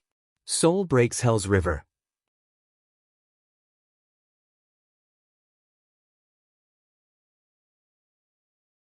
Chapter 631. In the future, I'll probably publish the chapters like this. On one hand, I'll avoid using the chapter table of contents of the main novel, and on the other hand, I'll avoid people saying that I'm using the word count of the foreign chapters to swindle money. After finishing these 2 transitional chapters, it's the same as changing my mood and adjusting my writing state. Tomorrow, I'll go back to writing Thales' main novel. Kingdom Bloodlines chapter on Foreign 8 currently typing, please wait for a moment. After the content has been updated, please refresh the page to obtain the latest update.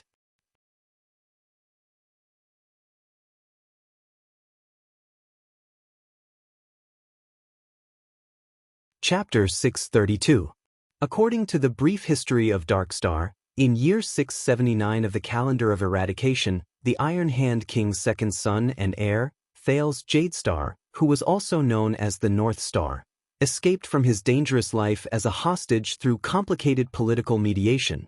He was courteously escorted out of the country by the Northland dukes and returned to Constellation.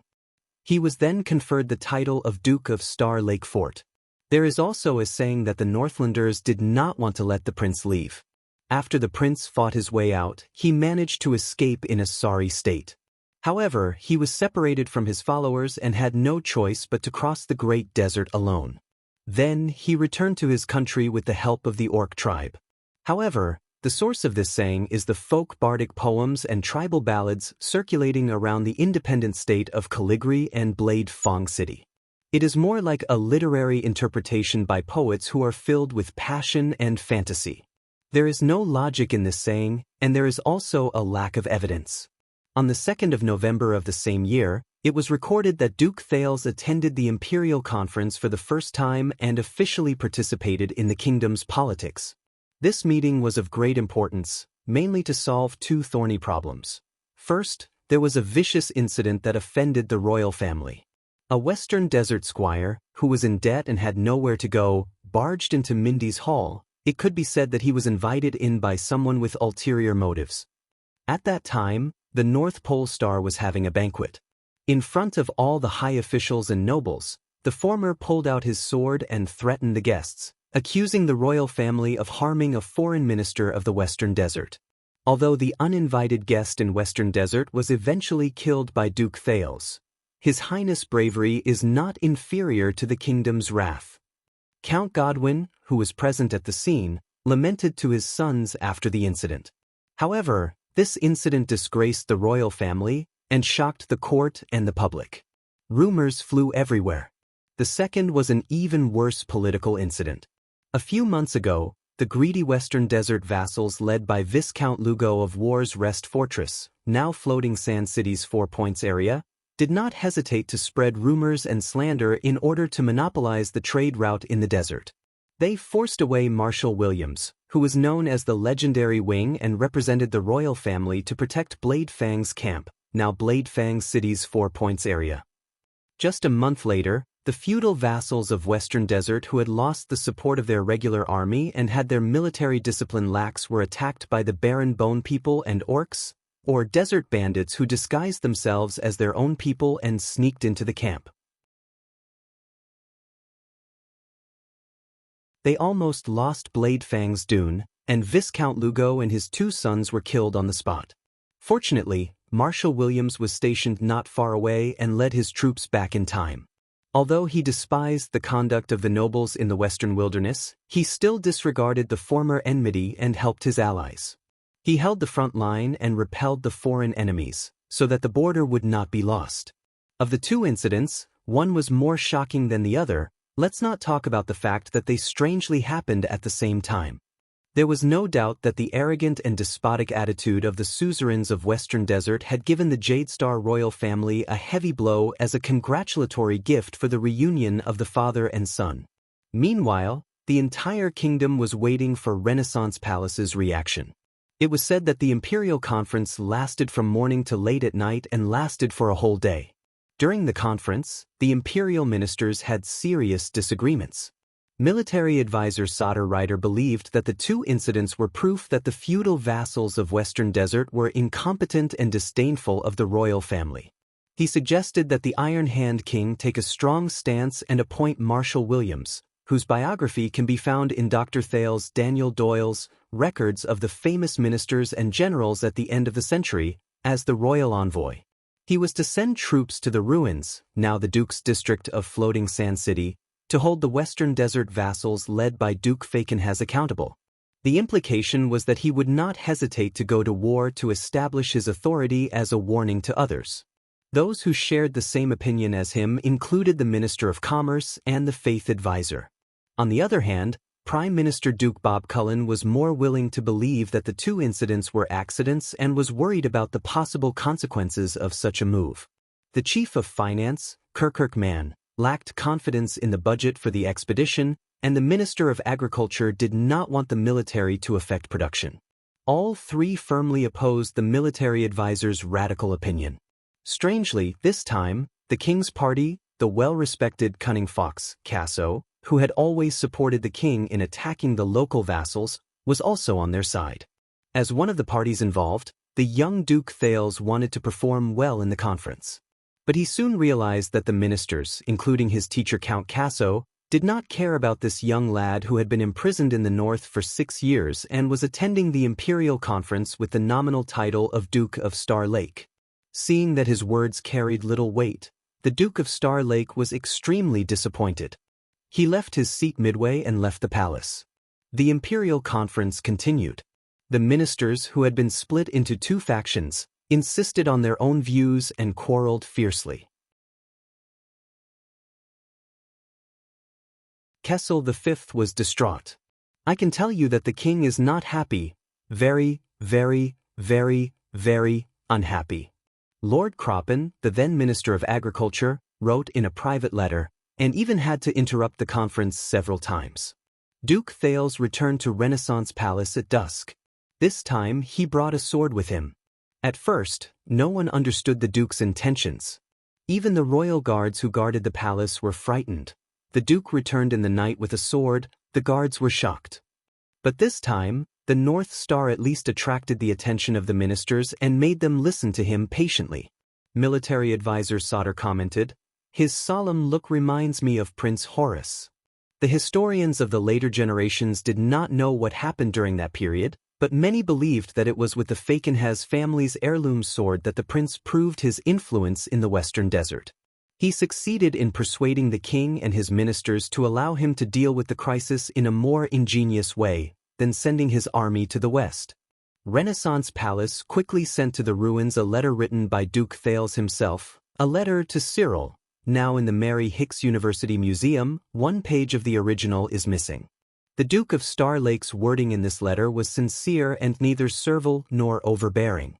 He recalled his friendship with a few of his old friends in the Western Desert, mentioned the royal family's standing army in the Western Desert, which provided important evidence for scholars who studied Constellation's military and foreign policy toward the Great Desert, and especially thanked Duke Cyril Falkenhaes for giving him the sword. The only thing he did not mention was Blade Fang's camp and the accident at the banquet. Scholars of later generations interpreted the letter in many ways. Most of them believed that Duke Thales had carefully chosen his words and content. Every word, including the weight of rhetoric, was deliberately polished information. He had hidden a needle in a velvet. On one hand, he was friendly, on the other, he was threatening. On the other hand, he had analyzed the situation in Western Desert in a clear and unique manner. Most importantly, he had left his intentions blank. It's impossible for Duke Cyril not to know the seriousness of those 2 matters. He must have been prepared to bargain. But the more the Duke of Star Lake refrained from mentioning them, the more uneasy, nervous, and fearful he became. Even though the words were not written on the paper, they were loud and clear. This is the highest realm of diplomacy. Dr. T.D. Doyle, Research on the Changes of the Feudal System in the Western Desert of the Old Kingdom. In any case, the letter was effective. Baron Falkenhaes, the palace advisor of Floating Sand Palace, said that the Duke of Western Desert thought for a long time after reading the letter.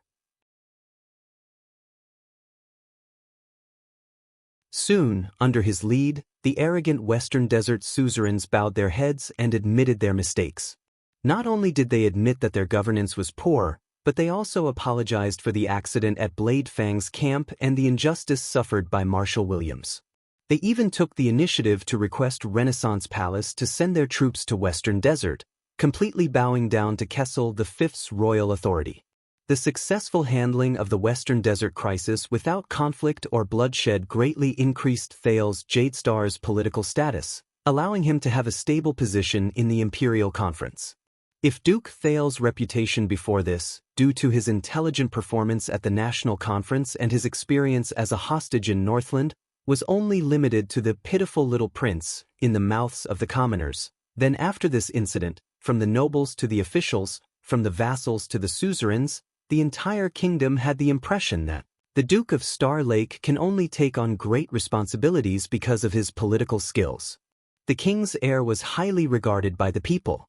This objectively strengthened the Jadestar royal family's rule, which was not very stable. Some scholars believed that it had a stable foundation, but was oppressive and forceful, causing the restless enemies to put away their unnecessary ambitions. But history was not that simple. In fact, the strong rise of the Duke of Star Lake caused many people to be dissatisfied, including many of the important figures in the Imperial Conference during the Western Desert Crisis. They had been working hard for many years, wholeheartedly supporting the country, but in the end, they were not as good as a teenager who had been imprisoned in the north for many years. This made them feel ashamed. Moreover, with this precedent, the Duke of Star Lake could actually overstep his bounds and meddle in the affairs of the Imperial Conference by privately reporting to the king. This directly affected the king's party's authority and status in front of the king. I can't reveal the details, but I can tell you that the moment the prince walked through the door, none of us even dared to breathe, Kirkman, who was then the chief of finance, once said. More importantly, most of the king's party came from the new nobles. They believed that the Duke of Star Lake stood with the old suzerains in many matters, such as land and tax policies, which fundamentally harmed their interests. And this was not out of thin air. The gentle and effective handling of the Western Desert Crisis had indeed won the hearts of many local suzerains. Many people began to bring their disputes and problems, which the king would not have understood in the past, to Mindy's Hall, where the Duke was, and hoped to get a similarly satisfactory solution. Reality did not disappoint them. Duke Thales was good at politics and could always take care of many things. He withstood the great pressure from the king and the Imperial Conference, and he was also very charismatic, gently appeasing the many dissatisfaction of the local suzerains. Therefore, the Duke of Star Lake's reputation grew day by day. Mindy's Hall soon became a place that foreign suzerains had to pass by when they visited the capital. One of the protagonists of the Western Desert Crisis, Count Louis Bosdorf of Brave Souls Fort, even sent his heir to the Duke of Star Lake, hoping that he would follow the Duke and learn something. At that time, a country knight who had property and came to the city to handle some affairs said to a friend of his whose family business was in trouble, "Don't worry, there is nothing in this world that cannot be solved. If there is, then go to Renaissance Palace. If there is, then go there twice. If that doesn't work, then go to Mindy's Hall." Later generations did not know how the North Star considered it, whether his actions were really out of sympathy for the local suzerains, or if he was just fishing for fame with wild ambitions. But no matter what, the Duke of Star Lake's actions not only earned him fame, but also made him feared by others, until these fears converged into a stream, turned into slander and suspicion, and surged to the highest place in Renaissance Palace, Kessel V. Later historical evaluations did not lack discussions and criticisms of the Iron Hand King's personality. They believed that the king's cold, indifferent, and stubborn character was the main reason that prevented him from maintaining a good relationship with his son. If Kessel V could not be so rough, unyielding, and suspicious, and could instead be open and sincere with the Duke of Star Lake and understand each other, then during the time of the kingdom's transformation, many of the ruling conflicts between the central and local regions, including the previously mentioned Western Desert Crisis and the subsequent turbulence of the Iris family, might have been easily solved by the father and son's concerted efforts. Unfortunately, there were no ifs in history. Since the spring of 680, sinister rumors such as, "Two stars rule the kingdom, small things are big things," appeared in Constellation. Some illegal underground gambling dens even introduced bets on, "How long can the king live?" According to historical records, in the summer of 680 in the calendar of eradication, due to a combination of various factors, Duke Thales, who had reached the age of 15, was ruthlessly exiled from Eternal Star City by Kessel V.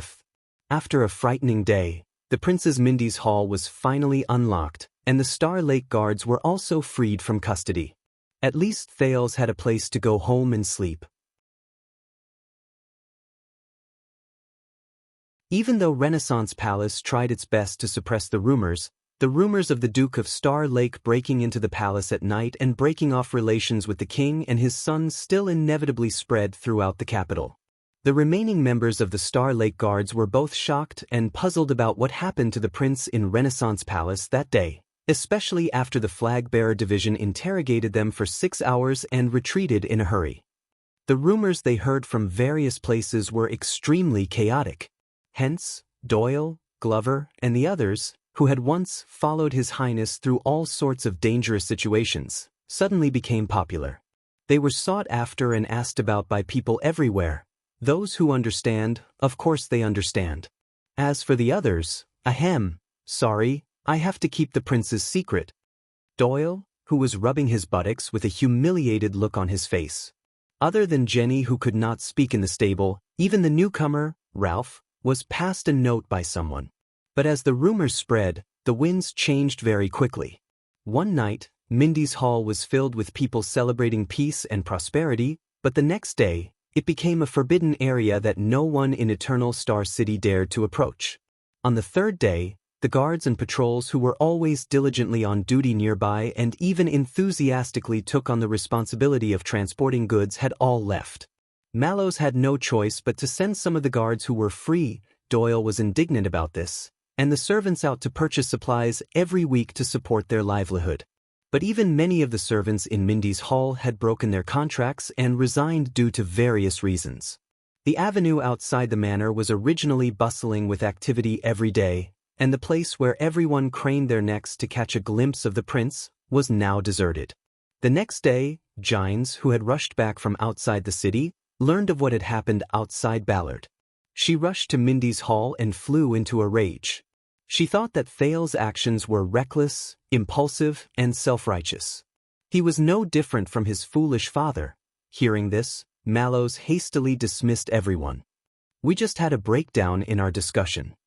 Thales could only smile as he stroked his new ring and let Mallows send someone. Doyle was indignant about this, to send away the disappointed and incredulous Gines. You can deceive other people, but you can't deceive me. When the female official left, her expression was furious. Thales could only cover his head and hide. I will get to the bottom of this, no matter which coward I have to tear open. It was said that after that incident, the chief steward of Renaissance Palace, Baron Quinton, was on sick leave for 2 weeks. There was no news of Cohen after he returned home. That was until Commodore found out from his acquaintances in the police station that Director Lorbeck of Western City Police Station heard of Cohen's heroic deed. In his rage, he suspended Cohen to reflect on his actions. In the end, Cohen reminded the director in a low voice that he was already suspended. The director was so angry that he announced his reinstatement on the spot. While Cohen was beaming with joy, the director transferred the latter's position to the Highway Maintenance Department at Western City Gate. However, it did not last long, because Cohen used a broom to break the head of a foreign noble at the city gate. Hence, under the pleading and endless gratitude of his colleagues in the Highway Maintenance Department, he was suspended again by the director. The prince's lessons continued, but due to the heavy workload of government affairs, Gilbert resigned from his teaching duties. Thales was silent for a long time because of this, but Waya breathed a sigh of relief. At the same time, a few teachers who worked in the Royal Cavalry Academy resigned as well. Baron Quinton had no choice but to put up advertisements throughout the city to recruit scholars, but there were still very few who responded. In the end, the highly respected scholar Bonner personally appeared and invited a few of his students from the academy to teach the prince. Thales did not know how the rumors outside had changed, but he did not care much about these things. He knew that all of this was destined to happen, and he had a more urgent task. Using the name of the Duke of Star Lake, Thales hastily wrote a letter. He did not even read it twice before he asked someone to send it to Renaissance Palace. He publicly sent it to Fakenhas in the ruins. He caught that sword and did what he could. Now, it was Fakenhas' turn. Lord Cyril's reaction did not disappoint him. Fakenhas was the first to reply and admit his mistake. If it were not for Baron William's timely rescue, Western Desert would have almost lost the important city of the kingdom. For this reason, he requested the royal family to send more regular troops to the western front lines to guide the defense. He was willing to offer part of the taxes as military funds to defend the territory and make up for his mistake. No one knew what the Duke of Western Desert did, but within a month, Bosdorf of Brave Souls Fort, Chroma of Wing Fort, and many other Western Desert suzerains submitted letters of apology one after another. Not only to Renaissance Palace, but also to Blade Fang's camp, where Baron Williams was gradually expanding his military camp. Guests and gifts came in an endless stream. In response, King Kessel magnanimously replied, "I am comforted by your loyalty to the country. If you make a mistake, you should correct it. What crime is there? You should be diligent in the defense. The new army should depart as soon as possible." As for Bladefang's camp, it was said that the legendary Wing tirelessly waved his hand and said, "Accept the gifts. Leave the people behind and lock them in prison in exchange for ransom." Along with Fakenhaz's letter, Lord Cyril also specifically gave Duke Thales a bundle of high-quality carriage rope. It was written, "Made with exquisite craftsmanship, excellent quality, durable, and has the strength to pull 1,000 caddies." According to Waya's attendant, His Highness liked that bundle of rope very much. He treasured it so much that he did not even allow them to store it in the storeroom. A few weeks later, the logistics division reported to Mallows that Mindy's Hall's fecal drain was blocked by a piece of tattered rope-like object. The watchman had no choice but to send someone, Doyle was indignant about this, to work hard for a whole hour to clear it. As for the debt dispute between Byrrell and the Doyle family at the royal banquet, the resolution was quickly announced. With the full cooperation of Western Desert, the Nobility Affairs Chamber, the Department of Finance, and the Court of Justice jointly reiterated the case and ruled that the Doyle family had illegally lent money and occupied land. However, the Byrrell family could not escape responsibility. The judge ordered both parties to bear their losses and reach a repayment ratio that was within each other's means. As for Anchor Byrrell himself, who had committed treason and offended the royal family at the banquet, he was sent to the prison of Bones after being stripped of his inheritance rights and imprisoned for life. Thales could only attach a letter, asking for the Duke of Western Desert to the legendary Wing to take care of him. He was very confident in the former, but he simply gave up on the latter, leaving only a sentence, "For the sake of Ricky and the key." Thales originally thought that this was the end of the matter, but he had obviously underestimated the impact of the matter. Within a few weeks, Mindy's Hall became lively again. The guests were no longer people from near the Central Territory, but foreign vassals, officials, and even ordinary civilians who could afford the travel fees from all over the country. It was fine if they were tactful, at least they knew to ask for a notification or send an invitation first before waiting for a response. However, more people barged in a daze, with a heaviness as if the sky had collapsed, and in the midst of wrestling with the Star Lake guards, Doyle was indignant about this. They shouted at the window, "I have something to ask of you, Your Highness." In the beginning, Thales was still interested and insisted on meeting guests every day. He listened to stories ranging from squires and landlords, "My house encountered an old scoundrel while collecting rent," to a certain knight, "Your Highness, I want to report my next-door neighbor as a mountain bandit, I need an army," and even to, "Your Highness, do you want this portrait of my daughter?" Or, "A boss owes us wages," which allowed him to learn a lot about the customs of various parts of Constellation. However, gradually, more and more people came to visit the Duke of Star Lake from other places. Thales found himself completely overwhelmed, and could only rely on Mallows to receive and screen guests in advance on his behalf. Doyle was indignant about this. Most of the guests only left records, and only those with important matters were received. Sure enough, not everyone could pull off little Playboy Zayn's amiable and approachable act. In the face of these various guests, Thales only needed to listen to them with a smile. At most, he would ask Mallows to reply with a letter full of encouraging words, which he only needed to sign and seal to complete the Duke's acknowledgement, and some small gifts. Usually, the other party would go back satisfied. However, some questions were really serious, and Thales needed to enter the palace again to face the king. Most of the time, it would be a get lost from him, to get an answer, even if it could not be solved. However, the truly troublesome ones were those who wanted to take the opportunity to defect and join the Duke's side. For such people, Mallows rejected them on the spot with the reasons of insufficient funds or full personnel, but there were others that even Thales found hard to reject. "I am Paul Bosdorf from the Black Lion family of Brave Souls Fort. I believe we have met before, everyone." The young noble in front of him had a bandage on his head, carried his own luggage, and bowed stiffly. This was Paul, who led the Black Lion Infantry to escort Thales back to Eternal Star City from Blessings Town under his father's orders. He appeared in front of the prince again, and was as gloomy as ever. "My father wishes for me to join your guards and follow by your side. In fact, I can be your flag bearer. Where is the flag he gave you?" Thales was troubled by the Count of Black Lion's obvious intention of sending his heir to him. "Oh, that flag," the prince said awkwardly. "By the way, what happened to your head?" "I'm sorry, a carriage wanted to overtake us, so I returned the favor in the old way. This is very common in Western Desert." Paul touched his broken head, and his expression did not change. Unfortunately, there was a street sweeper at the city gate who meddled in other people's business. Thales refused repeatedly, but he could only agree in resignation.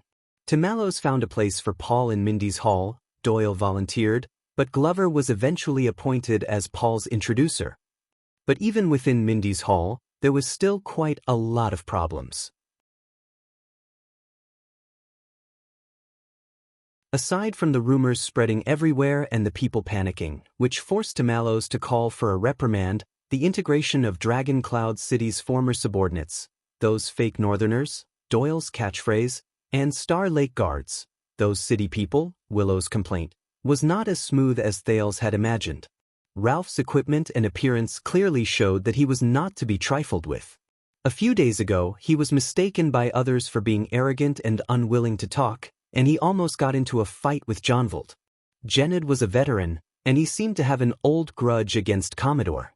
Willow was a village soldier from the Northern Territory who had been in Dragoncloud City for a few years. He did not bother about trifles, and he always made the guards cast sidelong glances at him.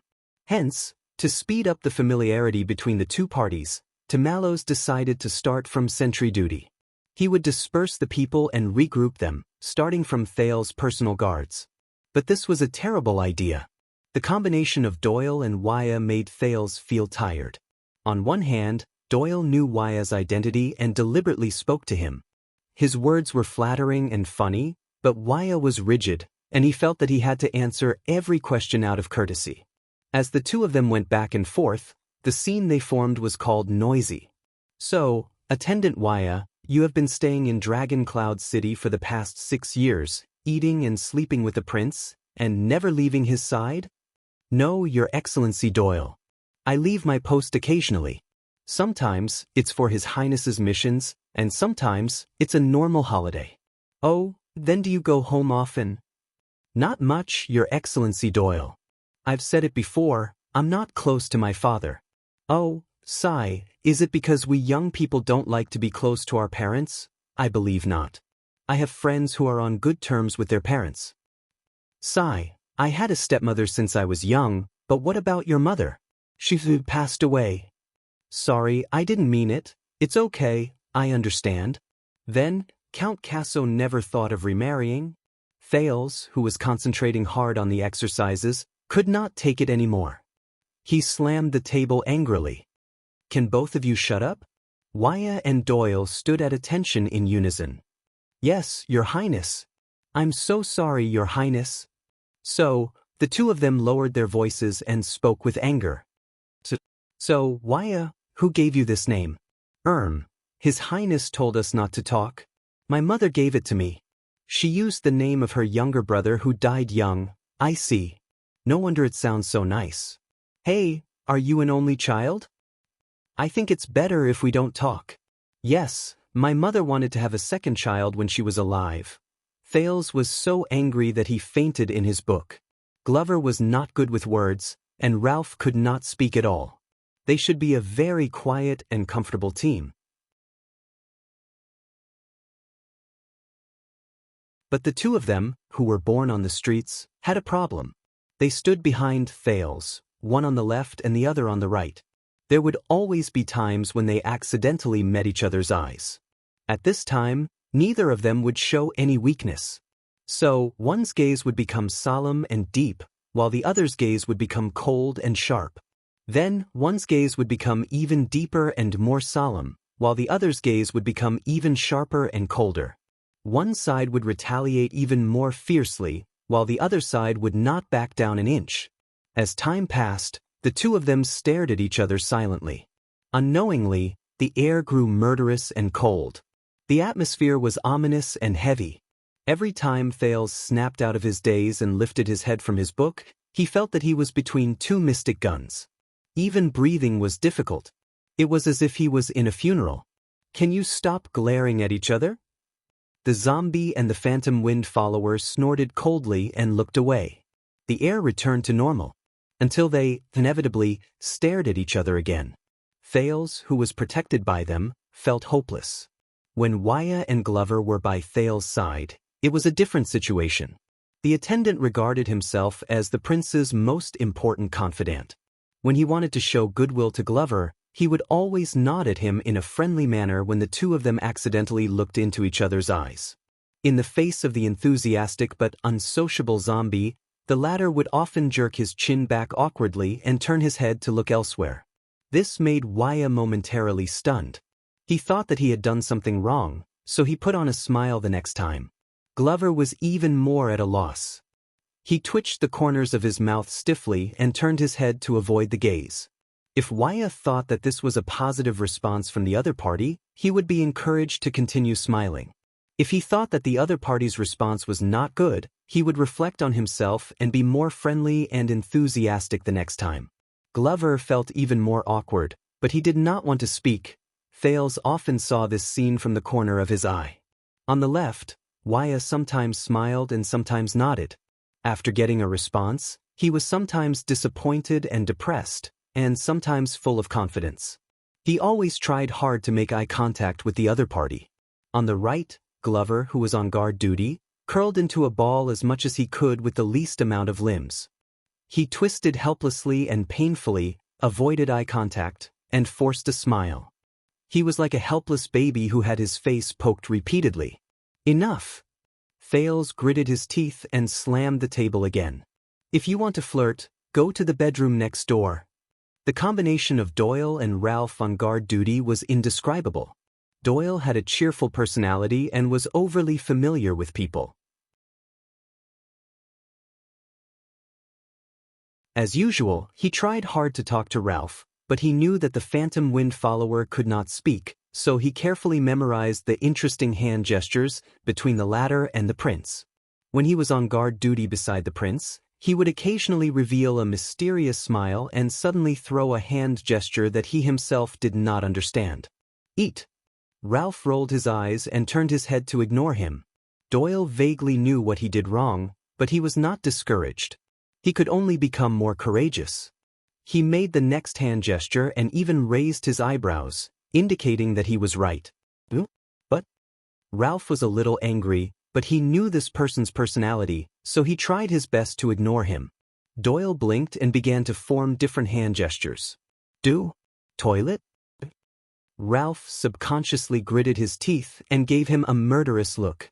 But Doyle was encouraged and became even more excited. "Toilet?" Ralph's gaze was so cold that it almost froze Mindy's hull. Doyle felt that he was on the right track. Like toilet? Ralph's anger almost spilled out of his mask. Doyle was even more surprised. Like do? Ralph clenched his fists tightly until Doyle made the last few hand gestures in high spirits. In the next second, Thales, who was engrossed in his book, felt a gust of wind blow past, followed by a series of crackling explosions. The phantom wind follower and Doyle were entangled in a ball until Bastia or Ness, who had rushed over upon hearing the news, separated them. Thales, who was watching from the side, felt his heart grow heavy. In a daze, he picked up the pages on the floor. His life in Mindy's Hall was constantly alternating between stagnant water, deep depression, and chaos. It depended on what problems he encountered that day, but there was basically no middle point. In short, for a period of time after he made the agreement with the king, rumors flew everywhere outside. The forces of power in Eternal Star City also took sides, and the Duke of Star Lake obtained a rare freedom. He no longer had to listen to orders from a higher authority, no longer had to be supported by a great army wherever he went, and no longer had to adhere to rigid rules and dogma at all times. But every time Thales looked at the sunset outside the window, he knew that everything in front of him had a price. The matter in Western Desert had come to an end, but the kingdom would not stop moving forward. Thales lowered his head and looked at the covenant in his hand. The kingdom would not forget him, and Renaissance Palace would not either. He was the sword and pawn of the king. He was being swung around and moved again. It was only a matter of time. But before that, we're out of money. Thales turned around elegantly and was immediately shocked. What? The indifferent Mallows and the logistics officer, Durward Stone, stood in front of him with a constipated look on his face. You heard what I said.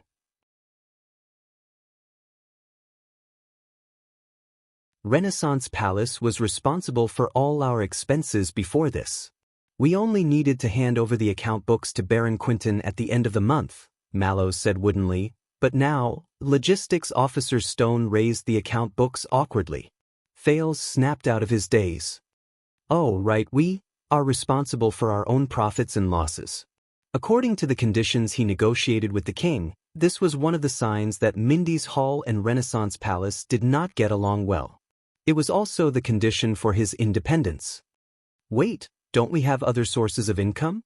Logistics Officer Stone looked pained as he explained in detail to the Duke, who had never done any work and did not know how expensive food and daily necessities were. Yes, we have the salary of the royal guards, and you also have the living allowance of the Prince of Constellation according to the rules, but not enough. Mallows was expressionless and went straight to the point. First of all, you've done so many things over the past few months. Just the tea fee for the reception alone is already. And because Mindy's Hall's relationship with many departments in the city, including the market officials, we have a lot more expenses for no reason. Oh, the heaviest one is the banquet, wine glasses. Thales, who had nothing to live for, helped him finish his sentence, in his heart. And we're still repaying the debt in installments, a total of... Forget it, you're already troubled enough. Stone calculated in detail. After we took responsibility for our own profits and losses, we could not directly purchase from Renaissance Palace's channels. Our expenses have increased by quite a lot. You know, the prices in Eternal Star City. Thales knew the prices in Morning Star region and Twilight region. He nodded woodenly. Eternal Star residence is not easy. So, a thought came to him.